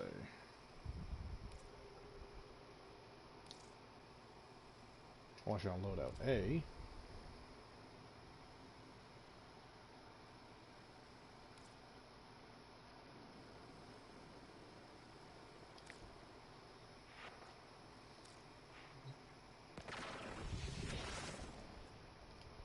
Alright, Duke, how are you looking, buddy? You're good? Alright.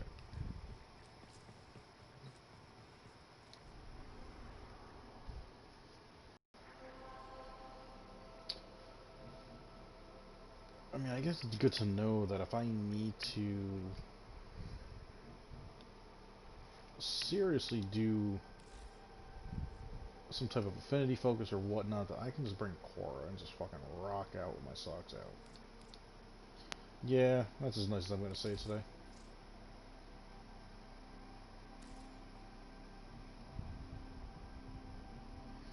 Do you still have the, yep, you still have the Cornathon.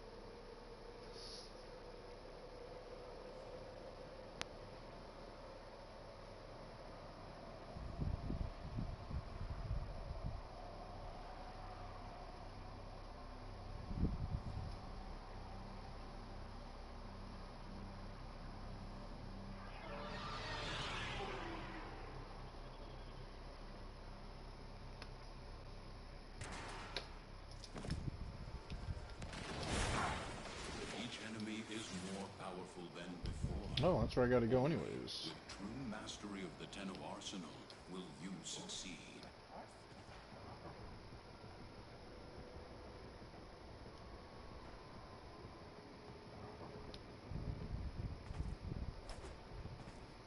You gotta be somewhere underneath. Yep.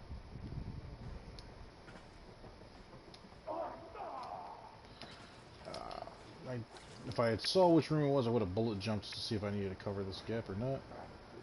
There's no telling what the captors are doing to our rescue target. You need to find the holding cell immediately.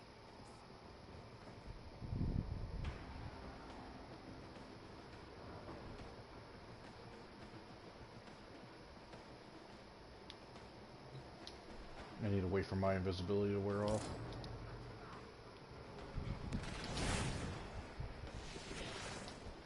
Oh, wait a second. This is just a regular... I hate it when they do that. You think you're at the point and it's just a regular double locked door. You are approaching This the holding is... area. Careful. If the Paladins detect you, they will surely initiate the execution sequence.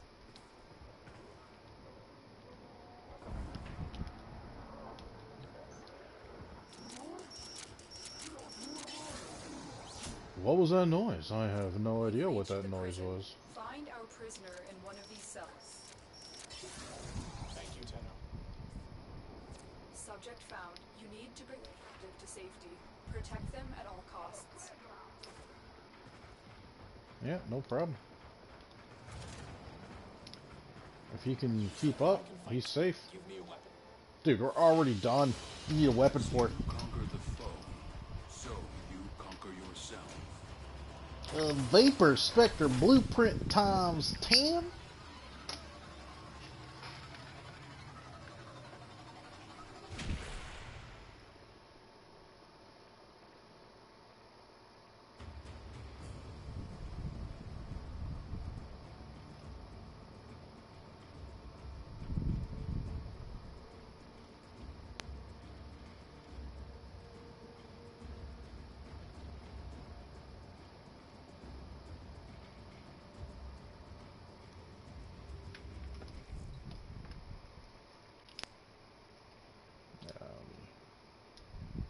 Just figure that out. One person in our clan that's on right now.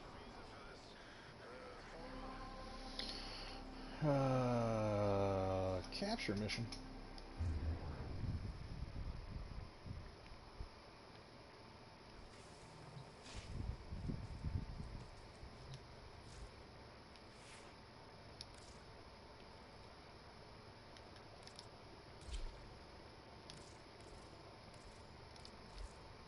Well put together, operator.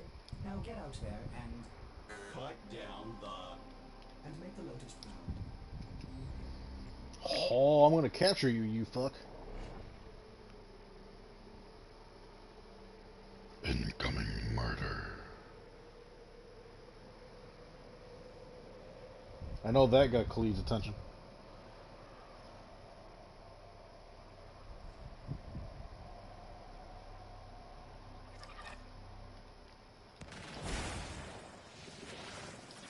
These foes deserve your respect. Honor them with quick deaths, and I with your victory.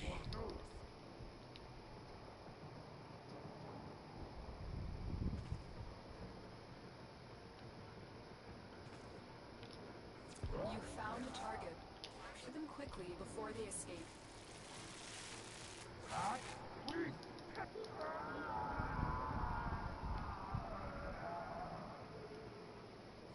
Mission complete. The captive has been escorted to the extraction point.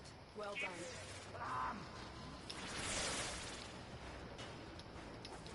Uh-oh. Who's coming for me?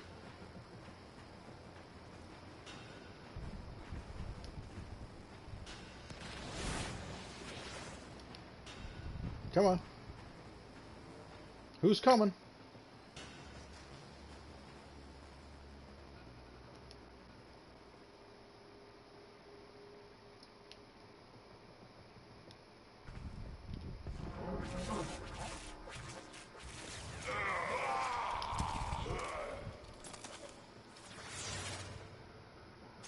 The lights flickered for a reason, people.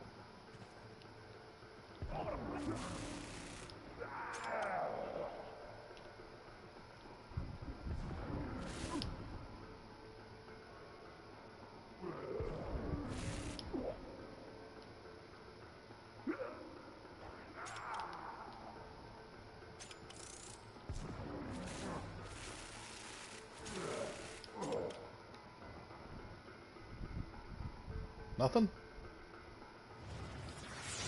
So what was that flicker? You know, every now and then the game does that, and you're expecting some type of crazy shit to pop off. And then you're left with nothing.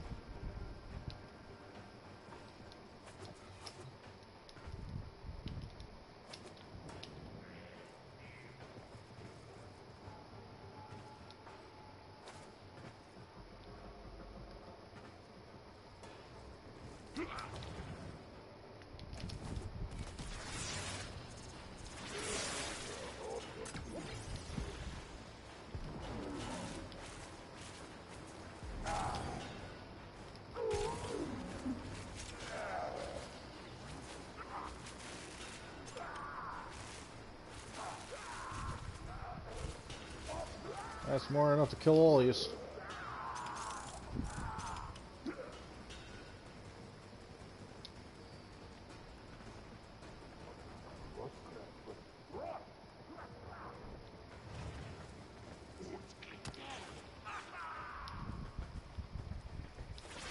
There, deal with him. I wonder when they shoot him, just how quick he's gonna die.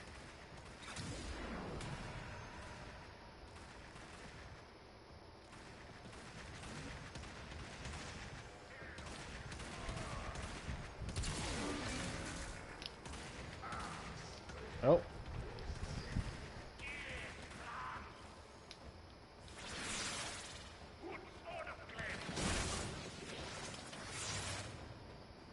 Let's watch him melt really quick.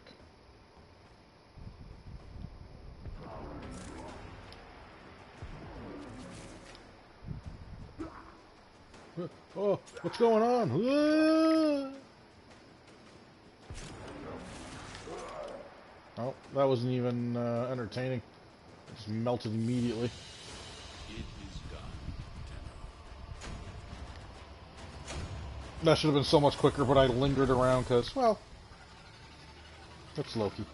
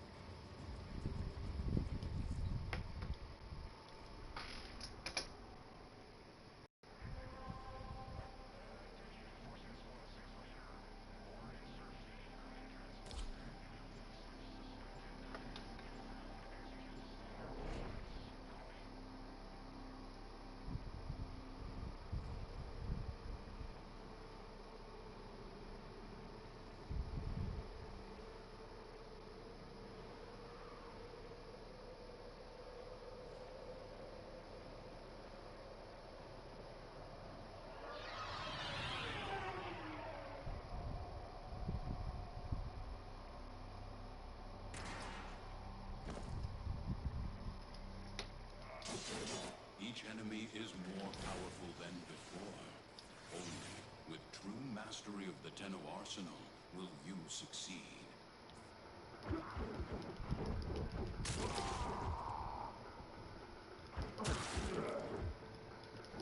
Huh? What's going on? We're all dying at an accelerated rate.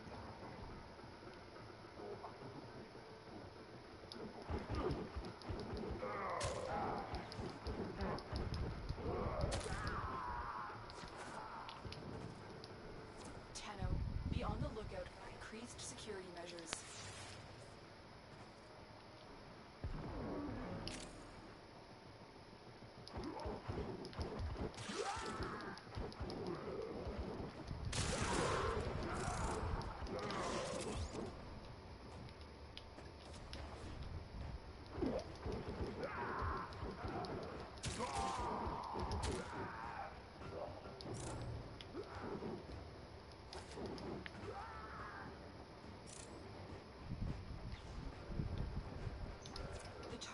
console is nearby. Trigger the alarms now. The enemy will start destroying data.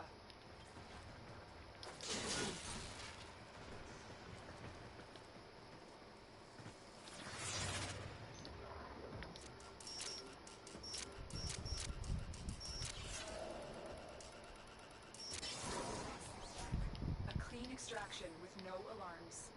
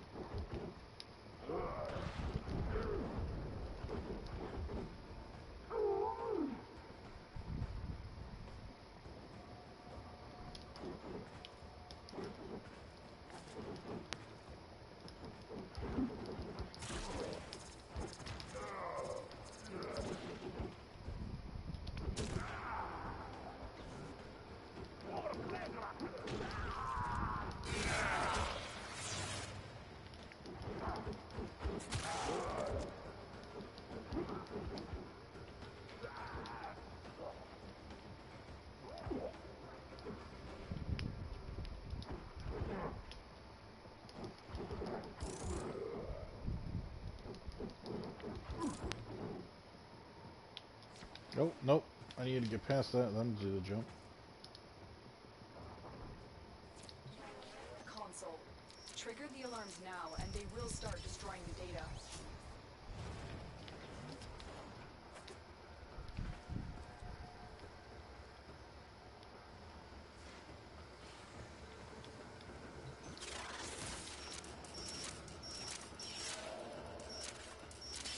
Data extracted. They won't even know it's gone.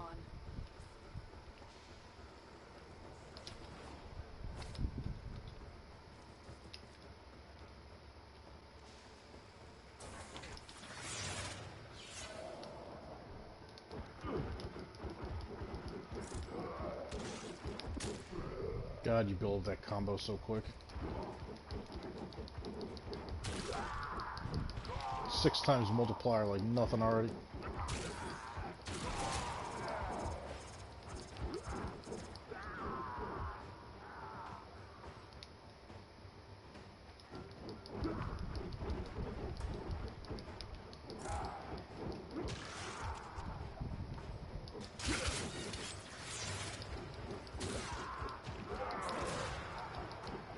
Nope. You get off of that. It's one of the reasons why I engage you guys, because if I bumped into one of you, even though you can't see me, you just know where I am.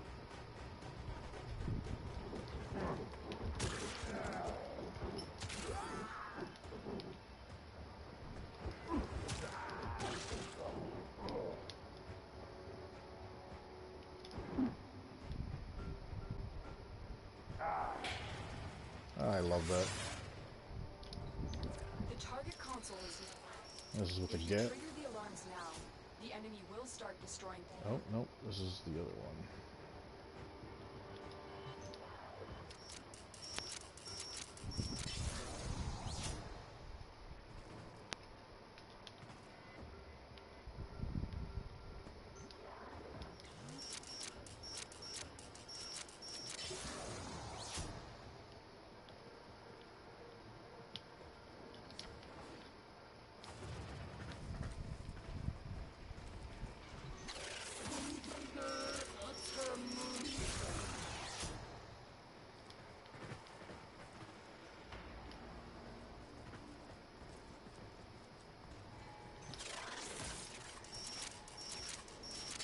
Excellent work.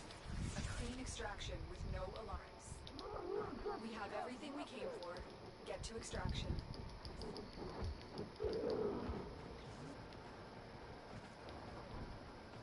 Curious.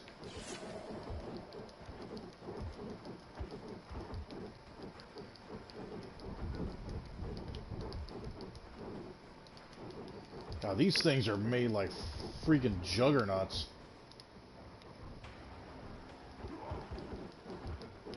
Great for getting my combo multiplier up, though.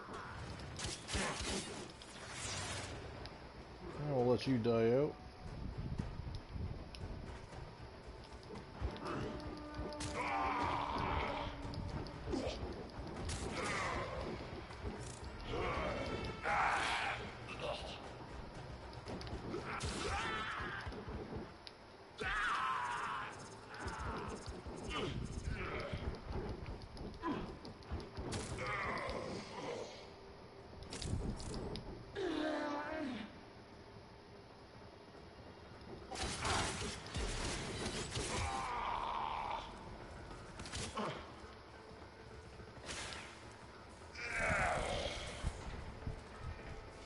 So quick.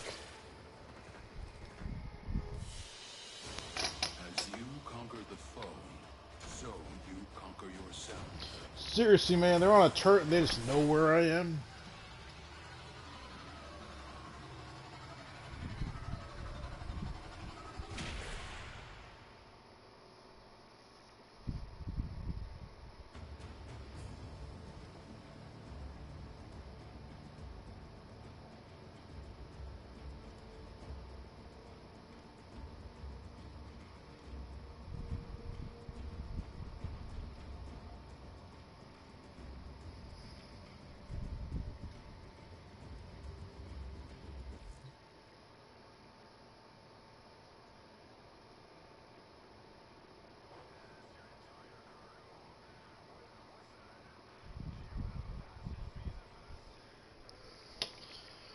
Alright.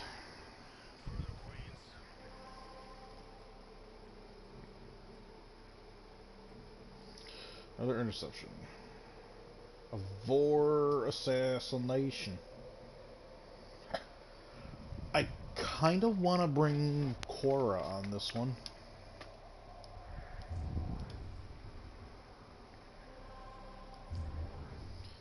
Alright, mental note. Gotta change my operator.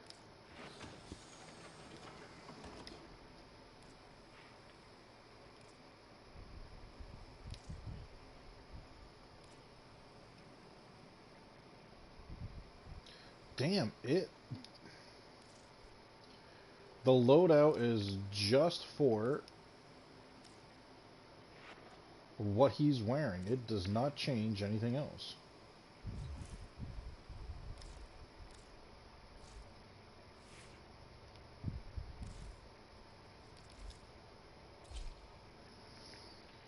Alright, Cora, let's put you through your paces and have you go through Vor.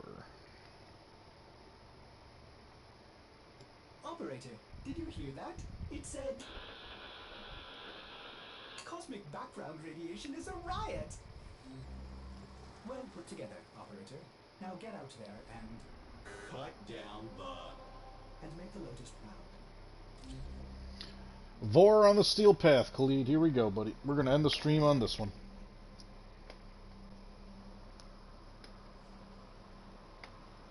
Because I got some steak tacos that need to happen.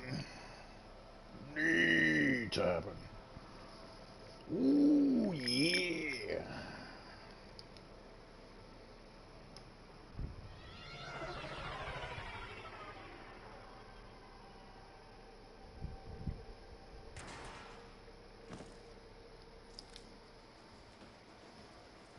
We contracted you with a mark.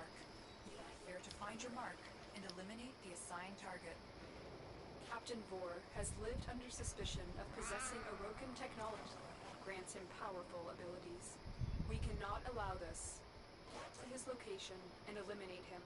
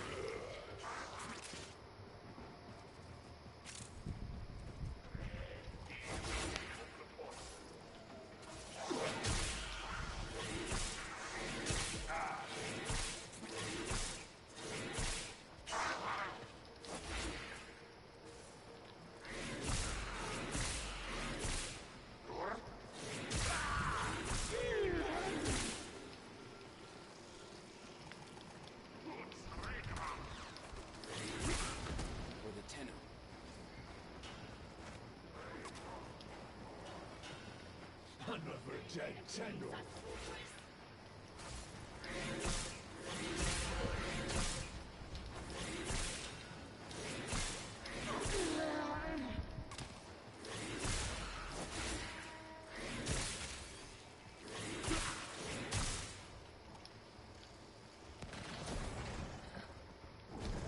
There's that light flicker again.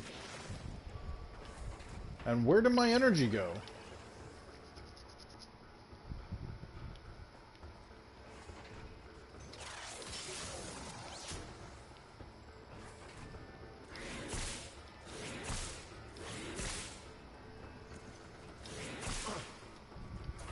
I'll be able to keep that moving a little bit. What drained my energy? I don't remember there being anyone that can drain my energy. I don't remember seeing an Eximus, anything.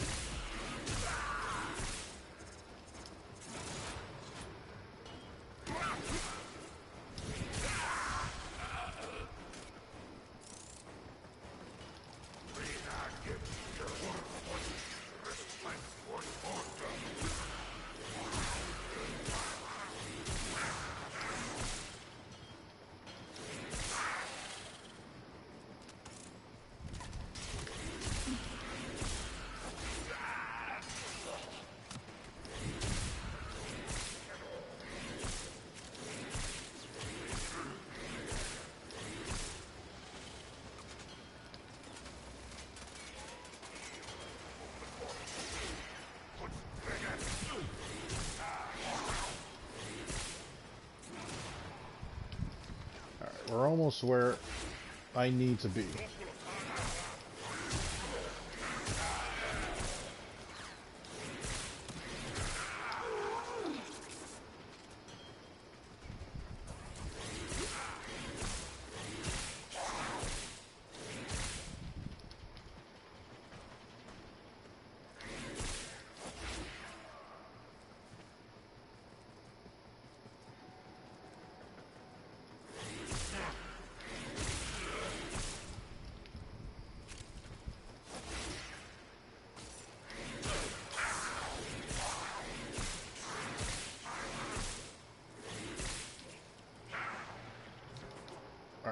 I think that is close enough. I'm getting my red crits. I'm not proccing them as much as I would like to. We believe Vor has the ability to teleport. There we go.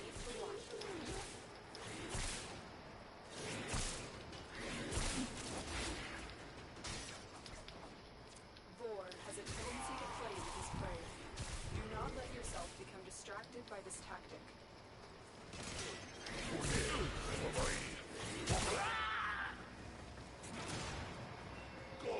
And that triggered my...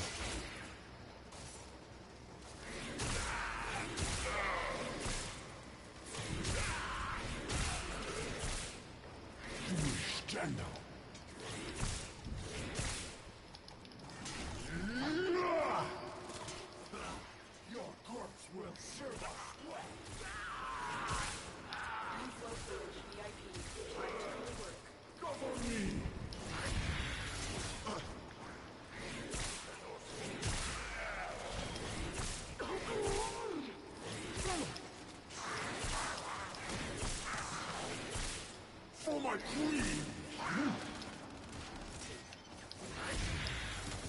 You will join us one way or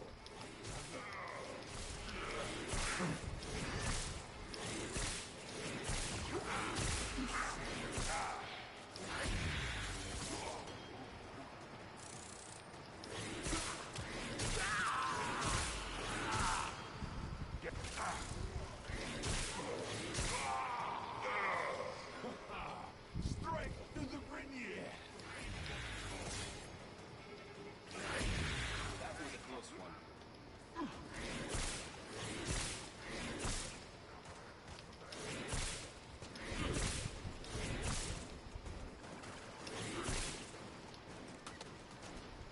Come on.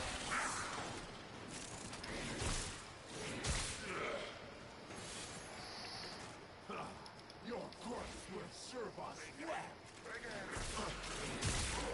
There we go.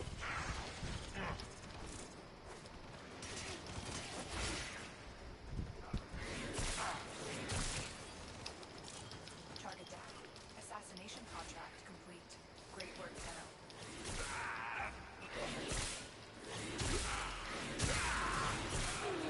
Leech Eximus.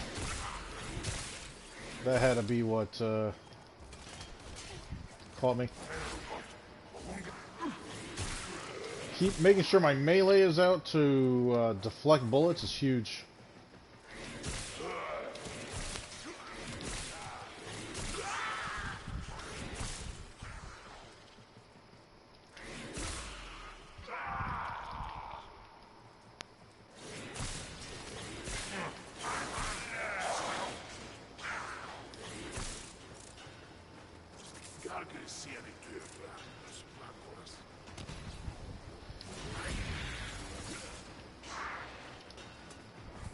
That'll buy me the opening that I need.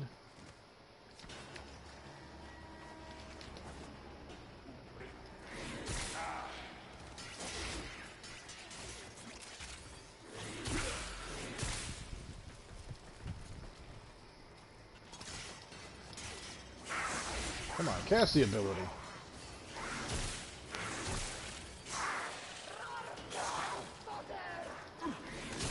Invalid target, huh?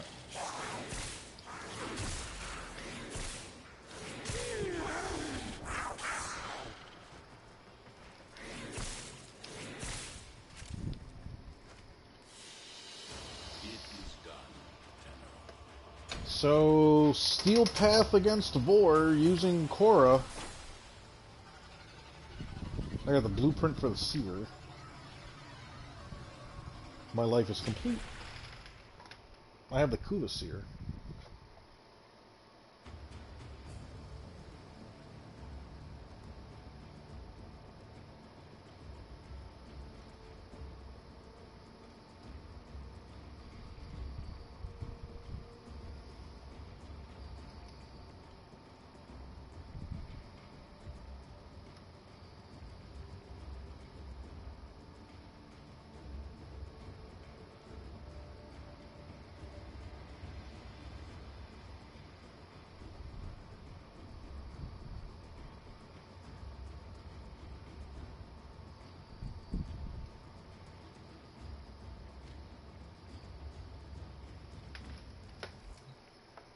I mean, update to the builds channel coming soon to a Discord near you. Oh, dude, seriously. I gotta put serious effort into that for sure. I mean, dude, this Korra build is ridiculous. It makes me want to take a better... I mean, I have the principle for Gara down... Your interception, yeah. What do I need for... Oh, I have to do Steel Path, freaking open world for the planes. I'd have to bring Anaris. I have to do that with a group. As far as anything else, I analyze the intelligence profiles of the Grenier. why won't you? Error, not a number. You won't even show me the list of what I need. Huh. Interesting. But yeah, man, Gara is someone that I need to seriously take a peek at. Because, dude, I know she's a nuke. She can scale up to the millions, no problem. But yeah, man, Gara. I mean, again, it's almost too easy as long as you're modded for the right faction.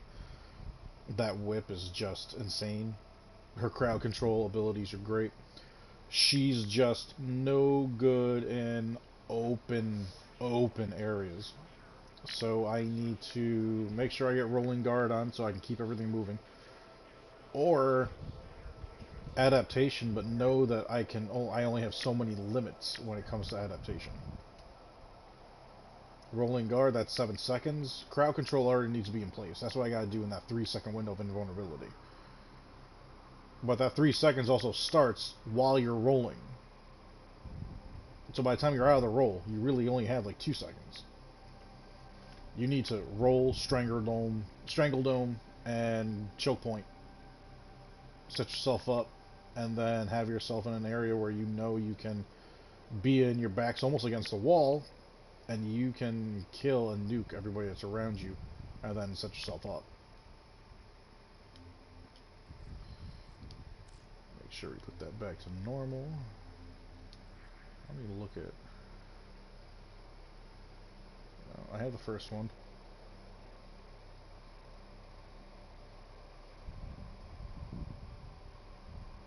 Yeah. Nope, that's all taken care of. Unless... Yeah. I had to get that done because I had to get to here. Sweet. Abdul, what's up, man? You just missed a hell of a run. I was just doing Steel Path with Korra. I just went through and killed Vor.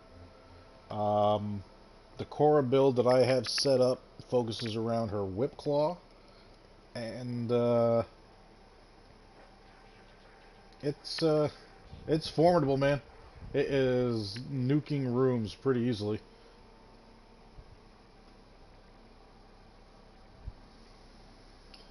Is the comma better than the orthos? Let's take a peek.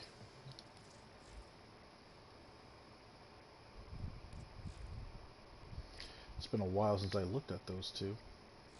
I want to say the orthos just because of the range.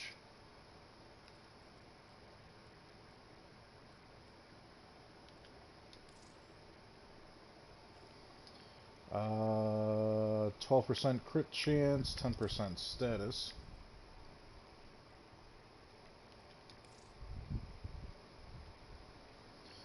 6% crit chance, 18% status. So you can make a solid status build out of this. The other thing that you want to pay attention to is with melee weapons. Keep an eye on the range, and keep an eye on what is going to proc the first. So with melee weapons, whichever damage type is the highest number is the one that has the highest chance of being procced, or the main focus of it. So for this, it's going to be slash, and I actually want to say for the comma, it should probably actually be the same thing if I remember that setup for it. Yep, comma is going to be the same thing. It has a little bit less range, not that big of a difference, and you can kind of make up for that pretty quick. This I would kind of build a hybrid build for. You want to ramp up your critical chance, but you also want to make sure you put some status on it. You're going to be doing enough hitting with it if you're really focused on the melee aspect of it, where status is going to build up pretty quick. The other thing that you can do is use what I like to call myself a status buffer.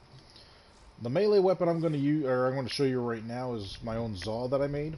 But the build that's currently being used on it is called a status stick. These mods are strictly on just to increase Korra's Whip Claw.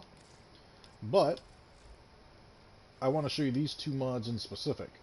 Blood Rush is definitely one you want to get your hands on.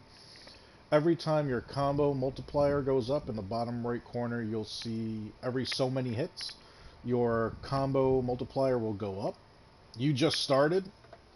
Abdul, are you on PlayStation by any chance, man? Let me ask you that question first. I'll wait till you answer that, but I'll continue on with what I was saying. So Blood Rush is going to increase your critical chance for every combo multiplier you have. You start out with a 0 combo multiplier, Blood Rush doesn't kick in. You get your 1 times multiplier, you get an extra 60% critical chance. 2 times multiplier, now you got 120% critical chance. The percentage is being based off what the base critical chance of the weapon is. So with the weapon that we were looking at before, the base was 12. So 60% of that is going to be 7. So you're stacking that on there, and you go up to a 12 times multiplier. So you're going to increase your crit damage by that amount once you have that full stack on there. The other one that stacks is Weeping Wounds. Does the exact same thing, status chance. The higher the status chance, the better chance of you proccing whatever element or damage type you have on the weapon. So, for simplicity reasons, let me actually switch who I'm using here and go to my random loadout. That way, I don't care what I'm doing as far as what I'm messing around. So, when it comes to critical, I'm going to show you my lens just because of the build that I have on it. I'm going to refresh so the stats are all solid. You are on PlayStation. Good. Do me a favor, man. Khalid, if you... Well, actually, you know what? Before I say it, I can just type it in myself. My computer's right in front of me. Dude, you are more than welcome to join the Discord. I just reactivated my account and getting it reacclimated. I'm going to be posting up all my builds and everything. By all means, you're more than welcome to join it. Also, shoot me a friend request here on PlayStation, buddy. My name for PlayStation is the exact same as the channel. Shoot me a friend invite a friend request and just put down, hey, Abdul from the stream. And you and I can spend some time together and really get you acclimated into the game. But just so you understand the finer... How should I approach getting my first prime? Your first prime... The easiest way for you to do it without having to spend money into the game to get platinum because you're new to the game, you're going to have to earn relics. And you earn relics through certain missions, whether they're survival, defense, a handful of regular missions will do it too. Here, let me do this. Let me just type in Mesa. So, all these relics right here, Mesa Prime parts are in them. Now, any relic that starts with the same letter as the Prime you're looking for, the rarest drop will be in that. So for this, you know, you have to get a Neo M3, and you can get, as the rare drop, Mesa Prime Systems. You'll get the blueprint for it. You have to make it. It'll also give you a list of places that are known for dropping this relic. So whatever you might have open to you, if you're just new to the game, if you go and play on Koba at Earth, there is a chance that you'll be rewarded with this relic for a piece of Mesa. And then you would have to crack open the relics, and hopefully you'll get that piece. You would have to go to these Void Fissure missions, which, you know, you can go to this mission here. It's an exterminate, relatively low level.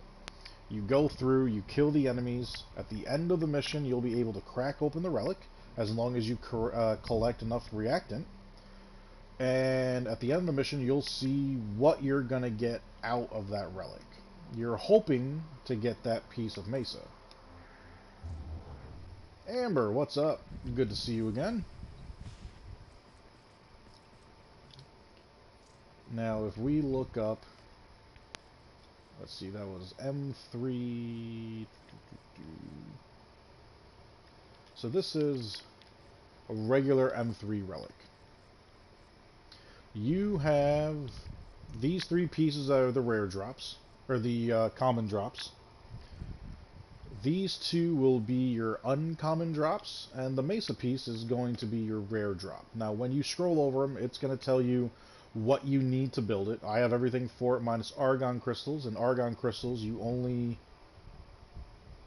Mesa Prime Barrel. There's no such thing as a Mesa Prime barrel. Double check. Mesa Prime blueprint? Is that what you meant? Amber, I'm doing great. I was just putting core on the steel path, testing out everything that I was building up to yesterday, and Cora's Whip Claw is ripping apart all the enemies on steel path. I did a couple of survivals and defenses on steel path as well, and once her combo multiplier is up, we're getting nothing but red crits, and we are ripping the enemies apart. I'll run one more mission before I end the stream to show you and give you an idea of what's going on. But like I was saying, this is the rare drop for it. If this bar underneath shows you the likelihood of getting one of them, or what you're going to have, the chances. So the common drops, you have very high chance. You have an okay chance of getting the uncommon, and a minor chance of getting the rare. You can upgrade the quality of the relic, which will decrease the common drops and increase the other two. So you have a high chance of getting uncommon at this level. Oh, Abdul, no worries, man. Trust me. There is a lot of information in this game to learn, and you're not going to learn it overnight. You're not going to learn it in a week. You're barely going to learn it in a month. And anywhere, you're just, you know, even to this day, I've been playing this game for 4 years, 5 years, and I still learn new stuff all the time. Someone called Jamil wanted to help, but he blocked me. Any ideas why? Wait, what? Amber, I have no idea who that is, why they would block you, and couldn't tell you anything. Quite honestly, there's nothing I can do about that. We can leave that discussion off the stream, please. Do I have any spare primes? Yeah, no, Abdul, I don't. I will say this, and I'm only going to say it once nicely because you're new to the game. Any streamer, regardless if they're new, old, any Warframe player, dude, the second you start asking for spare stuff or free stuff or asking to just get stuff, you're going to do nothing but upset people. I'll tell you that right now, buddy. Because you're new, I'll give you the heads up myself. But one of my pet peeves is someone coming in here saying, hey man, do you have any extra primes? Hey man, do you have this? Can you give me this? Can you give me some platinum? No. Nope. I put in the time, the effort. I'm not just going to hand stuff out. So just understand that within this community, that's considered pretty rude. But again, you're new. You're unaware of that. I'm not gonna hold any of that against you, buddy. Other people might just instantly just pop off and just block you and kick you out and call you a piece of shit. Me, I know you're new to it, so I'm not going to hold that against you, buddy. But just know moving forward, that's how a lot of people will look at that. But yeah, you want to upgrade your relics. Now, I happen to have an M3 Radiant, which is fully upgraded. The way you upgrade it, you have to earn Void Traces, which is up here at the top. And you get those by completing fissures. So I would say rock out and try to get some low-level stuff out of the relics that you need. And don't worry about the relics that you're using for the higher tier stuff. And you'll be able to dive in. Now, if you started yesterday, I wouldn't focus on even getting prime Warframes right now. Listen, there are minor perks to having a prime Warframe. Certain stats are higher, that's great. They're not a game-changing amount where it's just like if you don't have this prime and just a regular version, there's a massive difference that you're going to see. The one nice thing about having a regular Warframe versus a prime is when you're in the Void, when you unlock the star chart and you're able to go into the Void, and let me get Steel Path settings off. When you can go in there, inside all the missions in this area, there are large spheres called Death Orbs, and they tend to either shoot a laser beam at you, like sweeping around, or they cause a shock wave that'll knock you off your feet. If a Prime Warframe comes close enough to them, you instantly get 250 energy. That's a huge bonus while you're here, but You can only do it once with the orb. Aside from that, the polarity slots of the Warframe are going to be slightly different. That's always a nice boost to have. You chose Volt. He was my starter frame too. You have the Kraken, Boltor, and the Orthos. The Boltor is a great rifle. I would say hang on to that for the beginning of it. I believe I actually still have my original Boltor that I got way back. I do. This is the first Boltor that I got way back when I started this game. I'm just tweaking my own little things here because I know my OCD. You will strike terror in your enemies. This is... I never put anything into it. I have it set up just for how it was back then. But this is the exact same Boltor that I got way back in the day. And I will say this. The Boltor will serve you well in the beginning of the game right now while you're learning it and whatnot. The enemies aren't going to be overpowered, so there's not like they're going to be one-shotting you or doing heavy damage. You need to be completely surrounded to really take massive damage. Abdul, the best piece of advice I can give you, and let me switch, is this my random loadout? It is, so I'll leave Voltor, it doesn't matter. The main thing you want to focus on right now is opening up Earth. To open it up and further progress, you just need to do each mission once and pass it. Endo will come in time, I promise you that. It is a hard resource to get. There are ways to get it faster once you're progressed more in there. Abdul, the best thing I can tell you is don't try to run before you walk in this game. I kind of did that in the beginning when I first started playing this game 4 or 5 years ago, and I actually ended up getting frustrated with the game and just stopped playing it for some time. And then, is she on right now? No. My clan leader is someone that I played another video game with, who told me, oh, I see that you've played Warframe. Do you still play? It doesn't look like you put a lot of time or effort into it, and I didn't. She was just like, I think you would like it with how you play other games. Why did you stop playing? And her and I had that conversation. Don't run before you can walk in this game. Don't worry about over-modding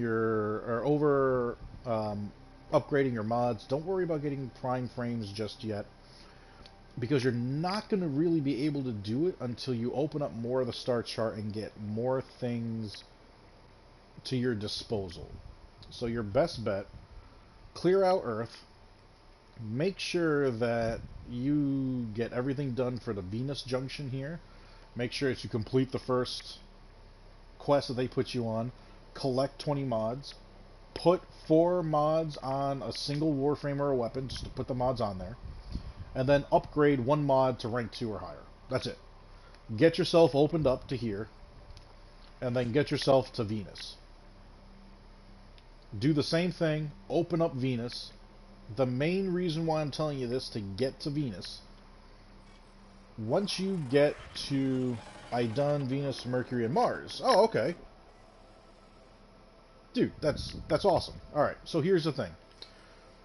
Go back to Venus, and we'll do this later on. Well, I won't be able to do it tonight. Tonight's guys' night. Sometime tomorrow, dude. Add me, like I said, shoot me a friend request, and we'll dive into this together. Tomorrow, we will grind out the Jackal, and the main reason why I say we're going to grind it out, we're going to keep doing this mission until you get the 3 pieces necessary to build Rhino. Now, Rhino, for all intents and purposes, is just a support frame, quote-unquote support frame, but he's incredibly tanky. Now, this is not what regular Rhino looks like. This is Rhino Prime, but I have a specific skin on him. And I am going to take him to the Simulacrum so you can see what he's capable of. The Simulacrum in the game is kind kind of like the War Room in X-Men. It's just a place that you can go in, practice with whatever enemies you've scanned so far. But Rhino will be a great frame for you to use, and I suggest this to every new player. When I was playing it, I pushed my buddies to get Rhino as well. He is... You've done Jekyll once. Keep doing him. Which means you probably already have one piece of Rhino. But what you're looking for is the fact of he has an ability called Iron Skin. Iron Skin is a great ability for someone in the beginning because it basically makes you invulnerable.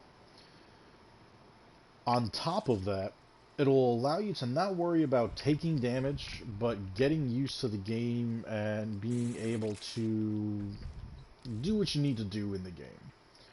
So I am going to, let's see here, let's get rid of the heavy gunners. Let's just grab a handful of them. We'll call that 6 of them. I'll unpause the AI. I'm going to drop them down to a realistic level to where you would be. And we'll put them at 20. I'll simulate it. So now I got these heavy gunners at level 20 in the chat. So they're shooting at me. I'll throw on Iron Skin. And now Iron Skin's going to protect my vitality. So now that's 6,000 points at the top. That's my new life bar. They are trying to damage me. They're not going to be able to. And I can focus on putting damage on them. I don't have to worry about getting hit. I can just focus on myself. Duke's out there just ripping people apart because he's got nothing better to do. Isn't Volt better? Volt's great. Volt's a great frame, but here's the thing. You're probably doing research and looking at Volt from the point of view of people that have been playing the game for a while and need someone with certain capabilities to focus on. Volt is great for storming the castle. Volt's great for crowd control. Random has Duke on. Probably because I had a Naro sound before. I'm suggesting Rhino for the fact of you don't have to worry about anything other than getting used to the mechanics of the game. And trust me, right now the first like 5 or 6 planets are basically a joke. You're going to want to get used to the subtle things of this game. You want to get used to hacking. You want to get used to when certain enemies are attacking, where they're vulnerable, how they're vulnerable, what's going to make them weak, what they're weak against. You know, once you come across your first Nox and you have Volt, he's going to start putting the hurt on you with his primary weapon, and it's going to drain you, and it's not going to just drain you and knock you down. It's going to attack your vitality directly. Your Kubro's hatching tomorrow? That's great. Here's the other thing. The Kubro that I have is actually an infested Kubro, an infested charger, the Helmuth charger. And when you play the game and play with other people and they happen to be infested, or you play against someone that's using Nidus, you'll get a pink spore that starts growing on your Warframe's neck. You can drain that spore once it's matured after 6 days and put it in your Kubro when you're hatching a new one, when you first start the process of it. And he will be a Helmuth Charger as opposed to just a regular Kubro, which is what my Duke is. But again, get used to the mechanics of the game. You need to be able to know that when you run around, bullet jumping, being able to like spot the map, being able to catch yourself if you're going to come close to, you know, falling off the map. You need to get used to aim gliding. I mean, aim gliding is huge in this game. When you're up in the air and you're aiming around, I can't tell you how many times that I've used, especially Rhino here, I'm up in the air bullet jumping and then I'm shooting at somebody that is there, being able to wall latch and wall latch, and bullet jump, and wall latch. Like, these are all things that will come into play into the game. So to be able to do all that, you have to not have it in your head of... Oh, dude, absolutely. I convinced so many people to play this game. It's so much fun. When you can get yourself a solid squad of people playing together, dude, it's great. But you need to be able to handle the mechanics of the game. And again, in the beginning, it's not going to be that hard. Rhino takes that pressure off of you that you can focus on everything else. He can crowd control his... I'll just do this. I'll spawn these guys back in. Let me ramp this back up to 150, though, because I don't want to leave it anywhere else. You know, you have the ability to crowd control. Your fourth ability will put them in the air and suspend them in there. Well, the way my build is, for 7 seconds. And they'll drop down, and they'll be back at it. Now, these are level 150s, and you can see the damage that I'm causing. It's not a lot. Rhino does have an ability called Roar. That's going to, based on your ability strength, give you more damage capability. It's going to increase your output altogether. Oh, I got something in my eye. Now, granted, my Boltor isn't the best weapon to show this on because I've put no effort or Forma into it. It's just a basic weapon. But is it true that secondary weapons get pretty useless when you get to hard planets? Okay, so the secondary weapons, for the most part in this game, are no longer used for killing an enemy. That is somewhat true. So if I were to slap on... Now this is probably the best secondary that I have. And I modded it in a very specific way. And actually, come to think of it, let me make sure the right loadout is on my Oxamati here. You're just doing straight slash. You, I have viral. So, okay. And let me show you my melee weapon. There's a reason why I use this specific build. I'll get this back to where I would need it. On this weapon is a mod called Condition Overload, where, and here's the thing, melee weapons are the bread and butter of this game for sure, so you definitely want to get something that's going to work great. It's going to be able to be versatile, it's going to be able to be quick. So Condition Overload will increase your melee damage by 120% for every status type affecting the target. In other words, if you, and it'd probably be better if I put Saren out here.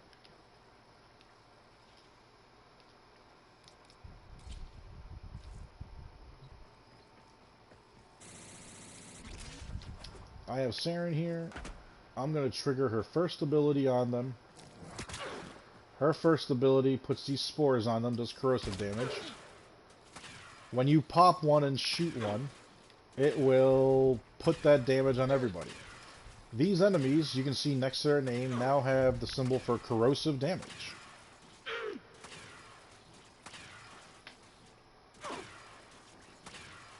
The Ascot Prime? I have no idea. Oh, Oxamati. This is the Oxamati Prime. A pair of dual pistols. So right now, all these guys have corrosive on them. They have a status on them. My melee weapon will get an extra 120% damage because of that. Now they got toxic and viral on them. This guy has extra damage. So when I come in here with my melee weapon, I get that massive bonus in damage. There are 3 status effects on it. Technically 4 now. There's impact, you have viral, you have corrosive. So you're looking to get as many. Now there's slash. So when I come over here with my melee weapon, you're getting that massive bump in damage because of that mod. So you are going to base your secondary weapon on doing nothing more than boosting your melee weapon. That's all you're looking at it at that point. Radiation, you get a 75% bump in damage against anyone that has ferrite armor. So the Grenier are huge. So if I were to take, say, my Lanka. Now, this is a sniper rifle anyways, but the Lanka does only one type of damage, radiation. Now, it will also proc regular damage regardless. But I have this build to do radiation damage. So I'll get a 75% damage buff if I get those guys out. Bring out the Grenier. Let me bring out some Bombards. Yeah, high level Bombard. We'll do the Manic Bombard because he's got extra stats than the regulars. Radiation damage. You'll get a bonus in damage because radiation, when it triggers against, well, not even that, just the fact that there's a chance for the radiation, will give you that extra damage against ferrite. 75% base damage added onto your attacks because they have ferrite armor.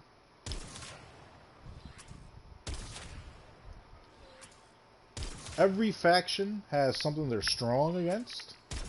Every faction has something that they are weak against. You know, magnetic only works against shielded enemies for the most part. So if your enemies doesn't have shield, but you're doing magnetic damage to an enemy, you know, magnetic is not going to do a whole lot to the infested that have no shields. It's a pointless stat. Can you put all the elements together? You can put all 4 elementals together. They will blend together to combine the new elements. Every pairing of elements will come together and make something new. So on this version of my Tigress, I have all 4 elementals on here. Cold, toxic, heat, electric. Cold, toxic together make viral damage, which will attack health. Heat and electricity makes your radiation. Now, I could switch these, and now I'm doing blast damage and corrosive damage. I could switch them back and do gas and magnetic damage. You can have all 4 on, but you're only going to be able to proc the 2 status types. Now, there are certain weapons that will have their own element made just for them. I use an Ignis Wraith. It's a flamethrower. It always has heat. You can stack that with something else. There is another weapon, and this one is one of my favorites, the Phantasma. Properly modded, you can, because of what it has innately on it, this first build is radiation, gas, and magnetic. This is great against the Corpus. I use it all the time. The next one is radiation, because that's what the weapon innately has. Like the heat sword. Yep, the heat sword. You will have heat on it. It will burn enemies. It will cause fire, and or cause inferno, and it will lower their armor. It will crowd control them. It puts the heat proc on them so that they're in that animation of, oh no, I'm burning, and they're flailing their arms around, and it controls them. But you can, depending on the weapon and how you order your mods, you can have multiple elements on here. This is the most you'll ever get on a weapon. 3 different combination procs. It is the best combo, or the most combo of applications you could have here as far as damage type goes. But that's just using the elements. The damage types, impact, slash, and puncture. If the weapon doesn't have it, you can't do anything about it. because all their mods, if I put on Sweeping Serration, this weapon doesn't have slash. If I put on Sweeping Serration, I don't get slash because it's 120% of what the weapon has. If the weapon has 0, 120% of 0 is still 0.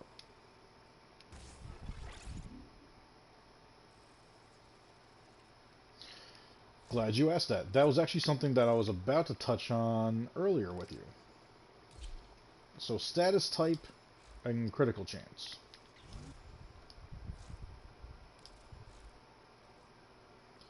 My lens, with the ribbon and the mods that I have on it, corrosive is heat and toxic.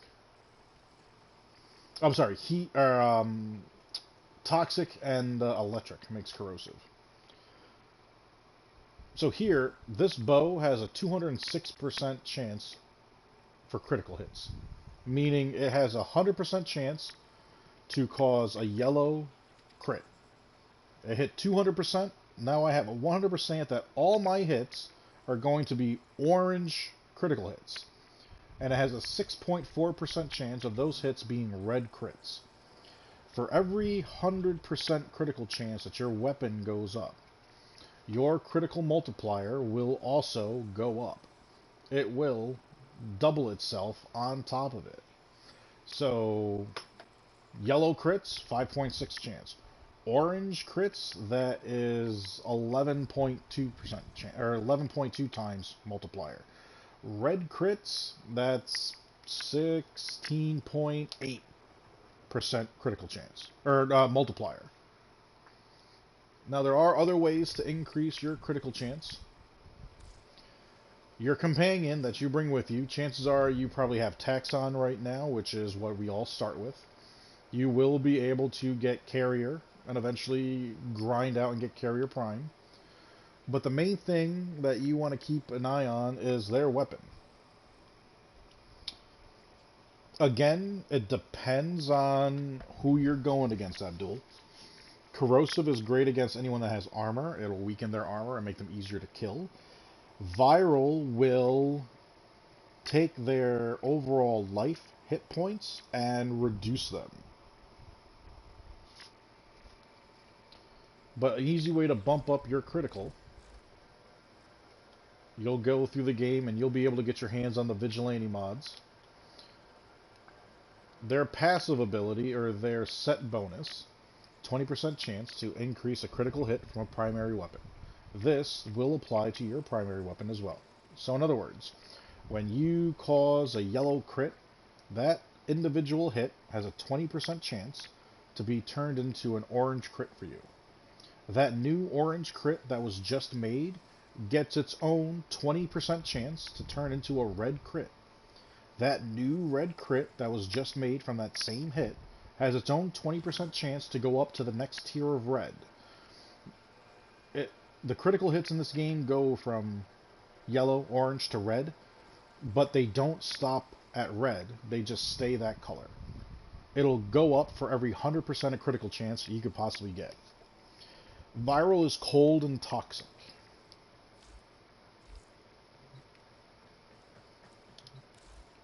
So if I were to take out a handful of idiots here, we'll bring out the healers.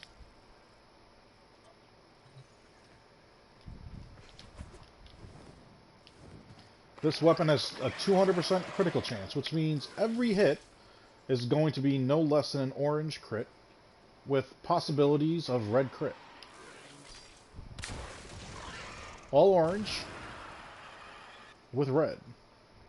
2 guys survived, barely. He died from the impact of the arrows alone.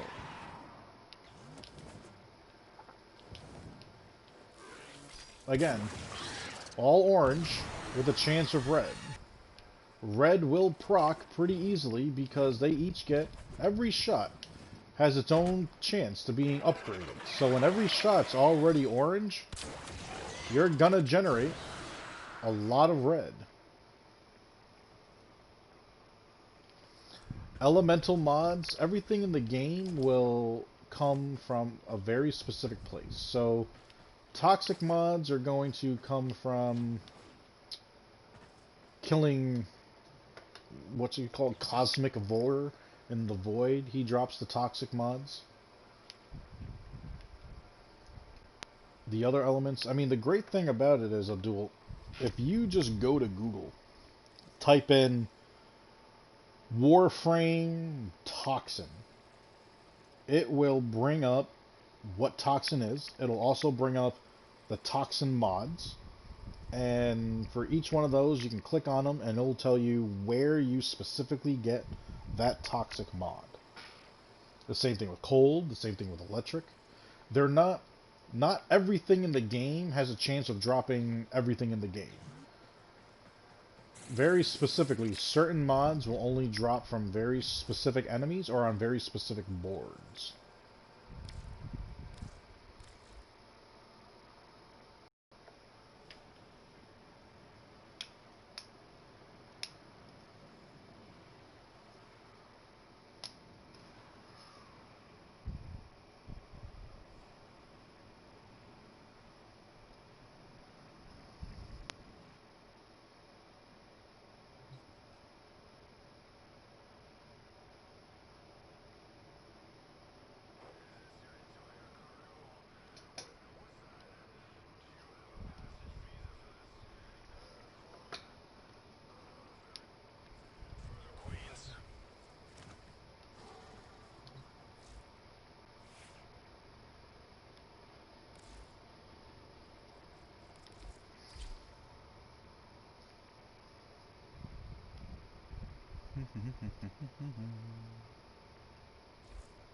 Excellent armaments, operator. Please return Covered in blood. safe and sound. Alright, so he is on the right part.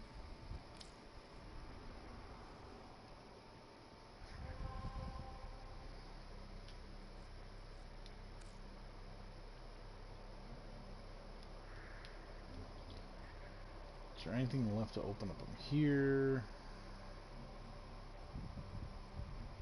You're an Arcwing. You're the survival I already did.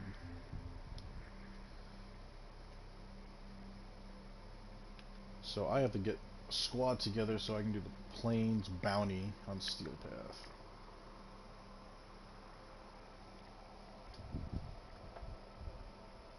My name is not the easiest name to remember, Abdul. You're more than welcome to join the Discord. That way, at least you have access to the spelling of my name. It's not the easiest thing to get. Dude, just say, hey, it's Abdul. Shoot me a message right on PlayStation when you send me a friend request, and just say, hey, it's Abdul from the stream.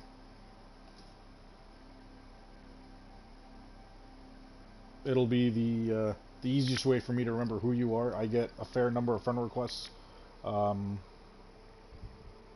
so just being able to keep track of that would just be easier. I appreciate it, buddy. I assume with your account settings, they're set to private, so I never got a notification. But I appreciate that, bud.